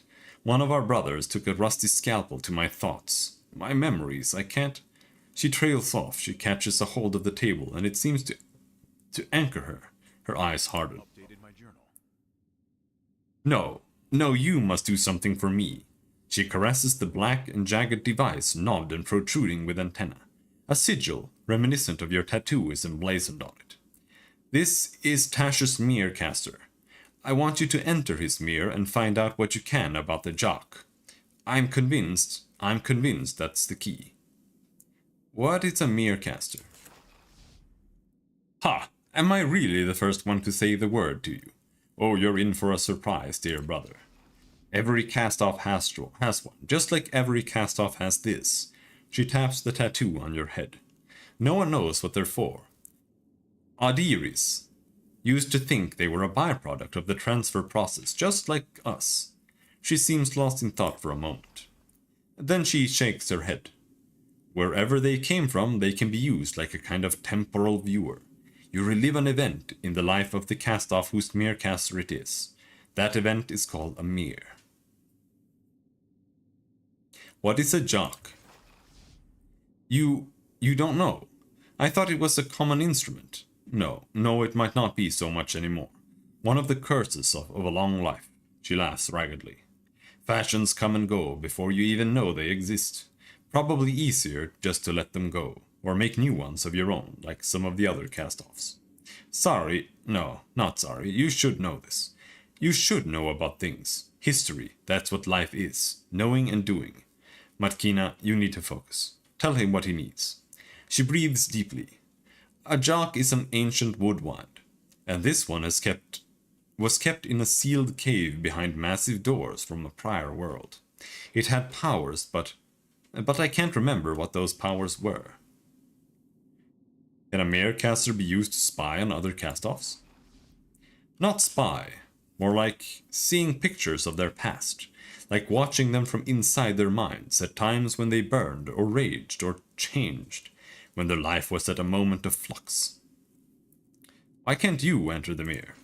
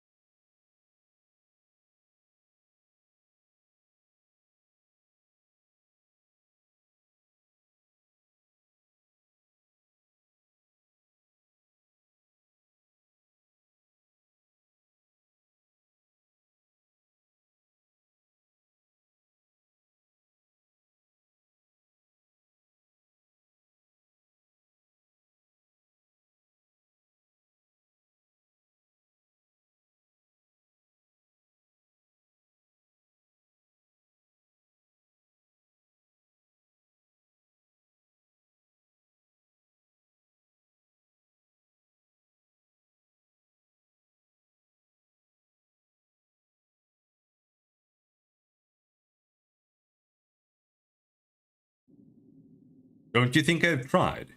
She snarls with sudden rage, her knife a handspan from your neck. Do you think I would waste my time with a newborn, a thief who steals into my home, if there were any chance I could do this myself? Her shoulders heave up and down with each angry breath. I try and my mind fills with static, like I'm talking to a murder. Only it slashes and stabs and burns me and... I can't. It'll only make things worse. Maybe it has already. She blinks then, confused. Why am I angry? Did you... She straightens, flipping the knife back into her cloak. No, it'll be all right. Just find the damn Jock, and I'll tell you whatever you need to know. If the Jock is a key, what does it unlock? Her brow furrows, confused for a moment. She curses. If I knew that, I wouldn't need your help, would I? She lets out a long sigh. He stole that memory from me, all right. If you can find it for me, it will all come back. All of it. How do I enter a mirror? An almost palpable hunger fills her eyes. A yearning. Hold the mirror caster. You'll feel the tug immediately. Don't resist. Empty your mind and let the tides pull you into the mirror caster. She collects herself. Then just watch him. Watch for the Jock. When you see what he's done with it, pull your mind away from Tasha's and tell me what you saw. Oh, and don't try to change anything, she says, almost as an afterthought. Why shouldn't I try to change anything in the mirror? What did you mean by that? Nothing serious, she says. She says it as though speaking to an overly concerned child. She laughs suddenly. It's not like you can change the past. But I need you to learn a specific piece of information. If you change something, then you might go the wrong way. Never mind, farewell. Fine. She raises a hand, turning already back on her to her workbench, already muttering to herself, her attention back on the strange device she was holding. All right. Like,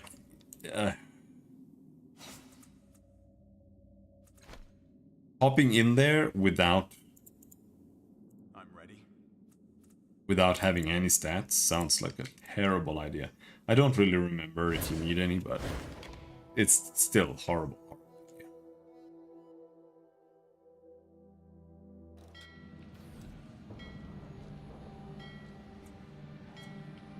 In an instant.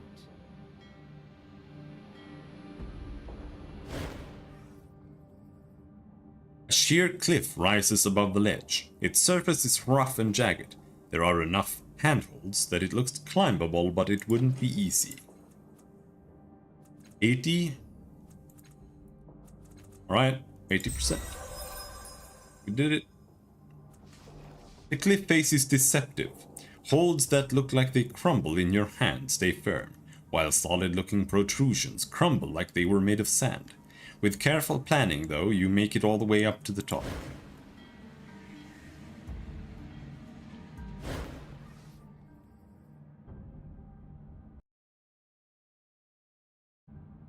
A welcome blast of wind caresses your face at the cliff top. Your companions follow the path you blazed for them. Well, it was my companion who blazed it for me, but yes. Most of the cliff top is obscured by a dome of energy. When you get close to it, the air hums and your hair stands on end. Try to see what's inside the dome. The air sizzles as you get closer, popping across your skin like invisible jumping beetles. When you are within arm's reach, a control interface appears in the air in front of you. It has a glowing circle with strange symbols floating at the edges and a vertical bar next to it. When you step back again, the interface disappears.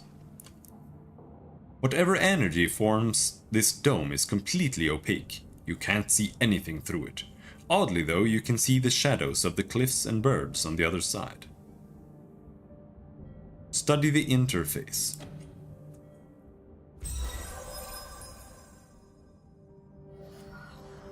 The circle is likely a place to put one's hand, or face.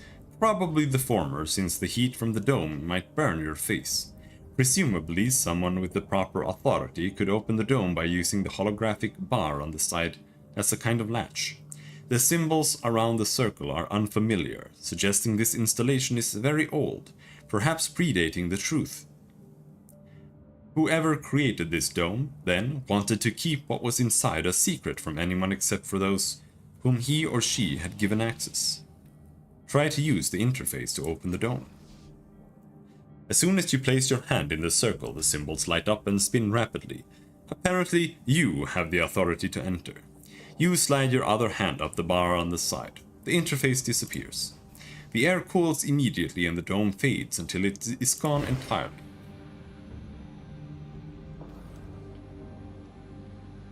Trust and honesty are our bonds.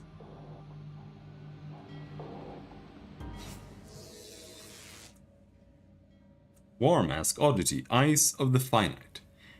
Ornament Artifact, Sucker Punch. Attack that deals weapon damage +3 if the target has a negative fatal confer dazed for 1 round. Okay. Fine. The machine hums softly. An orange glow appears beneath its dark, glossy surface. A large alien symbol dominates the space, with words in a smaller script on the side, but you cannot understand the writing. Even so, it feels like you've seen the writing somewhere before. 60% chance. Fail. But this is weird. It costs 1 intellect.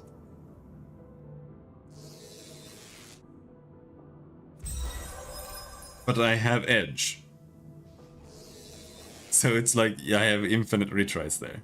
It's kind of weird. The system is weird. I don't think it's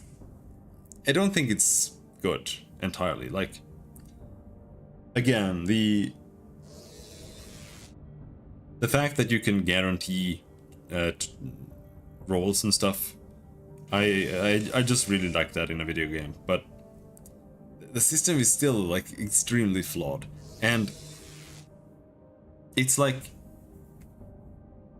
when it comes to American role-playing systems, they never do what I want them to do. In like sure, there are some that do that, but for the most part, I feel like they just take like a D&D approach and they just kind of sidestep it instead of rethinking it. So you get like Vampire the Masquerade, or this now apparently, or whatever, and they're all just like D&D-esque, but in a way where everything is like compressed and like crunched down in a way that feels even worse, in my opinion, because it still has like the same issues that I think D&D has, but instead you have like 5. You have strength that's like 0 to 5 or 1 to 5, instead of having, you know, a value of 3 to 30, 40, 50, whatever, you know. There might be dragons and stuff that are like super high values. And I don't know. I just don't like simplification as a solution to D&D. It's just not the approach.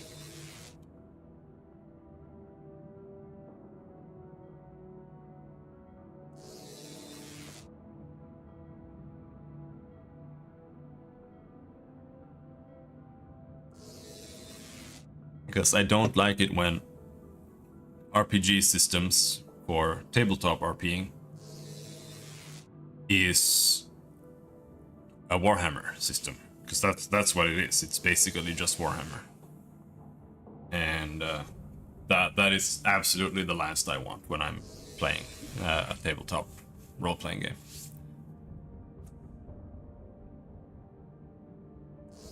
After studying the text for several minutes, you begin to see, or perhaps simply remember, patterns in the words. In a flash, the purpose of the device comes back to you.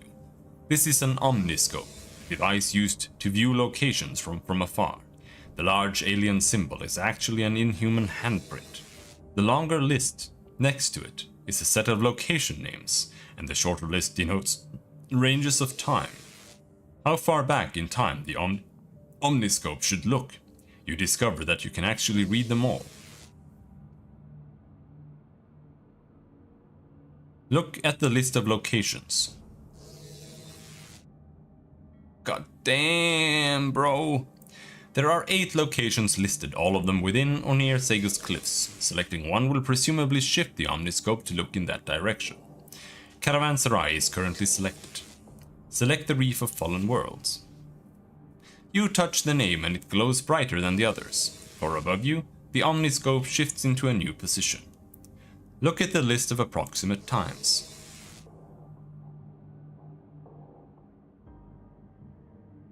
There are 3 numbers here, representing a rough time frame. Perhaps days, months, or years. The numbers are strange, but you are fairly certain you understand their meaning.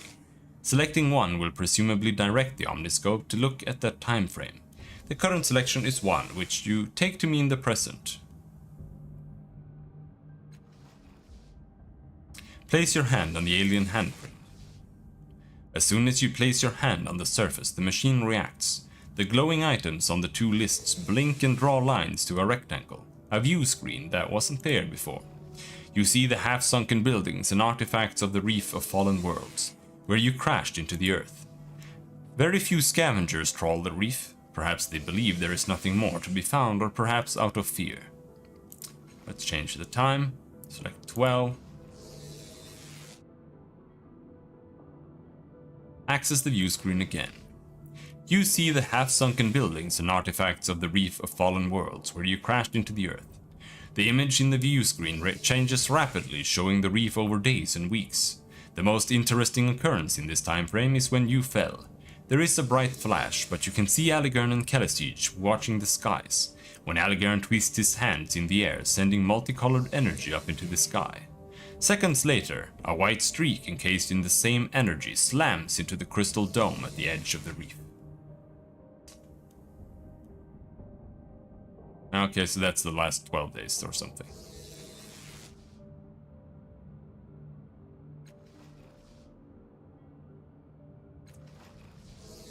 You see the half-sunken buildings, blah blah blah blah blah. The image in the view screen changes rapidly, showing the reef over many years. The first thing you notice is the construction of a synth dome, the same dome you crashed into when you fell to Earth. A man with a cast-off tattoo works alongside various automatons. The cast-off is wearing tattered leather robes. An alarming number of wires and tubes protrude from his body. Little else changes until you reach the images from many centuries past. Massive war constructs crawl across the reef, firing weapons toward the city above. One of them is struck by a blast from a defensive battery and it collapses into the crystalline water. As it settles, you recognize its back as the place where you met Koro. There is nothing before that assault upon the city. When you try to look further into the past, the images loop back to the present and start over. Alright.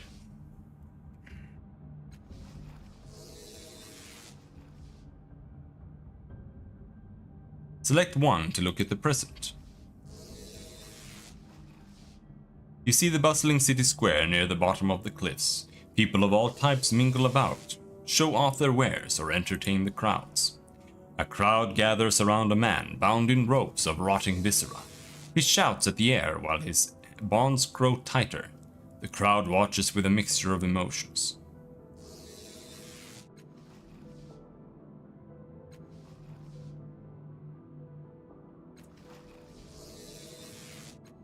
The image in the view screen changes rapidly, showing the bustling square over days and weeks. You see a vibrant parade. In the center is a man bound in chains. His expression tells you he is walking to his death. Aligarn and Kalistij pass, conferring quietly as they make their way towards the steps that lead to the reef.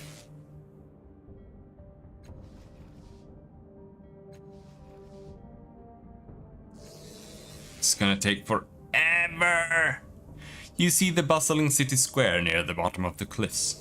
People of all types mingle about, showing off their wares or entertain the crowds. The image in the view screen changes rapidly, showing the bustling square over many years. Buildings rise and fall as time passes. One in particular catches your attention. It is built from purple rock and rises perfectly straight, perhaps 50 stories tall. On its side is a magnificent mural of a creature, or perhaps a tree or a storm. But you feel certain it is a creature.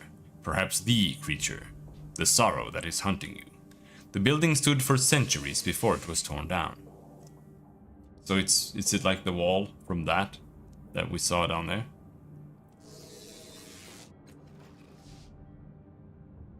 Next location, Cliff's Edge.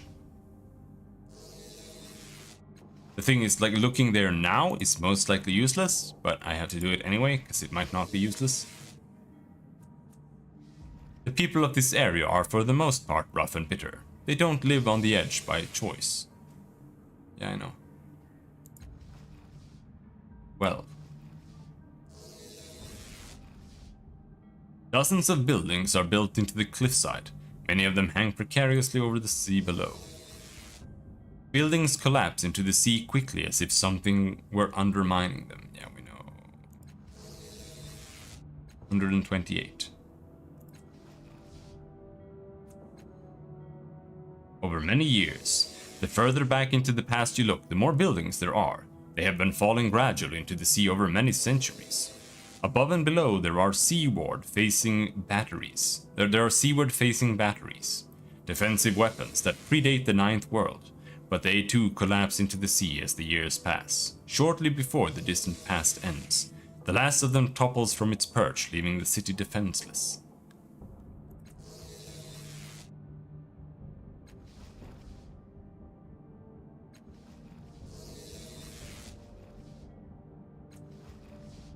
The bright sunlit square is home to many elaborate buildings. A few of these are made of metal and seem to burst forth from the ground itself. The people here shine as much as the square itself.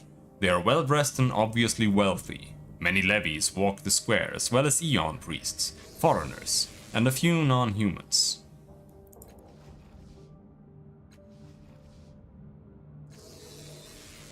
The bright sunlit square is home to many elaborate buildings. A few of these are made of metal and seem to burst forth from the ground. A pale woman with yellow hair stands in front of a magical gateway. Occasionally you see children enter or exit the portal, though never the same child twice.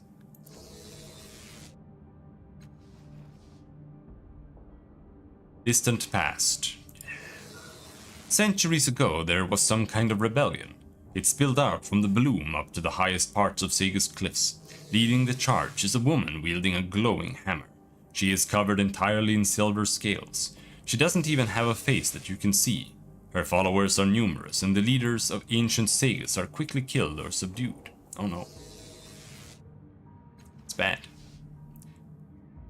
Select Caravanserai.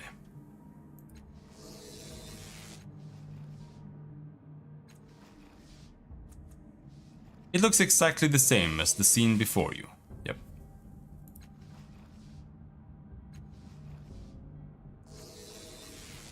The screen shows the plateau of Caravanserai. The image in the view screen changes rapidly, showing Caravanserai over days and weeks.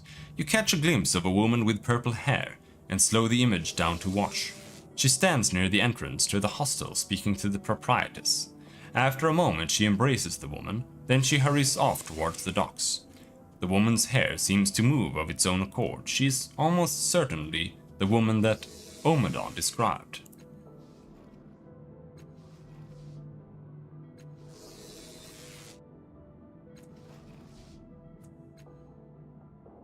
The docks have been a bustling center of trade for as far back in time as you can see. In the earliest recorded time you can see two figures standing atop this very observation platform. A male and a female. Bright flashes and gouts of smoke suggest a great battle taking place along the cliffs below, until the man activates something on the control panel. A faint veil of energy encircles the city and the tumult suddenly ends.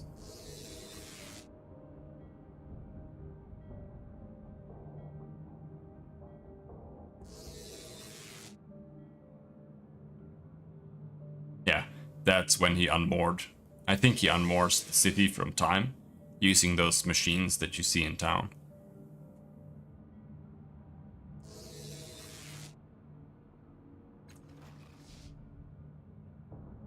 Select the bloom. Oh my god, there's so many! The screen shows the dark chasm that flanks Sega's cliffs on one side. At the bottom of the chasm is a carpet of debris that seems to flow like a river from the junkyard north of the city down to the sea. In the darkest part of the chasm, beneath a cloud of greasy smoke, is a city-sized mass of living flesh, the Bloom. Its name springs readily to mind, plucked from your sire's memory. Tubes and tendrils sprout from the Bloom in 100 directions, many of them attached to the cliffs on either side. Merchants and other scattered figures travel along the Bloom's tendrils. A stone gatehouse partially subsumed within the mass of flesh would seem an obvious entrance, but very few are coming or going through its gates. A number of scavengers sift the debris outside the Bloom, tossing most of what they find into one of the Bloom's many orifices.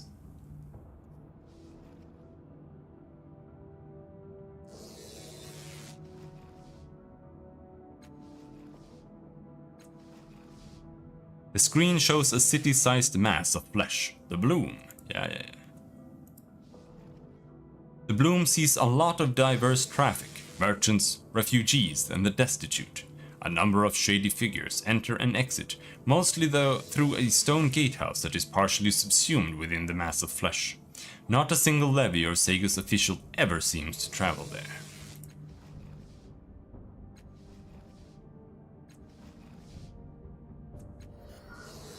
The further into the past you look, the further north the Bloom is. It looks like it's moving very slowly south over time, less than a finger's length per year, towards the sea.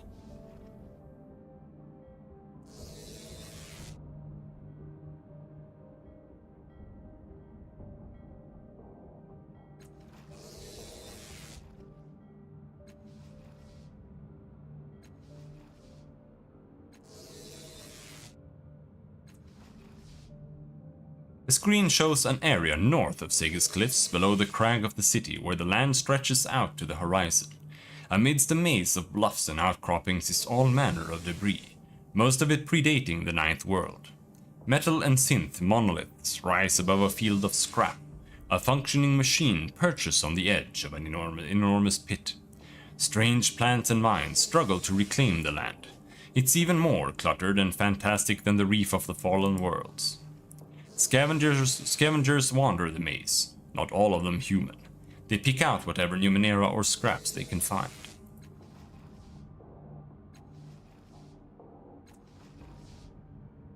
My studies have borne Scavengers come and go. A small campfire catches your eye, an oddity in the junkyard. Rin's small figure hunches over it. She looks scared.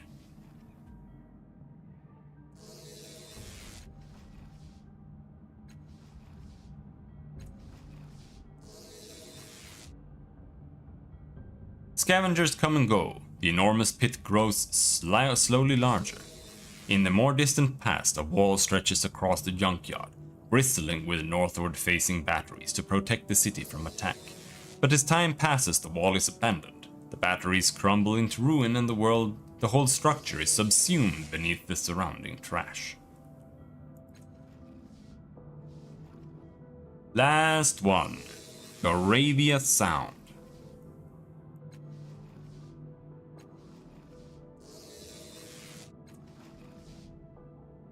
The view screen shows the vast sea to the south, 2 peninsulas. Embrace the water for many kilometers, then the sea stretches out to the horizon. The sea is placid. A small number of ships ply the harbor, seeking fish or sunken artifacts.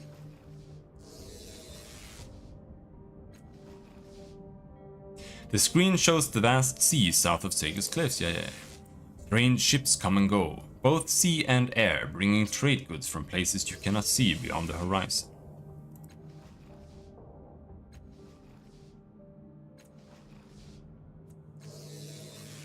A long time ago, the cliffsides had defensive batteries built into the rock. All of these have collapsed or fallen into ruin. An enormous marteling whale glides into the bay with a small village built on its back. Before it can reach the cliffs, the batteries thunder into life, destroying the whale and the entire village. Oh, ouch. Change the readout selections at random. Wham.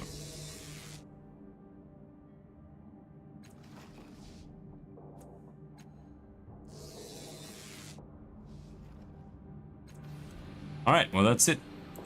Telestige managed to level up though. Ability or skill?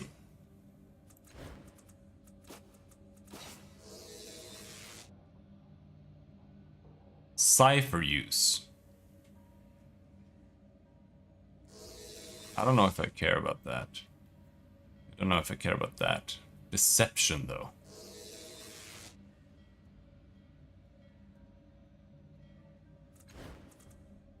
No. Let's just get more intellect edge.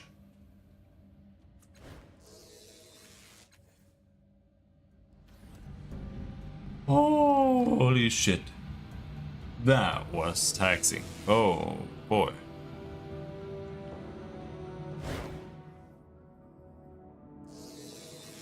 The holographic panel appears to be a control interface. In the center is what looks like a utility map of Sega's cliffs. It's surrounded by a number of symbols you cannot immediately identify, and in the upper right quadrant is some sort of cube within a cube. Strange as the panel is, you can't shake a strong sense of familiarity about it. Try to remember why this feels familiar. I'm back, missed the last 2 hours. Tell me I saved it. I don't know what it said.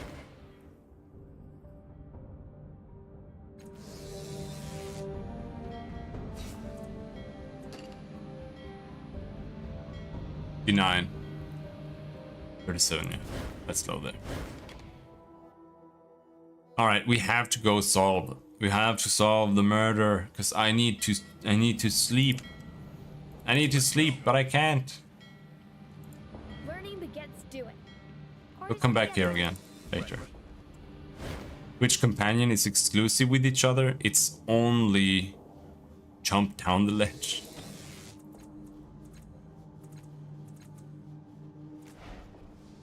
Oops. You lower yourself over the edge and begin the steep climb. As you look to see how much farther you have to go, a sense of vertigo suddenly overwhelms you. The ocean and the ledge beneath sway back and forth. Before you know it, your hand has slipped from its hold. It's only Calistige and Alligern are exclusive to each other.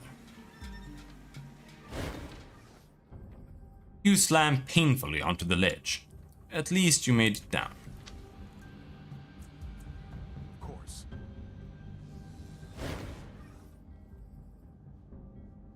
From this height you can see everything. Beyond the city of Sega's cliffs, bluffs and chasms extend toward the horizon on either side for at least 50 kilometers. The sea stretches between them, between perhaps 20 kilometers across at its widest. Then the waters widen and swallow the horizon. Look down. The tiers of Sega's cliffs spread out to your right, a jumble of streets and buildings. To the left is the opening of a dark chasm. Tendrils of flesh cling to the edges like vines. The ocean lies almost 1,000 meters below you, dark and dangerous. Scavenging and fishing sloops crawl slowly across its surface. The rooftops of a few Sega's homes jut from the cliff surface, but mostly it's a clear drop to the sea. You realize you're standing in a shallow depression worn away by more than just weather. The ground and the lip of the ledge are worn smooth from human traffic. Thousands must have come here over the centuries, looking at the sea and contemplating their own demise. So are these the same?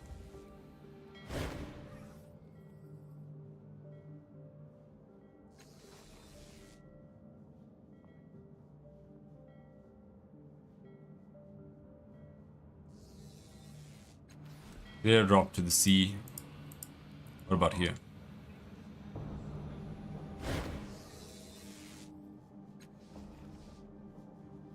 It's a clear drop to the sea. Just what happens if I jump off the ledge? You leap into the air. The fall is exhilarating. Wind rushes past you, faster and faster, stretching your face like it was made of putty. The boats in the sea grow at an alarming rate. The calls of fishermen and scavengers reach your eyes, distorted by the speed. Finally, you slam into the water. The impact is hard, as if it were an ocean of bedrock. Then there is only darkness. Can't die.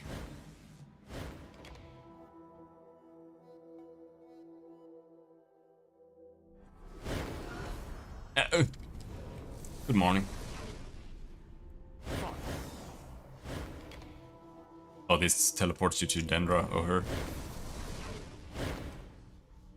Ah, he's alive again. Welcome back. Oh, hello. Doing begets learning, I guess. Ah, our breathless corpse. Imbito beams at you, clasping his skeletal hands together like a tangle of twigs. Such a curiosity you are. I'm helping Folsom investigate some trouble in the underbelly. Can I ask you some questions?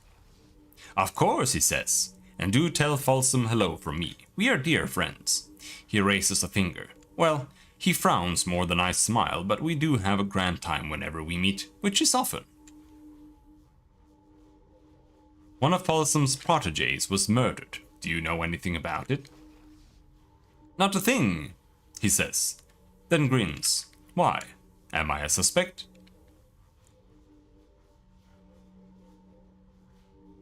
No. Ah, he says, looking disappointed. Do tell me if you change your mind. I'd like to question your acolytes. Would that be all right? Can't allow it, I'm afraid, he says with a thin smile, and not without reason. They're young and easily distracted from the path I've laboriously carved before them. Perhaps another time. What do you mean another time? Go fuck yourself.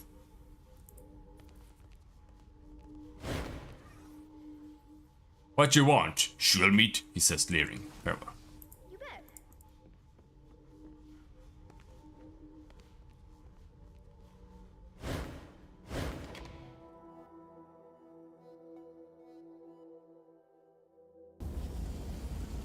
I haven't found anyone I can talk to about this. Like, maybe you.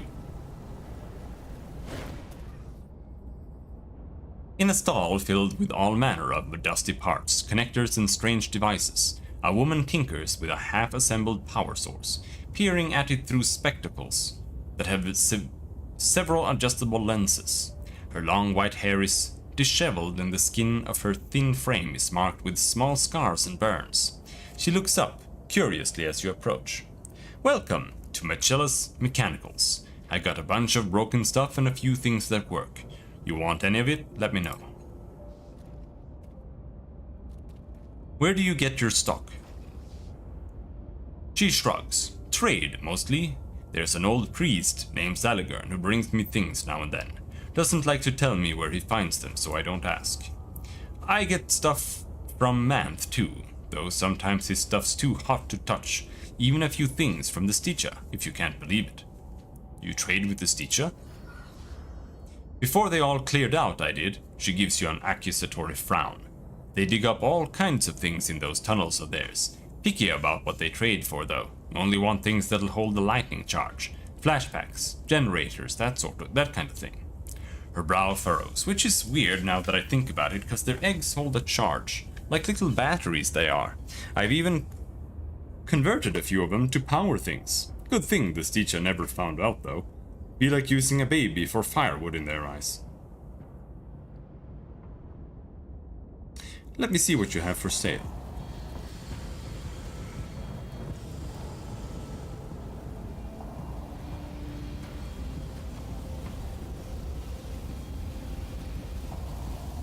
Negative effects, -1 intellect edge. Oh my god.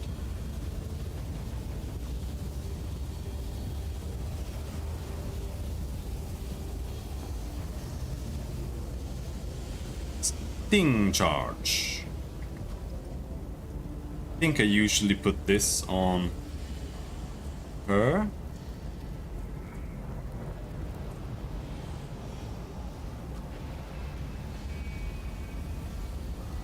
So yeah, let's just do that again.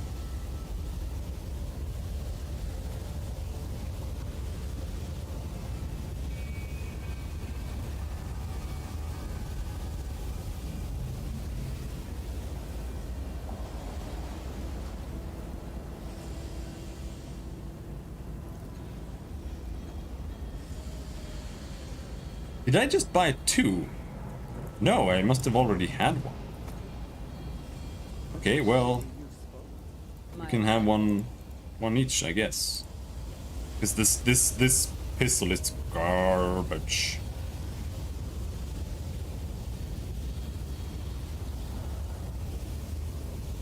But maybe I'll let you have that just in case you need physical.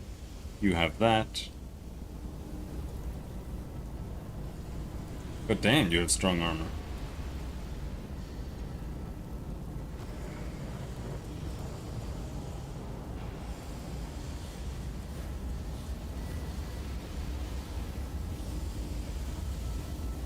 Father Teller.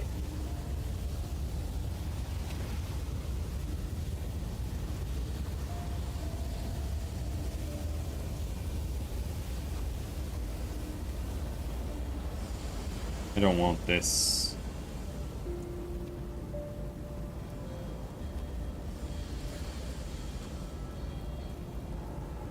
But it was an ornament. Well, whatever.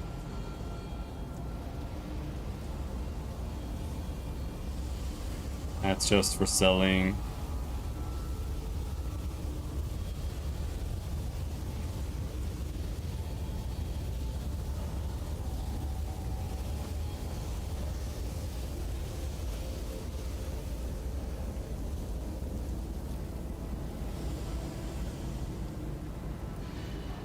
Alright, here I go.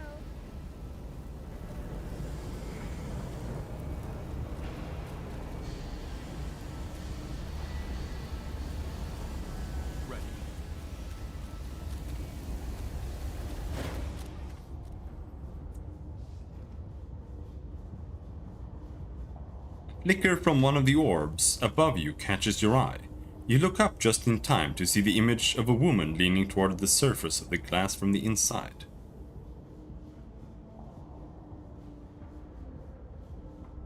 Touch the nearest sphere again. Make a rude gesture at the structure. You make the most obscene gesture you can think of. At the glass, a young woman with rainbow pupils appear in the glass, flicking her fingertip across her chin. She nods, grinning as if imagining your shock at her daring. What did that mean? What did any of that mean? Leave the obelisk alone.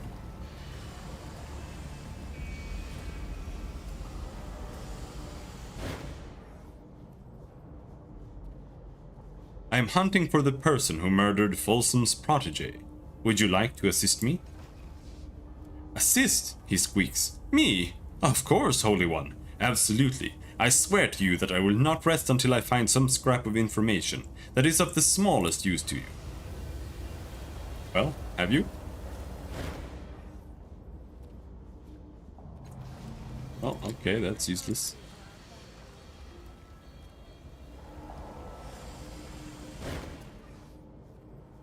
This Lissom Jack. What the fuck is that? Is that a word?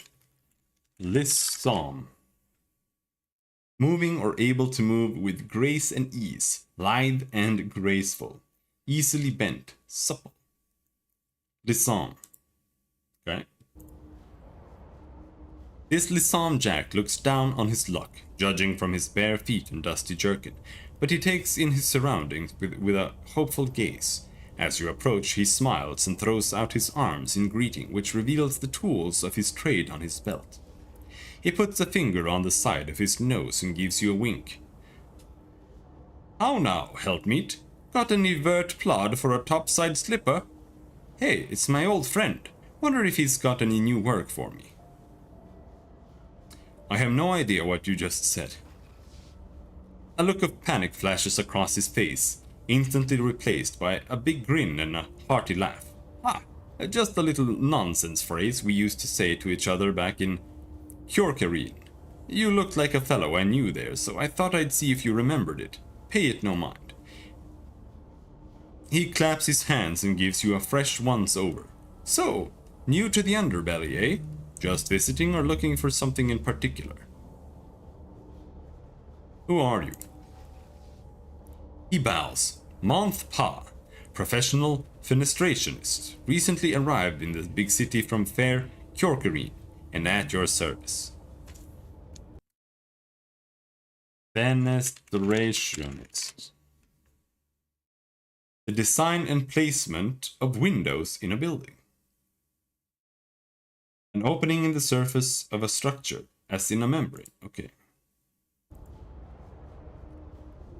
Where is Kjorkareen? What? You have never heard the old song. Do you know the way to Kjorkareen?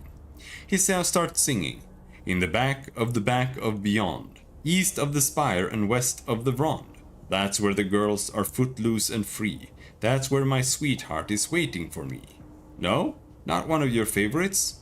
Oh well. What's a fenestrationist? Oh, well, I open windows for a living. Open 'em, crawl into 'em, relieve them of their valuable contents. What can you tell me about this place?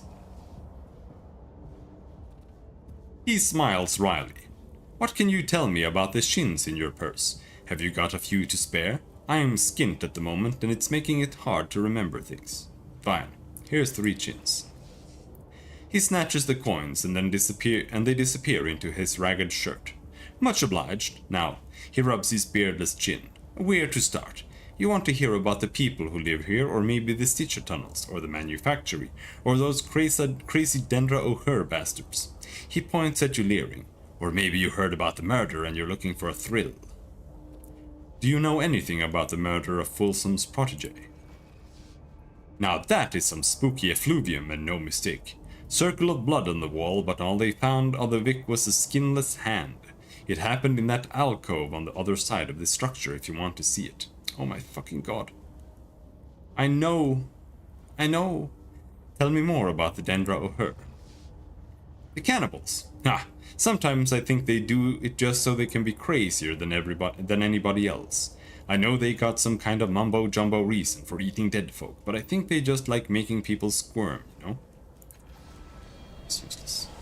Go. Why can't I ask anybody about the murder? The fuck is the deal with that? That's best. Oh, I was supposed to investigate it and then talk to him? Or what? No. Do you have some new insight on the killer's motives? No? He doesn't know shit, dude. Track down the murderer. Yeah. Fuck you.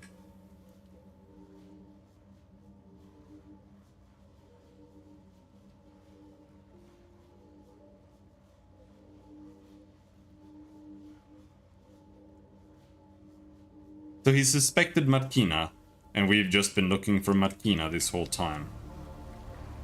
But it's not Markina. Or it might be Markina, but we don't know. It's just that I need to recover intelligence, but I can't do that without resting, spending shitloads of money.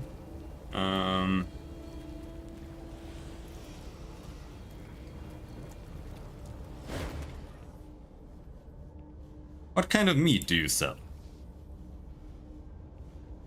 He laughs and bangs the grill with his tongs, making sizzling grease fly.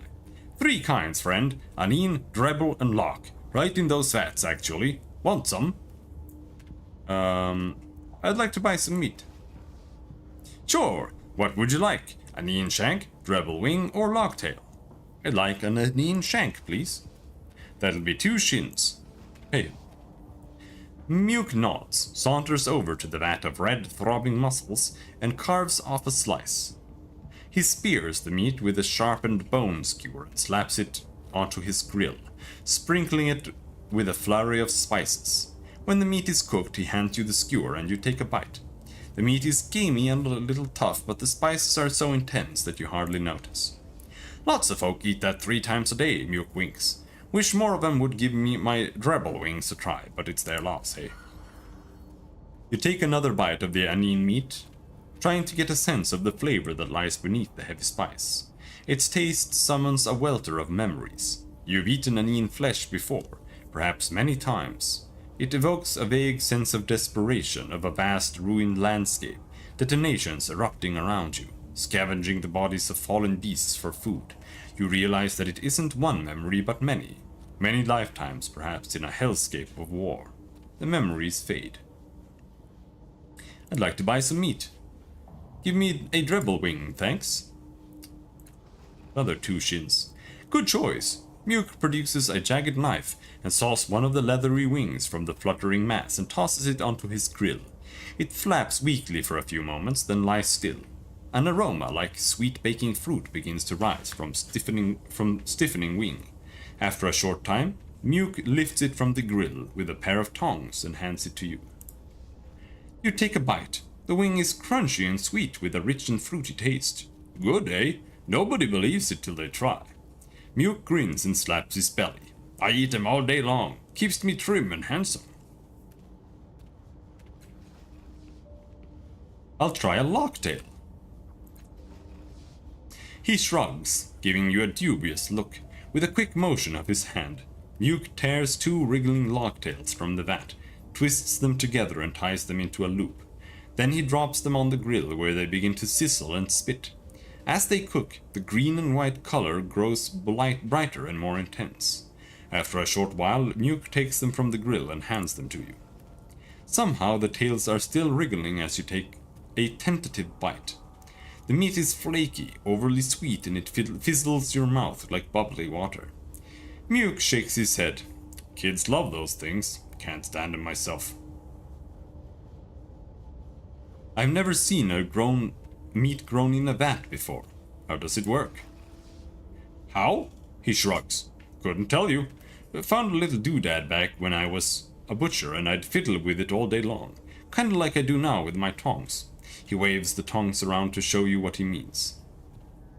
So one day I was fiddling with this thing while cutting up a carcass. and it kept growing back its missing parts. Cut the tail off, and there it was again, a moment later. Crazy, right? But it gave me an idea. I can open a little grill with no overhead, and it worked. Been cooking the same 3 hunks of flesh for years now, he beams.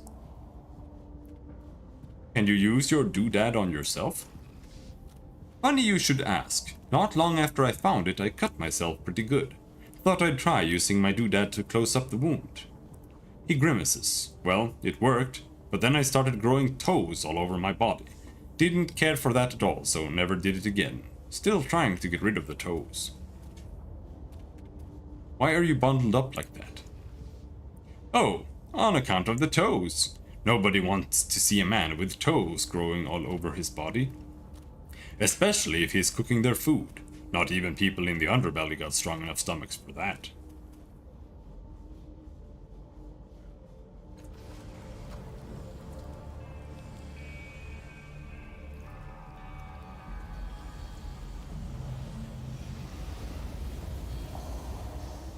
Alright. Let's go all. You and me. Well, there isn't much else to do. Let's just go up. And go and buy some restoratives. Should probably be fine with like 6 intellect.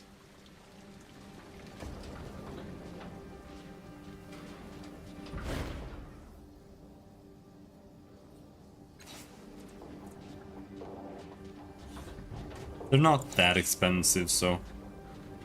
You know what? Let's just buy all of them. They might come in handy at some point anyway.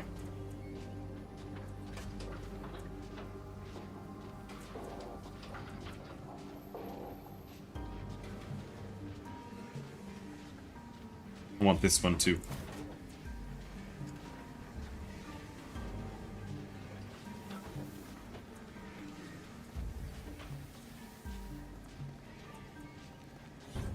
Want this one. And we'll take that one last. Forward. Onward. Yes. Here. Now. Yes.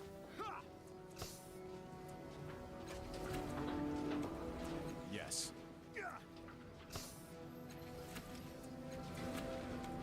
Here. Now. Alright. On it. We should be good now. With alacrity. Let's not talk to that guy.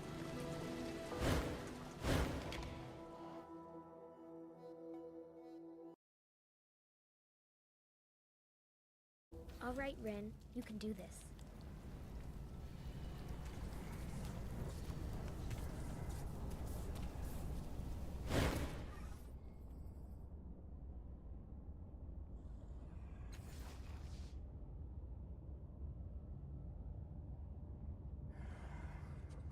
The ledge. Can you bring me to the ledge in Cliff's Edge? Is that just Matkina's lair?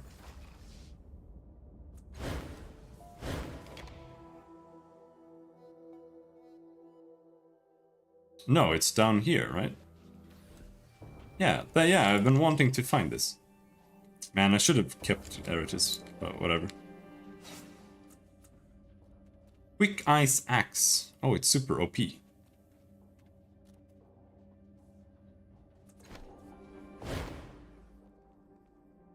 A faint droning sound resolves into a rhythmic churning hum as you approach this strange machine. Examine the device. An ovoid opening lined with a metallic wire mesh dominates the front of the device, and through it you catch the faintest glimpse of swirling liquid. Atop the machine rests a dome of translucent material and a brilliantly lit sphere. Examine the wire mesh. The mesh appears to prohibit direct contact with the fluid jostling around the device's interior. Curiosity must have gotten the better of someone. However, as the line has been sliced cleanly through the bottom of the mesh, the opening created by the slash appears roughly large enough to reach an arm into it. Examine the dome. On closer inspection, you notice the dome contains what appears to be a human brain. but it is several times larger than a normal brain. It floats serenely within the enclosure, pulsing occasionally, but you can find no way to interact with it. Examine the sphere. The glowing sphere appears solidly attached to the rest of the machine. The light dims as you move your hand close to it. You spend a few moments moving your hand all around the sphere, and eventually you discover that its light seems to dim as your hand gets closer to a fixed point directly in front of it. Press your hand in front of the sphere. The sphere's light dims, then brightens again as your hand completes the motion. From within the machine you hear the strangled sound of evacuating liquid. The constant humming sound of the machine has stopped. Reach through the opening. Your hand meets nothing but air. The sides of the inner tank are still slick with whatever fluid previously filled it. Tap the dome. You lightly knock on the dome, triggering a minor convulsion from the brain within. A swooshing sound erupts from the interior of the device, and it resumes its former rhythmic hum. Oh, I think I fucked up. I'm pretty sure you can reach your hand in there before you touch the sphere. Because this is just a toilet, so I just flushed it and just flushed whatever was there away. Well, that sucks. Alright, whatever. Unfortunately, this axe is like basically useless. I guess I could put it on me? Something? It's just that... Well, yeah, I mean... It's a heavy weapon, though. So I can't use that. This is a medium melee weapon, so I can't really use that either. Because I have inability with it. I would have to have a light melee weapon. Or a light ranged weapon. But I can take that back from you now. Yeah.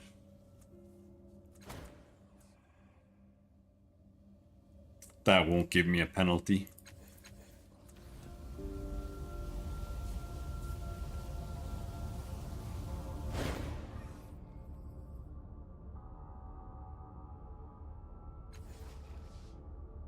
Take me to the Cave of Last Words.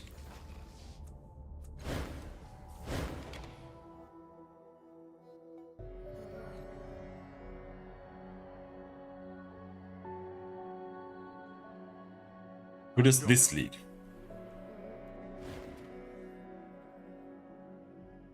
Though weathered, the rungs of this ladder are firm and strong. At the top of the ladder you can see a closed hatch, and also discern the levers that hold the hatch snugly closed. Now let's just stay here. She is pacing the room, staring into space and muttering down at the little machine she holds in her hands. It takes her a moment to focus on you, but even before she does, her weapons are ready at the speed of instinct. Yep, we are back for the mirror. Why are you hiding down here?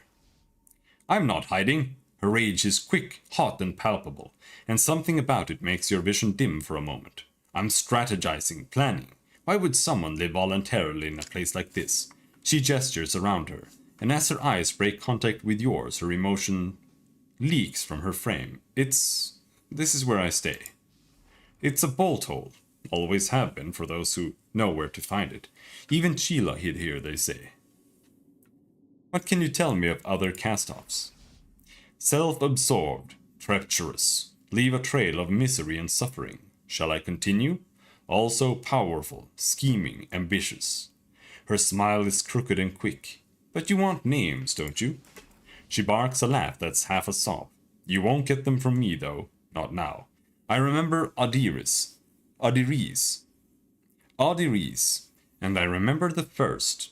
And I remember Tosh, and I killed Tosh for what he did to me. For the hole he cut in my memory, but that hole grew and grew, and her eyes flicker and her cold gaze returns to you. This is more than you need to know. They're bastards, all of them, you as well. What are you planning? Oh, were you part of my plan? You weren't. It's not your business. I want to talk about the mirror again. She raises one eyebrow, suspiciously. Yes? I'll do it. I'll enter the mirror for you. She plucks Tash's Mirrorcaster from the table.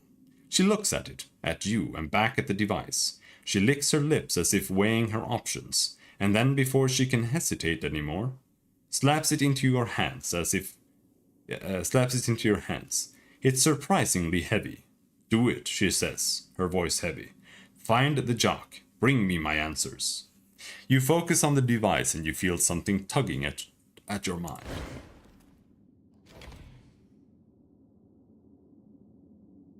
I think, ideally, when it comes to like having skill checks and stuff, if I were to make a game like this, and I had skills like mechanics and whatever, I think I would just make it be either you succeed or you fail. But the failure being just another path. More or less. Because the fact that you have pools and you spend from the pools, it introduces a lot of problems. It's not a perfect solution whatsoever. But everything is wrong. Tash's body, yours now, clings like a wet cloak. The world is too bright for nighttime. Everything is too clear. Distances too close, edges too sharp. Memories like bloodflies buzz about your head, whizzing away before you can catch them. Hard-ridden Anine heave their flanks and huff behind you. Like you, they've gone too long without rest. And there's Matkina, a much newer Matkina, as drawn by a pandering portraitist. Too soft, too fresh, too pretty, all wrong. On the wastes, you see the light of campfires. And in the humble village before you, a bigger, brighter fire burns. It's a pyre. Inside, a body that's too large, burns too slowly. Greasy coils of smoke rise into the night. Villagers circle the bonfire, wailing and shaking. The headsman's rough voice continues the ritual. From exile you are released. Among the mourners, some echo, you are released. He throws a handful of powder into the fire, metal salts, perhaps, and a spray of shining embers rises into the night. Mostly gold, some green, some purple. From wrath you are released, they echo him. As the embers float out toward the plains and fade among the stars and campfires, you hear Matkina whisper reverently, you are released.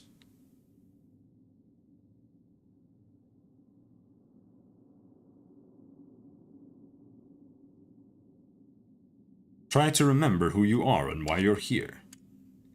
The memories try to buzz away, but you are too quick for them. You seize them and squeeze. This body is... You are Tash. You already knew that, but now you know yourself as you didn't before. The body fits better. You're a cast-off, and when you call on the tides, you can destroy memories. You're a soldier of sorts, in service of the militia, under the command of Paj Reckon. You're a scout. Matkina's spotter. The two of you are not warriors, you're specialists. You're killers. But you're not here to kill. You're here to promise something to the villagers and to get an object, a flute of some sort. The jock. As for why, that memory and others remain beyond your reach. Wait until the ritual is finished. As the body burns and the mourners chant, you wait in the shadows at the edge of the village. At last, the corpse is consumed, and the headman gives a final cry. To the distant dark you are released. The villagers echo him, then drift away, leaving him alone beside the smoldering pyre. Matkina, with a hiss and a gesture, leads you over. She sniffs the air at the sound of your approach, and with a broad smile calls out, Kina! His eyes are large, milky marbles. He puts hands on her shoulders. You return in unpleasant times. She touches his cheek. I return because the times are unpleasant, Neng. Without another word, the three of you leave from the fire and enter Neng's dark hut. He looks like a retard. Neng's home is humble and small, hardly furnished, and wholly undecorated. On entering, he lowers his weary bulk onto a hassock and gestures towards similar cushions for you and Markina, then begins without preamble. They hung him from a tree, old Garib, took their daggers to him, called it pruning. Blind to others' expressions, he has become oblivious to his own, and he wears his pain and anger nakedly. With a grunt, he continues. They sent him home by skimmer, along with the compact they made to the plains people. He waves at the crumpled sheet of paper on the floor. Tick read it to me. They promised to put an end to our menace, Kina. He shakes his head. Why? We've always paid the blood price for whatever harm we've done. You know that. They know that. Yes, Markina says softly. But the Sand Knights won't take shins. You know that, he grunts. The militia is here to help, Neng. You are who we stand for, the small, the threatened, the hunted. That's who we are too, she takes his hand. Come away. If you tell the knights you're going, they won't force a fight. They have bigger battles ahead of them, believe me. This is our place, Kina. Paj reckon will give you a home. Trust her. Neng is silent. Read the crumpled note. You unfold the compact sent by the Sand Knights. The writing is neat, plain, small. Seems to go on and on in tightly stacked lines. In essence, it is a vow to safeguard the villages and towns of the Versulian waste from the menace of Khorne village. The knights promise that they will undertake steps to assure that the killers in Khorne village never harm anyone again. Extermination is never mentioned, merely implied.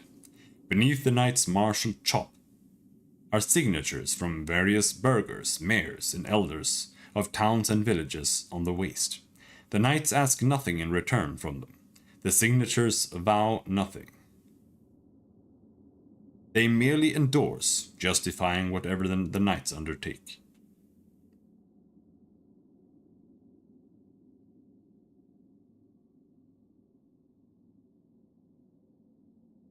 What happened to your eyes? Matkina gives you a hard look, but Neng merely shrugs. An accident, long forgotten. He rubs the blind orbs with his thick, grubby fingers, then shakes his head. It's a smaller thing than you might think.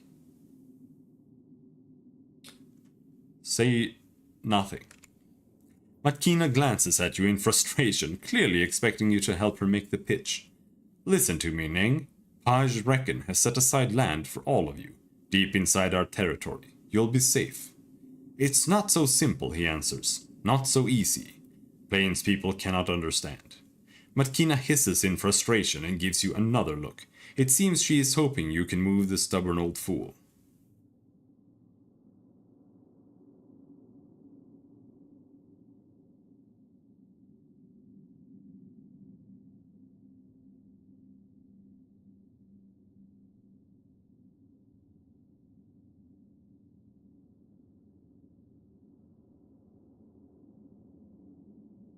The only time it's too late to start a new life is when you're dead. Give your people a chance to survive.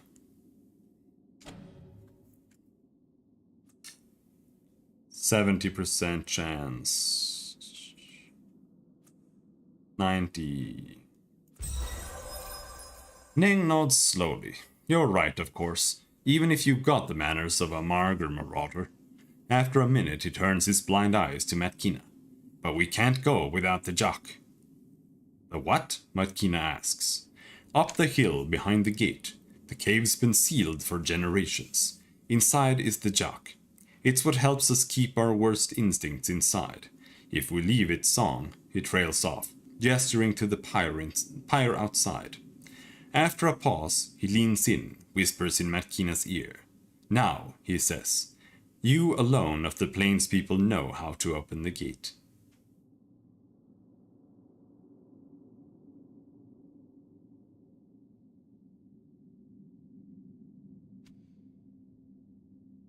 You work your way up the terraced hillside, leaving Neng to make his case to his people.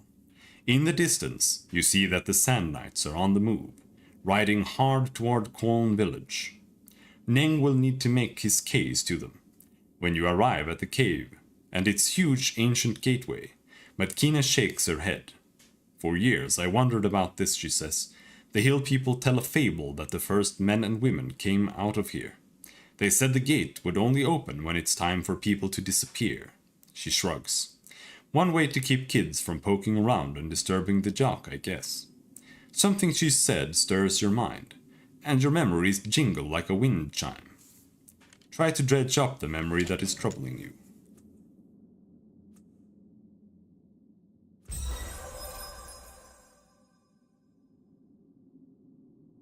At once, a glaring light shines over your mission, as painful as it is revealing. You're not here to help Paj Reckons save Quoln village. You're here to help Paj destroy it.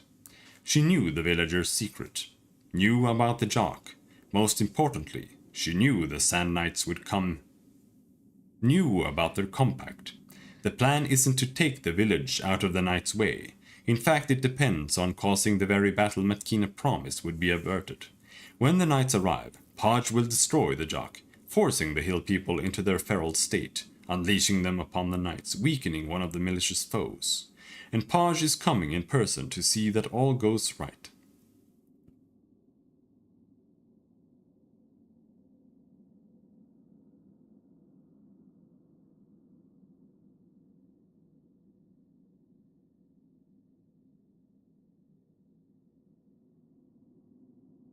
I'm not really sure what to do here, but I'm gonna YOLO it and go with the persuasion already here.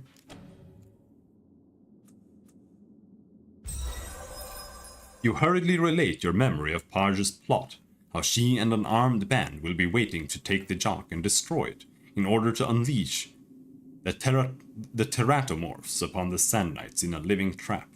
At a certain level, the betrayal is so audacious, the plot so callous, that it is unbelievable, and at first Matkina is incredulous. But then her face hardens and her eyes flash with rage. You're serious, aren't you? She scans the horizon for Paj, and so do you, but there's no sign of her. We need to get as far away as we can, she says decisively. Draw Paj off, buy Neng time to negotiate with the Sand Knights, and keep them from the jock. You're barely 100 meters up the hillside, before a deafening shriek fills the air and 7 people seem to drop out of the sky. One of them is a woman you know immediately to be Paj Reckon. The others must be her bodyguard, tattooed cast-offs with drab armor, mismatched weapons, and the languid readiness of predators. Despite the surprise, Matkina flings a knife before they even hit the ground, and it slips between the plates in one glaive's armor. She's throwing another when a beam of light envelops her, trapping her in a field of energy. As Matkina thrashes about, their attention is clearly focused on her, giving you an open, slight as it may be. Run for your life? Attack them before they can hurt Matkina. You rush forward knowing that you have only an instant until the killer's eyes and arms are turned on you. The instant is shorter than you expect, and it is the last you know. Pain engulfs you. Your body is flung backward into the gate, a smoldering ruin that has just enough consciousness to know that this is the end. And then it's over, and you're sloughing off Tash's body, Tash's mind, and all is done. As your consciousness rises from the shadow of the mirror, something clicks in your mind. Something has changed deep inside you, but what? Matkina stares at you, the shock painfully obvious on her face. What? What did you do? I remember Tash cutting me. I see the holes in my mind. I remember him forcing me to the ground, tearing out my history with his tides. But I have other memories now. They're real. Tash didn't do it. I saw him shot with an energy bolt. He was dead. He couldn't violate me, but he did try, didn't he? She holds her head in her hands, shaking, her voice becoming thick. The 2 strands of memory, this is pulling me apart. She looks up at you, tears streaming down her cheeks. No, it's pulling me back together. I remember now. That hole it's almost gone. You changed reality. You changed it. She stands, drying her tears with her sleeves. I don't know if you meant to do that, but you've done more than your part of the deal. You asked about the resonance chamber. I know it. Massov's the guy you want. He can fix anything. He might have even helped design the chamber you're talking about.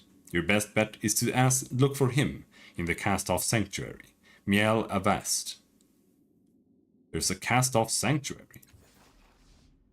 It's a sanctum, a refuge created by the First and our sire. It's shielded from the sorrow, supposedly. She shrugs. Our siblings like to hide there until they can't stand each other's company anymore. Personally, I don't think anywhere is safe from the sorrow, not even that place. Can you take me there? I could use your help. I'll take you, but don't expect me to hold your hand. Probably better that I bring you personally anyway. Keep an eye on you. Make sure you don't get lost. Or killed. She walks to her table and unrolls a map of the Sagus Protectorate. We're not going to find it by walking there. The entrance is a secret known only to our kind. Here. She points to a spot on the map many kilometers to the northeast of Sagus Cliffs. The Valley of Dead Heroes. There's a hidden portal in the necropolis. And in case something happens to me, memorize this. She writes the numbers 3431 down on a slip of paper, holds it in front of your eyes for several seconds and crumples it in her hand. It is a code. It'll make sense when we get to the necropolis. We'll need an airship to get to the valley. The ladder leads to the caravanserai. We should be able to hire a vessel there without too much difficulty. With a glance around the cave, she says, I can't say I'll be sad to leave this behind. Can I ask you some other questions? Fine. What do you want? I'm investigating some murders in the underbelly. Someone said they thought it was your work. Making a note. I haven't killed anyone in the underbelly for years. There's no money in it, no fear. She crosses her arms. I've got a style, a reputation to maintain. She pauses. But if you found any clues at the scene, let me know. I admit I'm curious who would do a job in that hole. I did find a clue in the underbelly murders. A circle containing a triangle bearing a bleeding eye, with another triangle bearing a circle from the right. Dated my journal. She shudders. The Children of the Endless Gate, a splinter sect of the Dendra O'Hur. Both of them gifts to the world from our beloved siblings. The Dendra are mostly harmless, disgusting as they are, worthless as their creator is. They have a chapel in the underbelly. Go talk to them. What's the story with you and the other cast-offs? She gives you a long, slow look. You were in the mirror. You saw what happened. I wanted to make a difference and they pissed on my hopes. After that debacle, I killed Tosh and fell out with the rest of them. She frowns. The conflict between the First and the Changing God swallows all our siblings, one way or another. I didn't want that. I wanted to make my own way. They weren't pleased, and here I am. No worse for the lack of their company. Who's the first cast-off? Or who's the first? The first cast-off? She was, or she claimed to be. She's dead now. She said she'd fight for all of us. They say she was the one who founded Mielavast for our sakes. Most of our siblings remember her as a hero. She spits in the corner. Most of them never actually knew her. She was driven, I'll give her that. Even with her decaying body, with all its hurts and wounds, she found masks to cover herself and the strength not to hurt, and she kept plowing on. So, was this the Changing God's original body, or was it the Changing God's first created body? And if so, why did he or she decide to make it female if it was a he? Was he just a pervert? What's going on?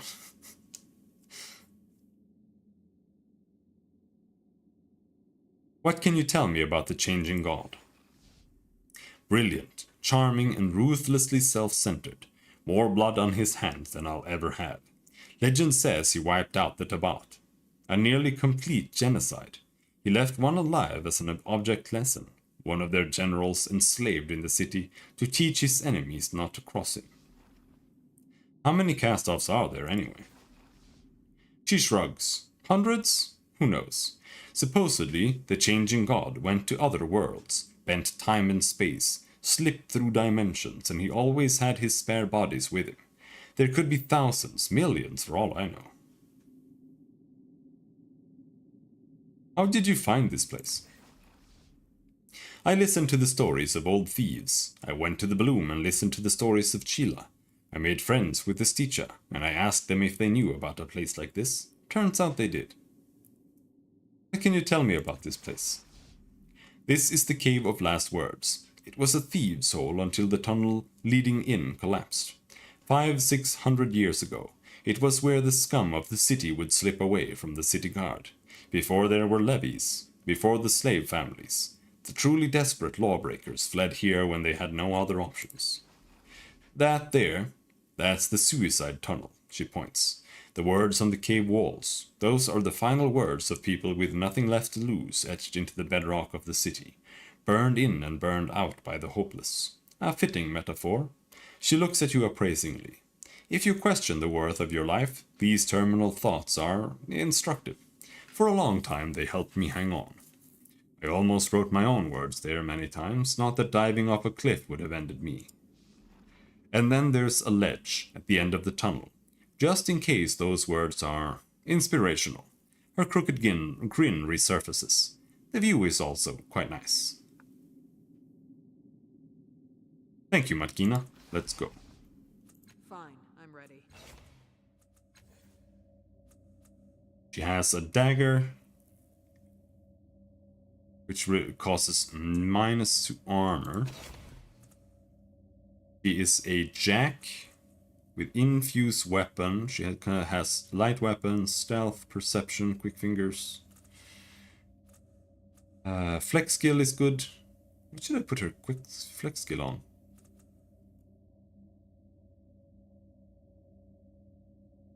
Quick fingers, maybe. Trained with armor. Bonus when wearing no armor or light armor. Amarotic wound when Matkina is hidden or the target is blinded. Gain plus 20% on attacks and confer or extend blinded on the target, which causes minus 50% movement speed, minus 35% evasion, minus 35% on attacks, and minus 35% on damage for 3 rounds. Matkina never gains lasting damage when knocked unconscious, drop to 0 health. Cast off vitality. Warp Dash. Teleport to a point and attack all enemies within short range of the point. Enemies that fail to resist take 1 transdimensional damage. Gains Hobbled. Minus 50% movement speed. Minus 15% evasion.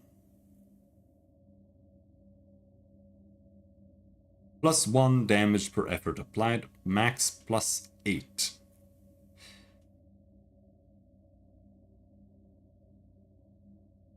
Consumes movement only. All other party members gain plus 5% on deception tasks, 5% on stealth tasks.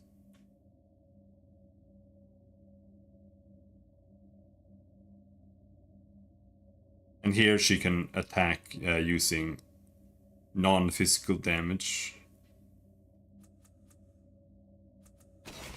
Okay. Oh yeah. We didn't check this thing out. The metallic edges of this engraved globe press into your palm. Interlocking spirals spin over its surface, pulling at your thoughts, at places in your mind. Before your eyes, segments of the spirals rise from the spheres with whispering clicks forming detailed sigils. Buttons. Hold the orb up to the light. Light is faintly visible through the curves of the orb's inner spirals, but only just. You see flickers of movement within, mechanisms perhaps. Press the cage sigil. You press the cage sigil with your thumb and hear Aligern's voice in your head as though from a great distance. Doesn't make sense, he mutters, accompanied by the clinking of tools. It's like this thing wants to be broken. Interesting. The sphere connects you to people you have met in the real world, and more than that you sense at some instinctual level that it can transport them to you. If you call them while pressing the button, they're willing to come. Tap the tiny button showing a sword made of tiny swords. You poke the button and hear Aratis' voice within your mind. I wonder what would happen if I dueled myself. Okay, this just lets you summon party members. I'm going.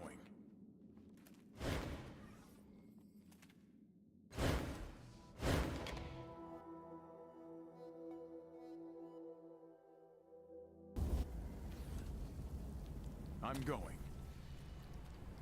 Yeah.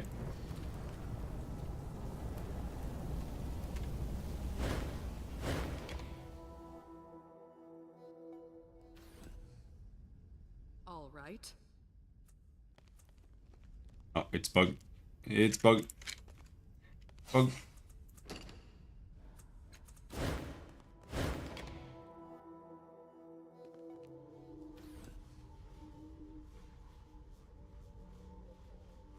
Fine.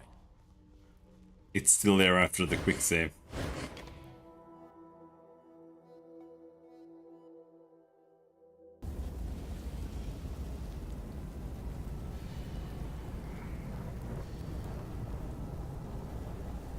Come on.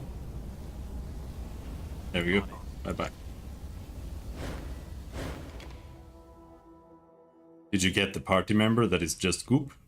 Yeah, he's in my brain, but I don't want to use him. He's just Goop, and he's retarded, and he doesn't do anything, as far as I know.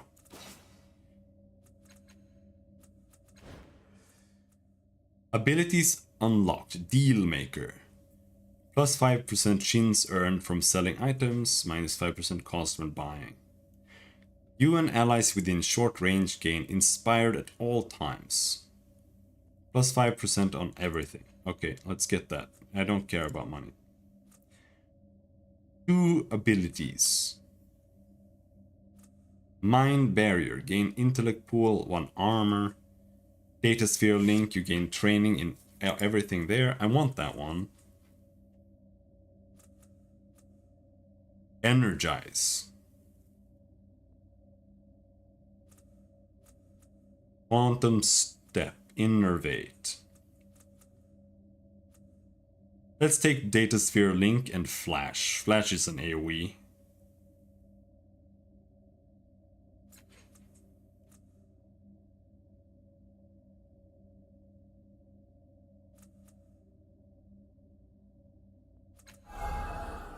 There.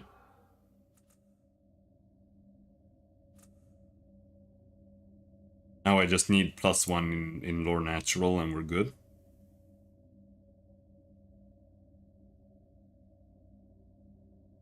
I don't even really necessarily need it that badly because we have so much intellect, but it would still be nice to have. Yes. Now. Do I have the thing equipped? No. I also want concentration though. But getting skills it's so hard to get concentration or getting any skills. I don't know how many tiers you even level up through the entirety of the game. It's not a lot at least. Ah, our restless corpse. Imbitu beams at you, clasping his skeletal hands together like a tangle of twigs. Such a curiosity you are. I have more questions about the trouble going on in the underbelly. Oh dear, he says. I was hoping it was all over by now. Tell me about the children of the Endless Gate. The smile falls from Imbitu's face. I hope you are not asking for the reason I think you are, he says. They began as a branch of the Dendra O'Her that was more impatient in their appetites. His lip twitches like the memory of a snarl. Years ago, my sisters and brothers and I chased them from the city and erased their names from every record, or thought we had. Isn't that retarded? Why would you do that?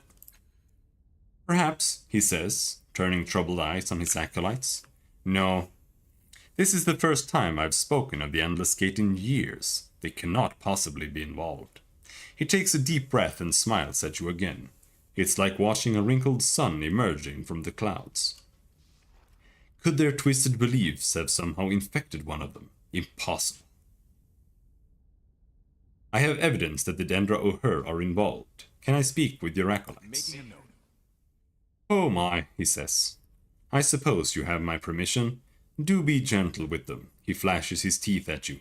If they deserve it, of course. Do you think any of the other Dendra O'Hur could be capable of murder? Certainly not, he declares, then pauses. Well, they do come and go as they please, hunting for bodies left in the gutters like broken leaves. He smiles mistily up at the air, as though reminded of his younger years. The devourer of wrongs was standing vigil these last few days, but any of the others could be responsible, I suppose.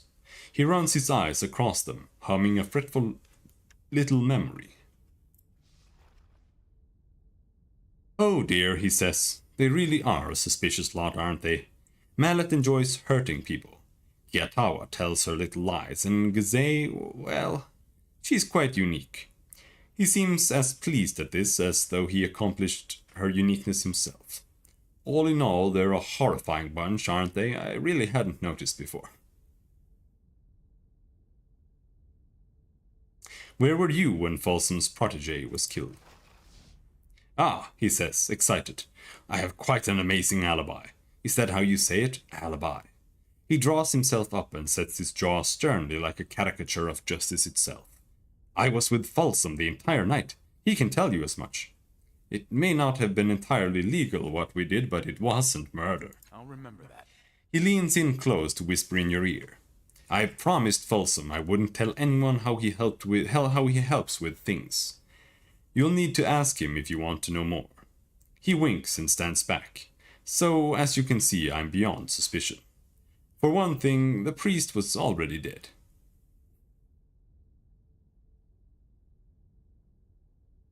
Farewell.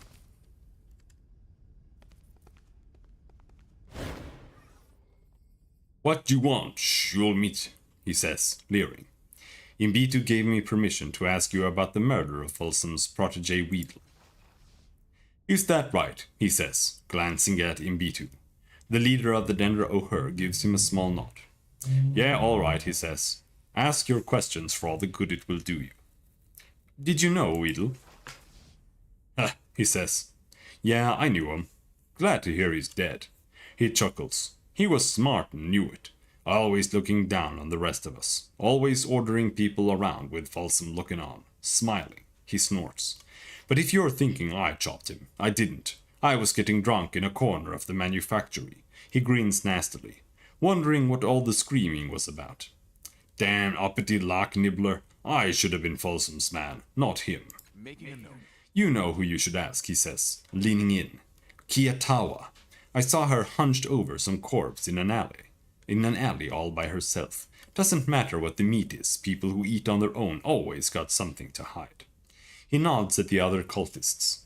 And Gizay's one to watch too. She ain't like you or me. She's a mutant and not one of the nicer ones. And everyone eats on their own. Everyone's got something to hide. I want to talk to you about your eating habits. Is that right? He says, scratching one of his sharpened teeth. Not much of a mystery there. I eat people, I like it, he shrugs. If that doesn't answer your question, go on and ask. How many corpses have you eaten? Can't give you the exact number, he says. You eat what's given to you here, but at least one time at midnight, I was out on my own and found a corpse lying beneath a stack of rusty metal. Someone just left him there to rot. He shakes his head. His expression of mock regret barely masks his smile. Maybe I'll go for another walk tonight, he muses. Can't help wondering what else I'll find, hidden under things. Everyone eats on their own, that ain't no secret.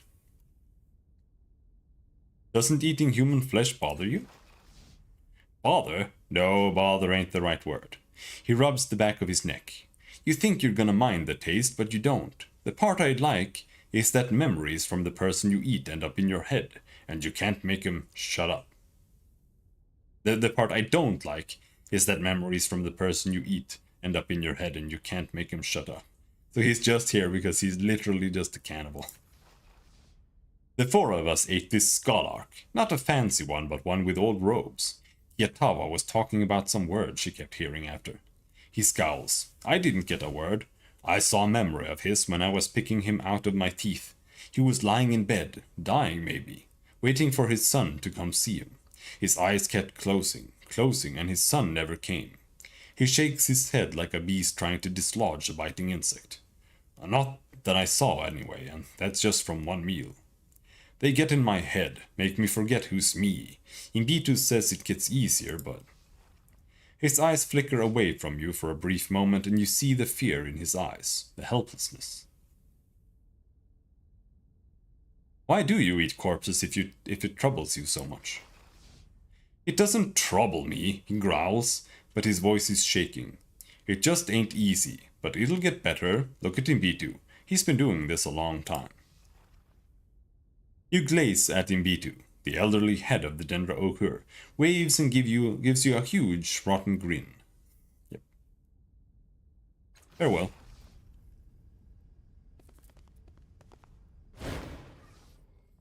She doesn't spare words on you this time. She merely nods, her wary gaze cataloging the position of everyone in the room. Her eyebrows arch curiously, and it's that simple movement that makes a strange connection in your mind. You've seen that expression before on a somewhat similar face. The ghostly woman in the fifth eye. Making a note. Go on, she says. Imbitu says, I can ask you about the murder of Folsom's protege. Yeah, she says, looking over at the old man. He nods. Good. Have to say I'm not surprised the murderer's trail led you here. What do you want to know? Mallet says he caught you eating a corpse on your own. Yeah? Maybe Mallet should mind his business, she says, shooting an angry look at the hulking cultist. Sure, it's true. I don't like being down here more than I have to, all right. I barely even sleep anymore. Keep getting the feeling that they're waiting for me to die, wondering what I'd taste like. I'll remember that. Not too long ago I found a corpse in an alley near Circus Minor, and I didn't see why I should share it with this lot. She drags her fingers through her hair. That's it. No secret, no scandal. And since Mallet thinks he can share my hunting with strangers, maybe you should ask him how many corpses he's found on his own, or if they were actually dead when he found them. Mallet's killed and eaten, I'm sure of it. Probably they all do. Do you have any idea who the murderer is? Updated my journal. No, she says, resting her hands on her hips, but I've seen what they left behind of Folsom's boy. A mess, blood on the walls and floor, no body. She flicks a strand of hair out of her eyes. That's the kind of death you see when someone's sending a warning, or holding a grudge. I saw it all the time before I came here. The circle's not a warning, it's a sign. Why do you think someone killed Folsom's protege? Why? She says with something approaching a grin. Why? This is someone Folsom cared about. He has a lot of enemies. Why do you think? Do you know anything about the Endless Gate? No, she says. Never heard of them. Are you sure you've never heard of the Children of the Endless Gate before? She shakes her head, looking confused. I want to know your opinions on the other Dendra O'Hur. Ah, she says. All right, don't expect me to hold back. What are your opinions on Imbitu?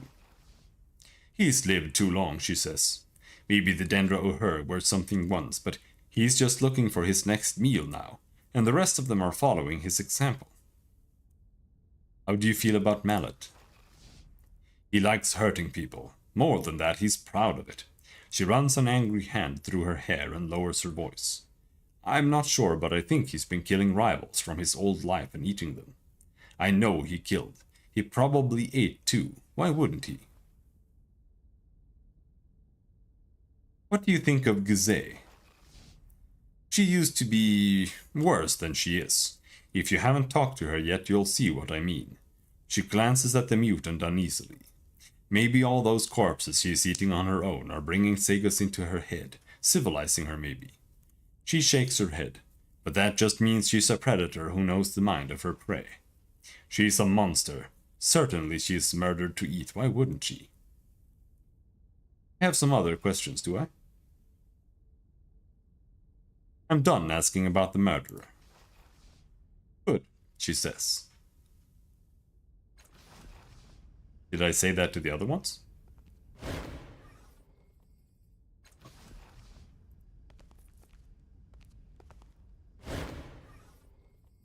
We welcome you back, tenderling, she croons as if singing to a tasty child. Ibitu says I can ask you about the murder of Volsum's protege.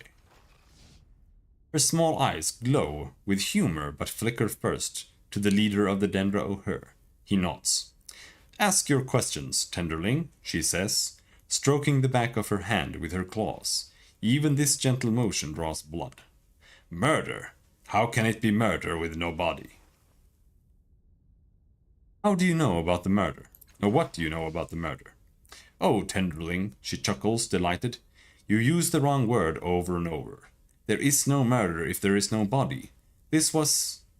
And she uses a word you do not recognize, a gruesome combination of clicking teeth and growling consonants. And so nothing was lost. Making a note. We do not know who is responsible, she says, scratching her cheek. Blood spills unheeded from the wound. Kiatawa and Mallet sneak about during the night. They swallow their secrets. They are Dendra O'Her to serve their power and hunger, not to honor the dead. Not for... She uses the word again, snapping her jagged teeth with great satisfaction. They are not capable of such kindness. Why is he so interested in a soul that was not lost? Very strange. What is that word you use to describe murder? That clicking, growling word? Word, she says, blinking. Oh, yes, your language does not have the word, so we use our own. She clicks her teeth together, thoughtfully, then answer.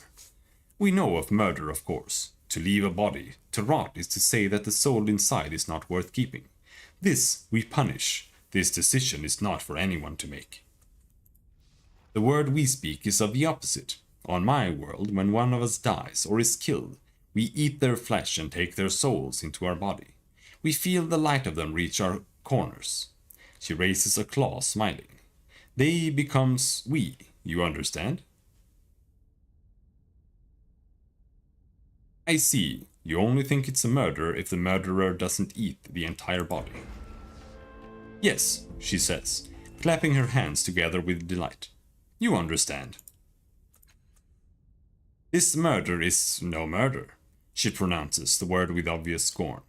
We know the details. A skinned hand in blood. Circles on the wall, she says, making a hissing noise. Tenderlings play with their food. Perhaps your murderer is young. They do not know they should finish the hands, strip the memories of hard work from the tendons, crunch the bones, slurp the blood from the floor. She shakes her head fondly. Tenderlings. Perhaps this tenderling thinks what I do is murder. He is wrong. Do you know about a group called the Children of the Endless Gate? We know it, she says, frowning, but we are not sure how. She drums her claws against her chin, drawing pinpricks of blood. Yes, bloody circles left on the sides of junkyard dwellings outside the bloom. In shadows. Beware the Endless Gates, little woman. The people of that community say. It still makes us laugh. Such sweetness, such sweetness. You don't think Kiatawa or Mallet killed anyone? We never said that, she says, playfully biting her tongue. They kill, but they do not honor. They do not understand who they are. I'm done asking about the murder. Murder, murder, she grumbles. That word, that word. You don't want to tell me about the Dendra O'Her. What want? We do not speak of want, tenderling. We do not deserve to tell you. Imbitu is our voice. Okay. Go.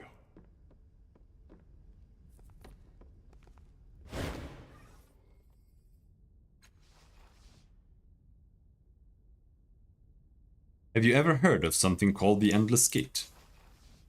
No, he says. Strange name, though. If it don't end, it ain't much of a gate, is it? It's more of a hallway.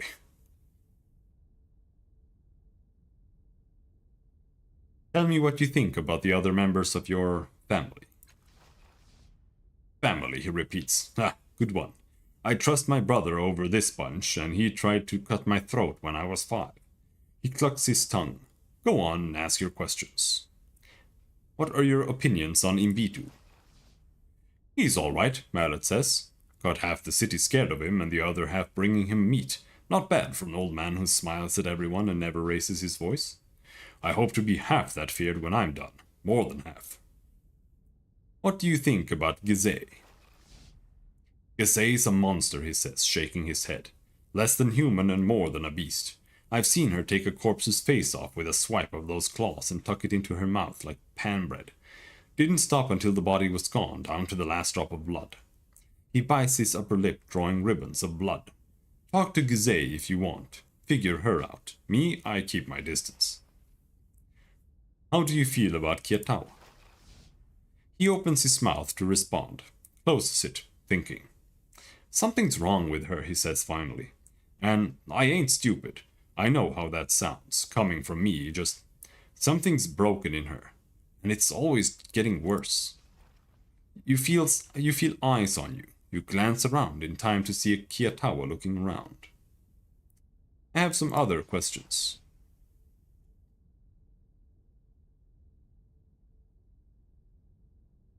I'm finished asking about the murderer.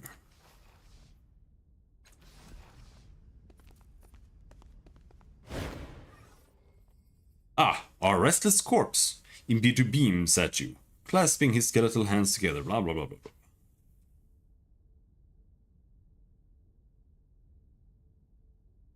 I have more questions about the trouble going on in the underbelly.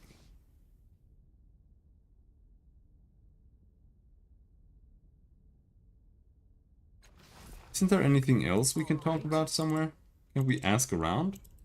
Someone's gotta have seen some bullshit.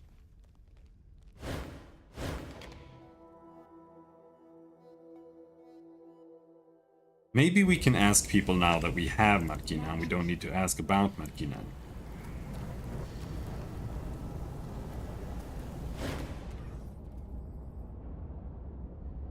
Oh. Nobody has seen a single thing.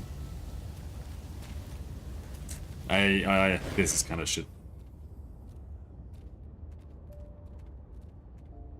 Did you say you have toes growing all over your body?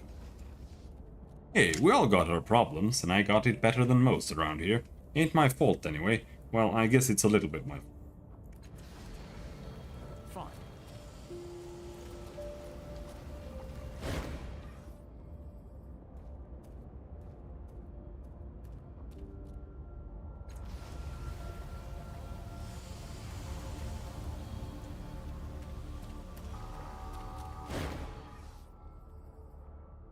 Batman's gaze shifts to Matkina, and his expression hardens further.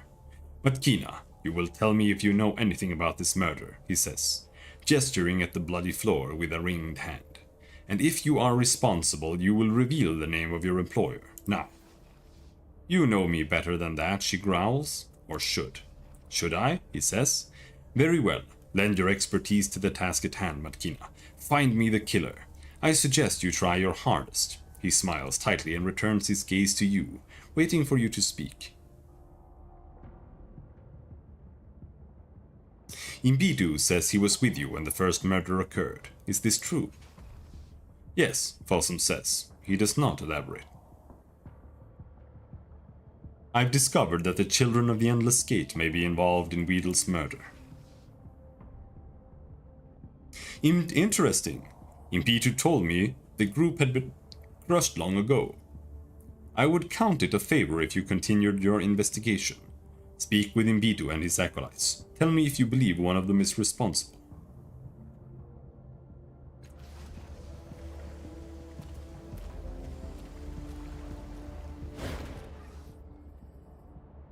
This large and heavily muscled woman wears what appears to be rags that should have fallen apart ages ago. She looks so tired that it wouldn't be a surprise if she fell asleep on her feet. And yet when she opens her mouth, her voice is energetic, like a little girl who's about to get a present. Hello? Can anyone hear what I'm saying? Ah, I can't make this work. Without warning, she slaps herself. I hope no one saw that. Oddly, No thoughts at all come from this woman. At least you think she has none. There's a faint whispering at the edge of your hearing, but you can't make out any words. Who are you? Are you talking to me? Her head swivels awkwardly around, trying to catch a glimpse of you. Oh, you are. My name is Veranoth, Champion of the Wastes. The woman flinches at the sound of the very different booming voice that came from her own mouth.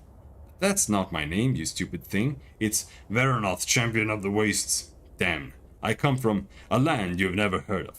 Damn it, I guess I'm not allowed to say.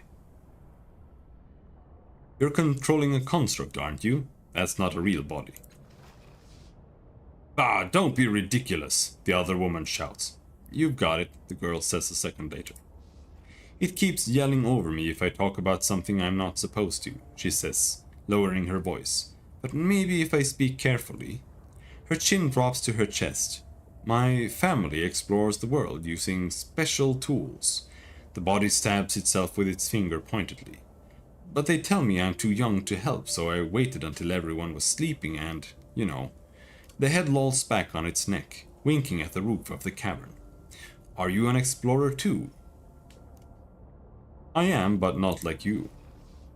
Oh, she says. For some reason I thought that you are a champion of the wastes too. Damn, I did it again, didn't I? Just don't tell anyone what I am, alright? What can that construct do? Well, it's really hard to break. My mother, that's who usually controls it, once got stepped on by an adult earthshaker. It just stuck her on the ground like a nail. The woman flexes a massive bicep. Am I flexing? The girl says. I'm trying to flex. Anyway, it's also incredibly strong. Punch holes in mountains strong. The arm flops back to her hip. And it's not really a construct, there's no metal inside. She has blood, bones, perfect human expressions. Not that you can tell that from how I do it, the girl adds sourly. The woman's face grimaces along with her. Where did you get the construct? I was born in a storm on a battlefield at night. The woman roars. Huh?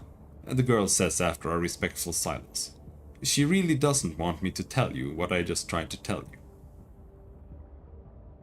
Why do your people explore? Our impenetrable fortress in a lost valley is falling apart. I think we should just go out into the world for real, but no, my family is afraid. The fingers on the woman's right hand wiggle like they're playing an instrument. Her dead expression doesn't change, even as the girl's voice rises. I am not, of course, but they won't even let me use this thing. I have to sneak around like a child. Who are you again? No, there's nothing. If you're sure it's safe. But yeah, there's just nothing, right? Like you can't figure out anything here really. There's no one else to ask. Well, we can go over here, right? Let's go. Maybe? You're back, the frozen construct says, glaring down at you. We don't train novices here. Why are you here? What do you want? Out with it. Have you seen any Dendra O'Hur in the manufactory lately? Making a note. What does that even have to do with anything? The construct roars. Am I supposed to take stock of every human that stumbles aimlessly across my floor? It pauses, its two bright eyes scanning the ceiling. Ah, yes, I did see one as a matter of fact. A large male was lounging under one of the pipes, drinking and slobbering on himself. Then it continues, in tones of deep disgust. He slept right through all that shrieking about a murder, barely even woke up to vomit on himself. Okay.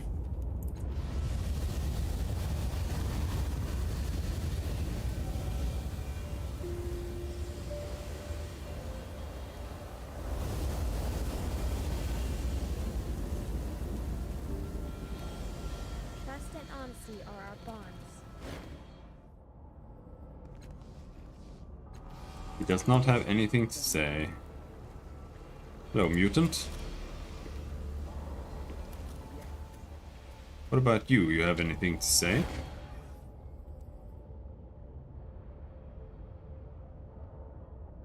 Tell me again about the murder.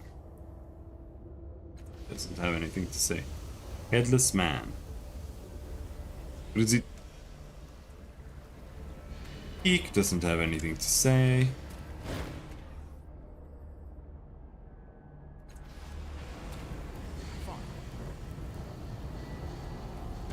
There's really no one else to talk to here at all now, so.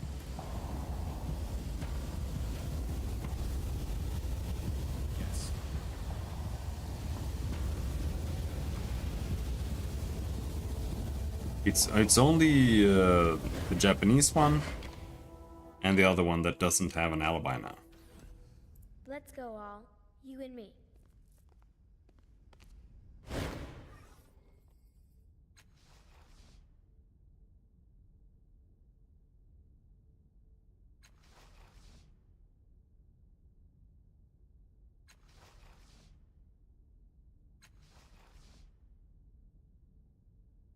But she's never heard of the Children of the Endless Gate, and we'll be able to read her mind about it.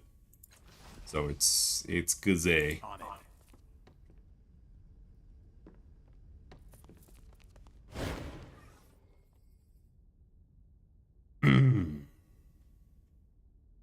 I have more questions about the trouble going on in the underbelly. Oh dear, he says. I was hoping it was all over.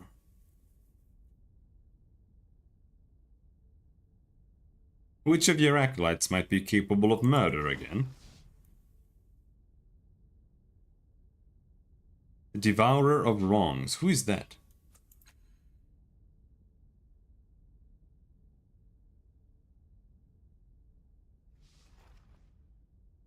I've spoken to all of you and I think I know who the murderer is. Ah, he says, looking uncomfortable. Good. Were this decades ago, I would handle the investigation myself, but I am, perhaps, a little past my prime. He drops his voice to a whisper. His breath is sour and a wild light dances in the deep places of his eyes. Bring your suspicions to Folsom. He will take the correct actions, he always does. I'm ready.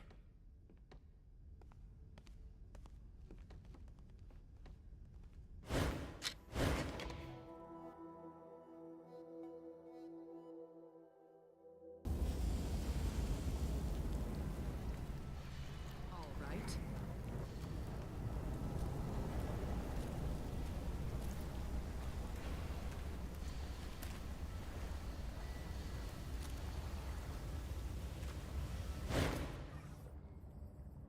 Unblinking, unmoving, the huge man awaits for you to approach.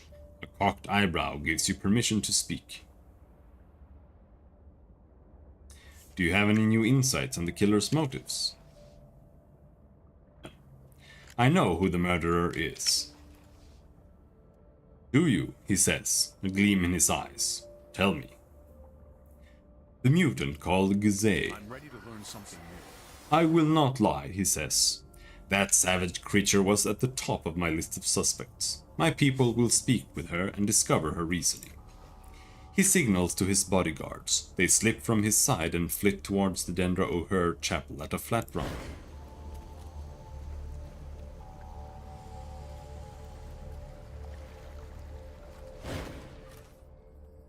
Some time later, the bodyguards race back to Folsom's side. One of them whispers in his ear. Gazé proved resistant to our questions, he tells you. But we are satisfied that she is responsible for this carnage. She has been hanged. Swift justice, I approve. I am glad to hear that, he says, inclining his head to you. Not many understand that justice does not come to the underbelly of its own accord. The only order here is the kind we provide with coins, fists, and the noose. He falls silent and beckons to one of his bodyguards. She hastens forward with your reward as Folsom turns away to survey his realm. Farewell, godling. All right.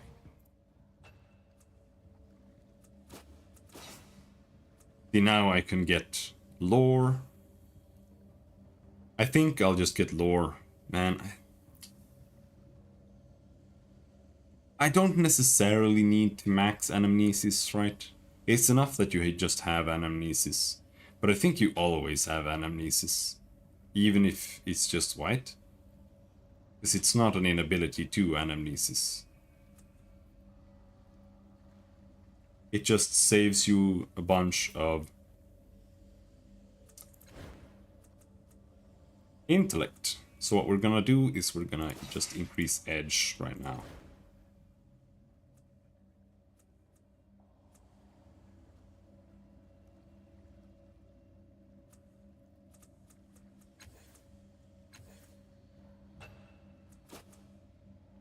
Rin gets extra effort. Good job. Cloak of all. All other party members gain +5 on stealth tasks, evasion, and on esoteric attacks. Choose one ability. Innervate. Yes. Yes. Needs the heal. She already has running, quick fingers. But what does Matkina have anyway? I can't back out. She doesn't necessarily need stealth, does she? Cipher use. Deception.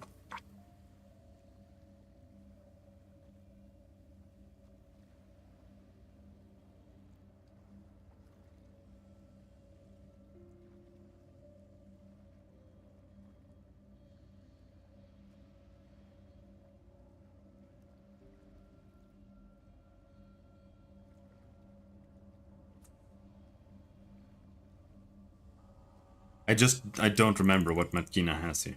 I can actually just Google it. Matkina Torment.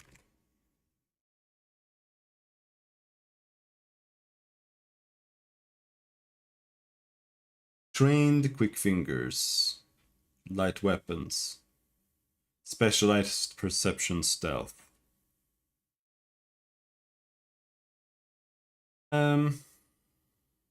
Well, it doesn't matter that much then. We can just have quick fingers on her too. That just means we have more quick fingers. Really. But this is big, because now we have... She can heal for 16. 5 times per day, so she can actually do good things in combat. I have seen you die in countless realities. Should we add another one to that list? What did you just say? I don't know where that threat came from. We're friends in this world, yes? Are we? Don't worry. It was refreshing to hear you speak honestly for once. Because what I can do is I can... Well, no, I already have that. Like, I have one edge here, right? So, that means she can use Innervate for free, always. So, I can put the rest of the edge into speed. That way she can shoot with her Sting Charger. Or whatever other gun we can find. For free as well. And stealth and stuff. And use quick fingers. Matkina is just maximum speed. We don't have any strength, which might end up sucking ass at some point, but hey, we'll see.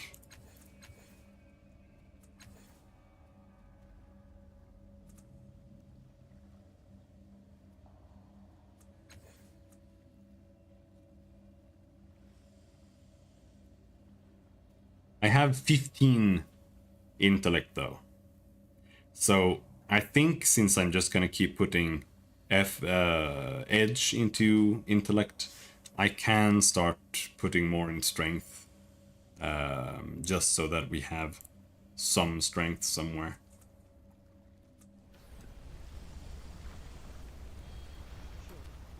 Okay, so that's done.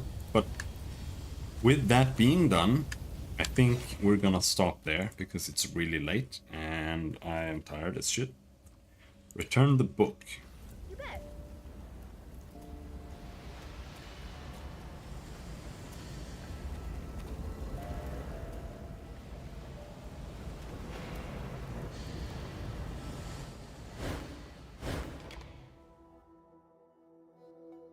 Where is the entrance here?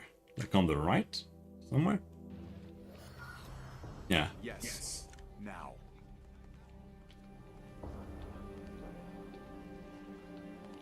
Like a whisper.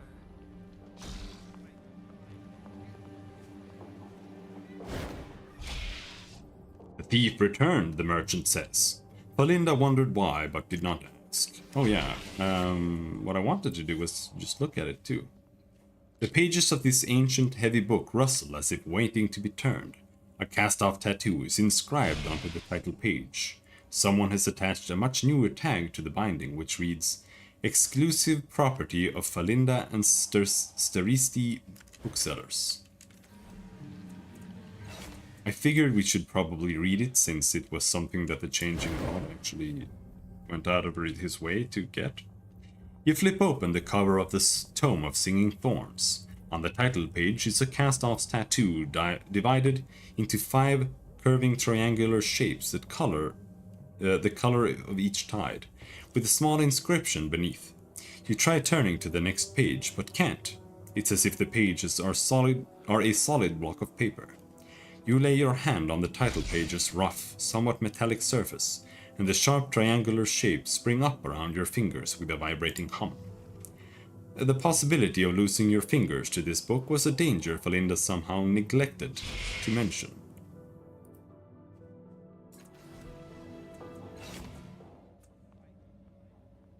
I have no tide right now? I don't want to keep the book then.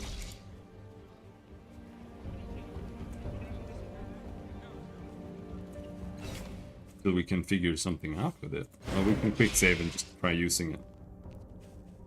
Read the inscription. It is written in a firm, sharp hand that nearly carved the letters through the page.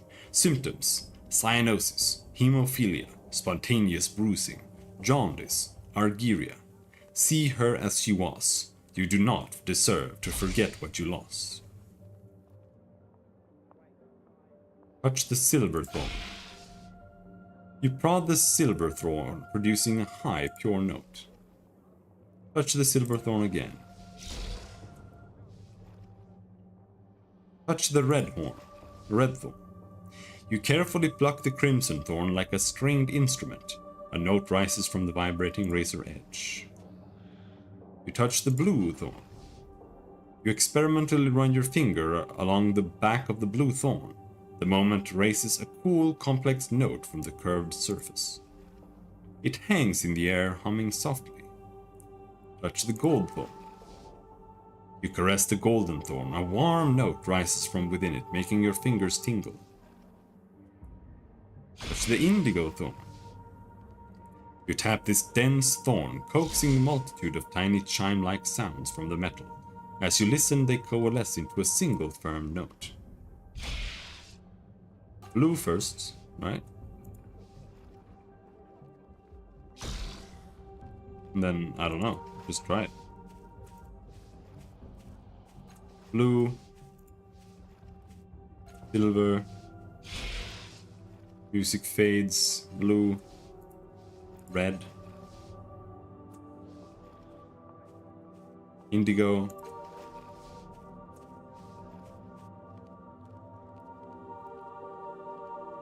silver, blue, red, indigo, gold, silver. The note rises into the air. The notes surrounding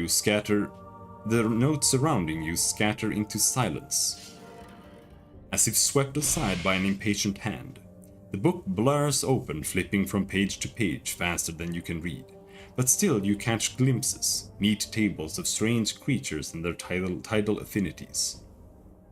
Dwindling question marks on each page as the author understood more and more. And through it all you feel the book reading you, touching parts of your mind, erasing uncertainties and reopening portions that have long been closed. The book closes with a firm, satisfying thud. Okay.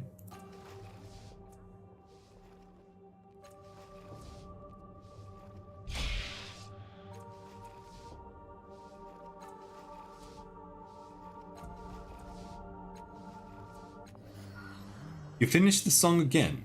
This time, the music doesn't fade.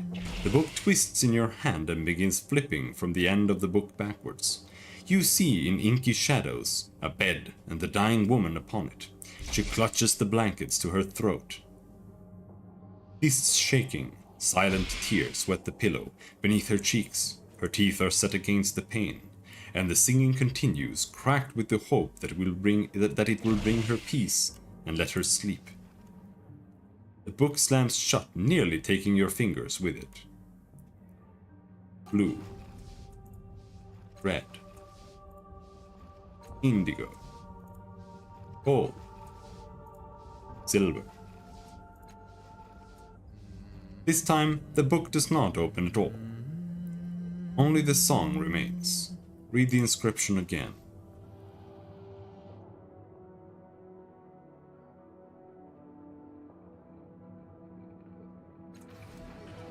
Okay. Alright, here I go.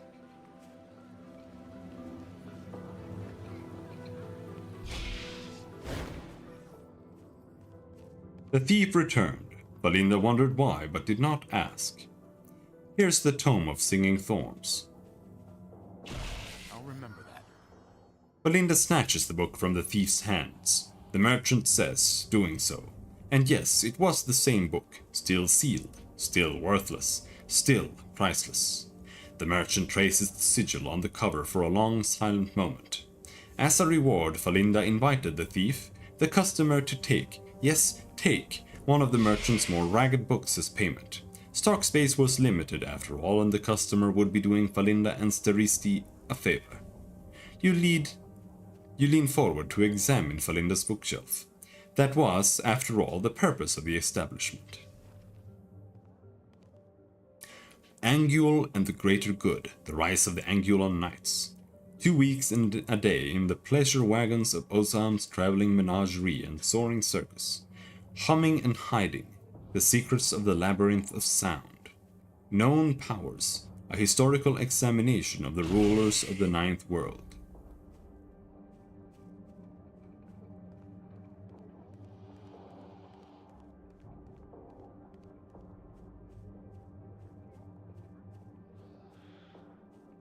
The secrets of the labyrinth of sound. I'm gonna take that one.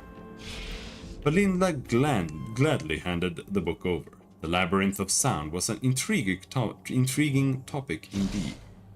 Farewell. Alright. That'll be that. Tomorrow is midsummer here, so I won't be streaming anything during the day. And if I stream anything when I get back, it's going to be rally, because the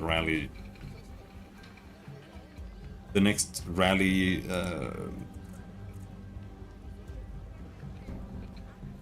time limit is rapidly approaching, so gotta do that. Anyway, I'll see you around. Thanks for hanging. Have a good night. Bye-bye.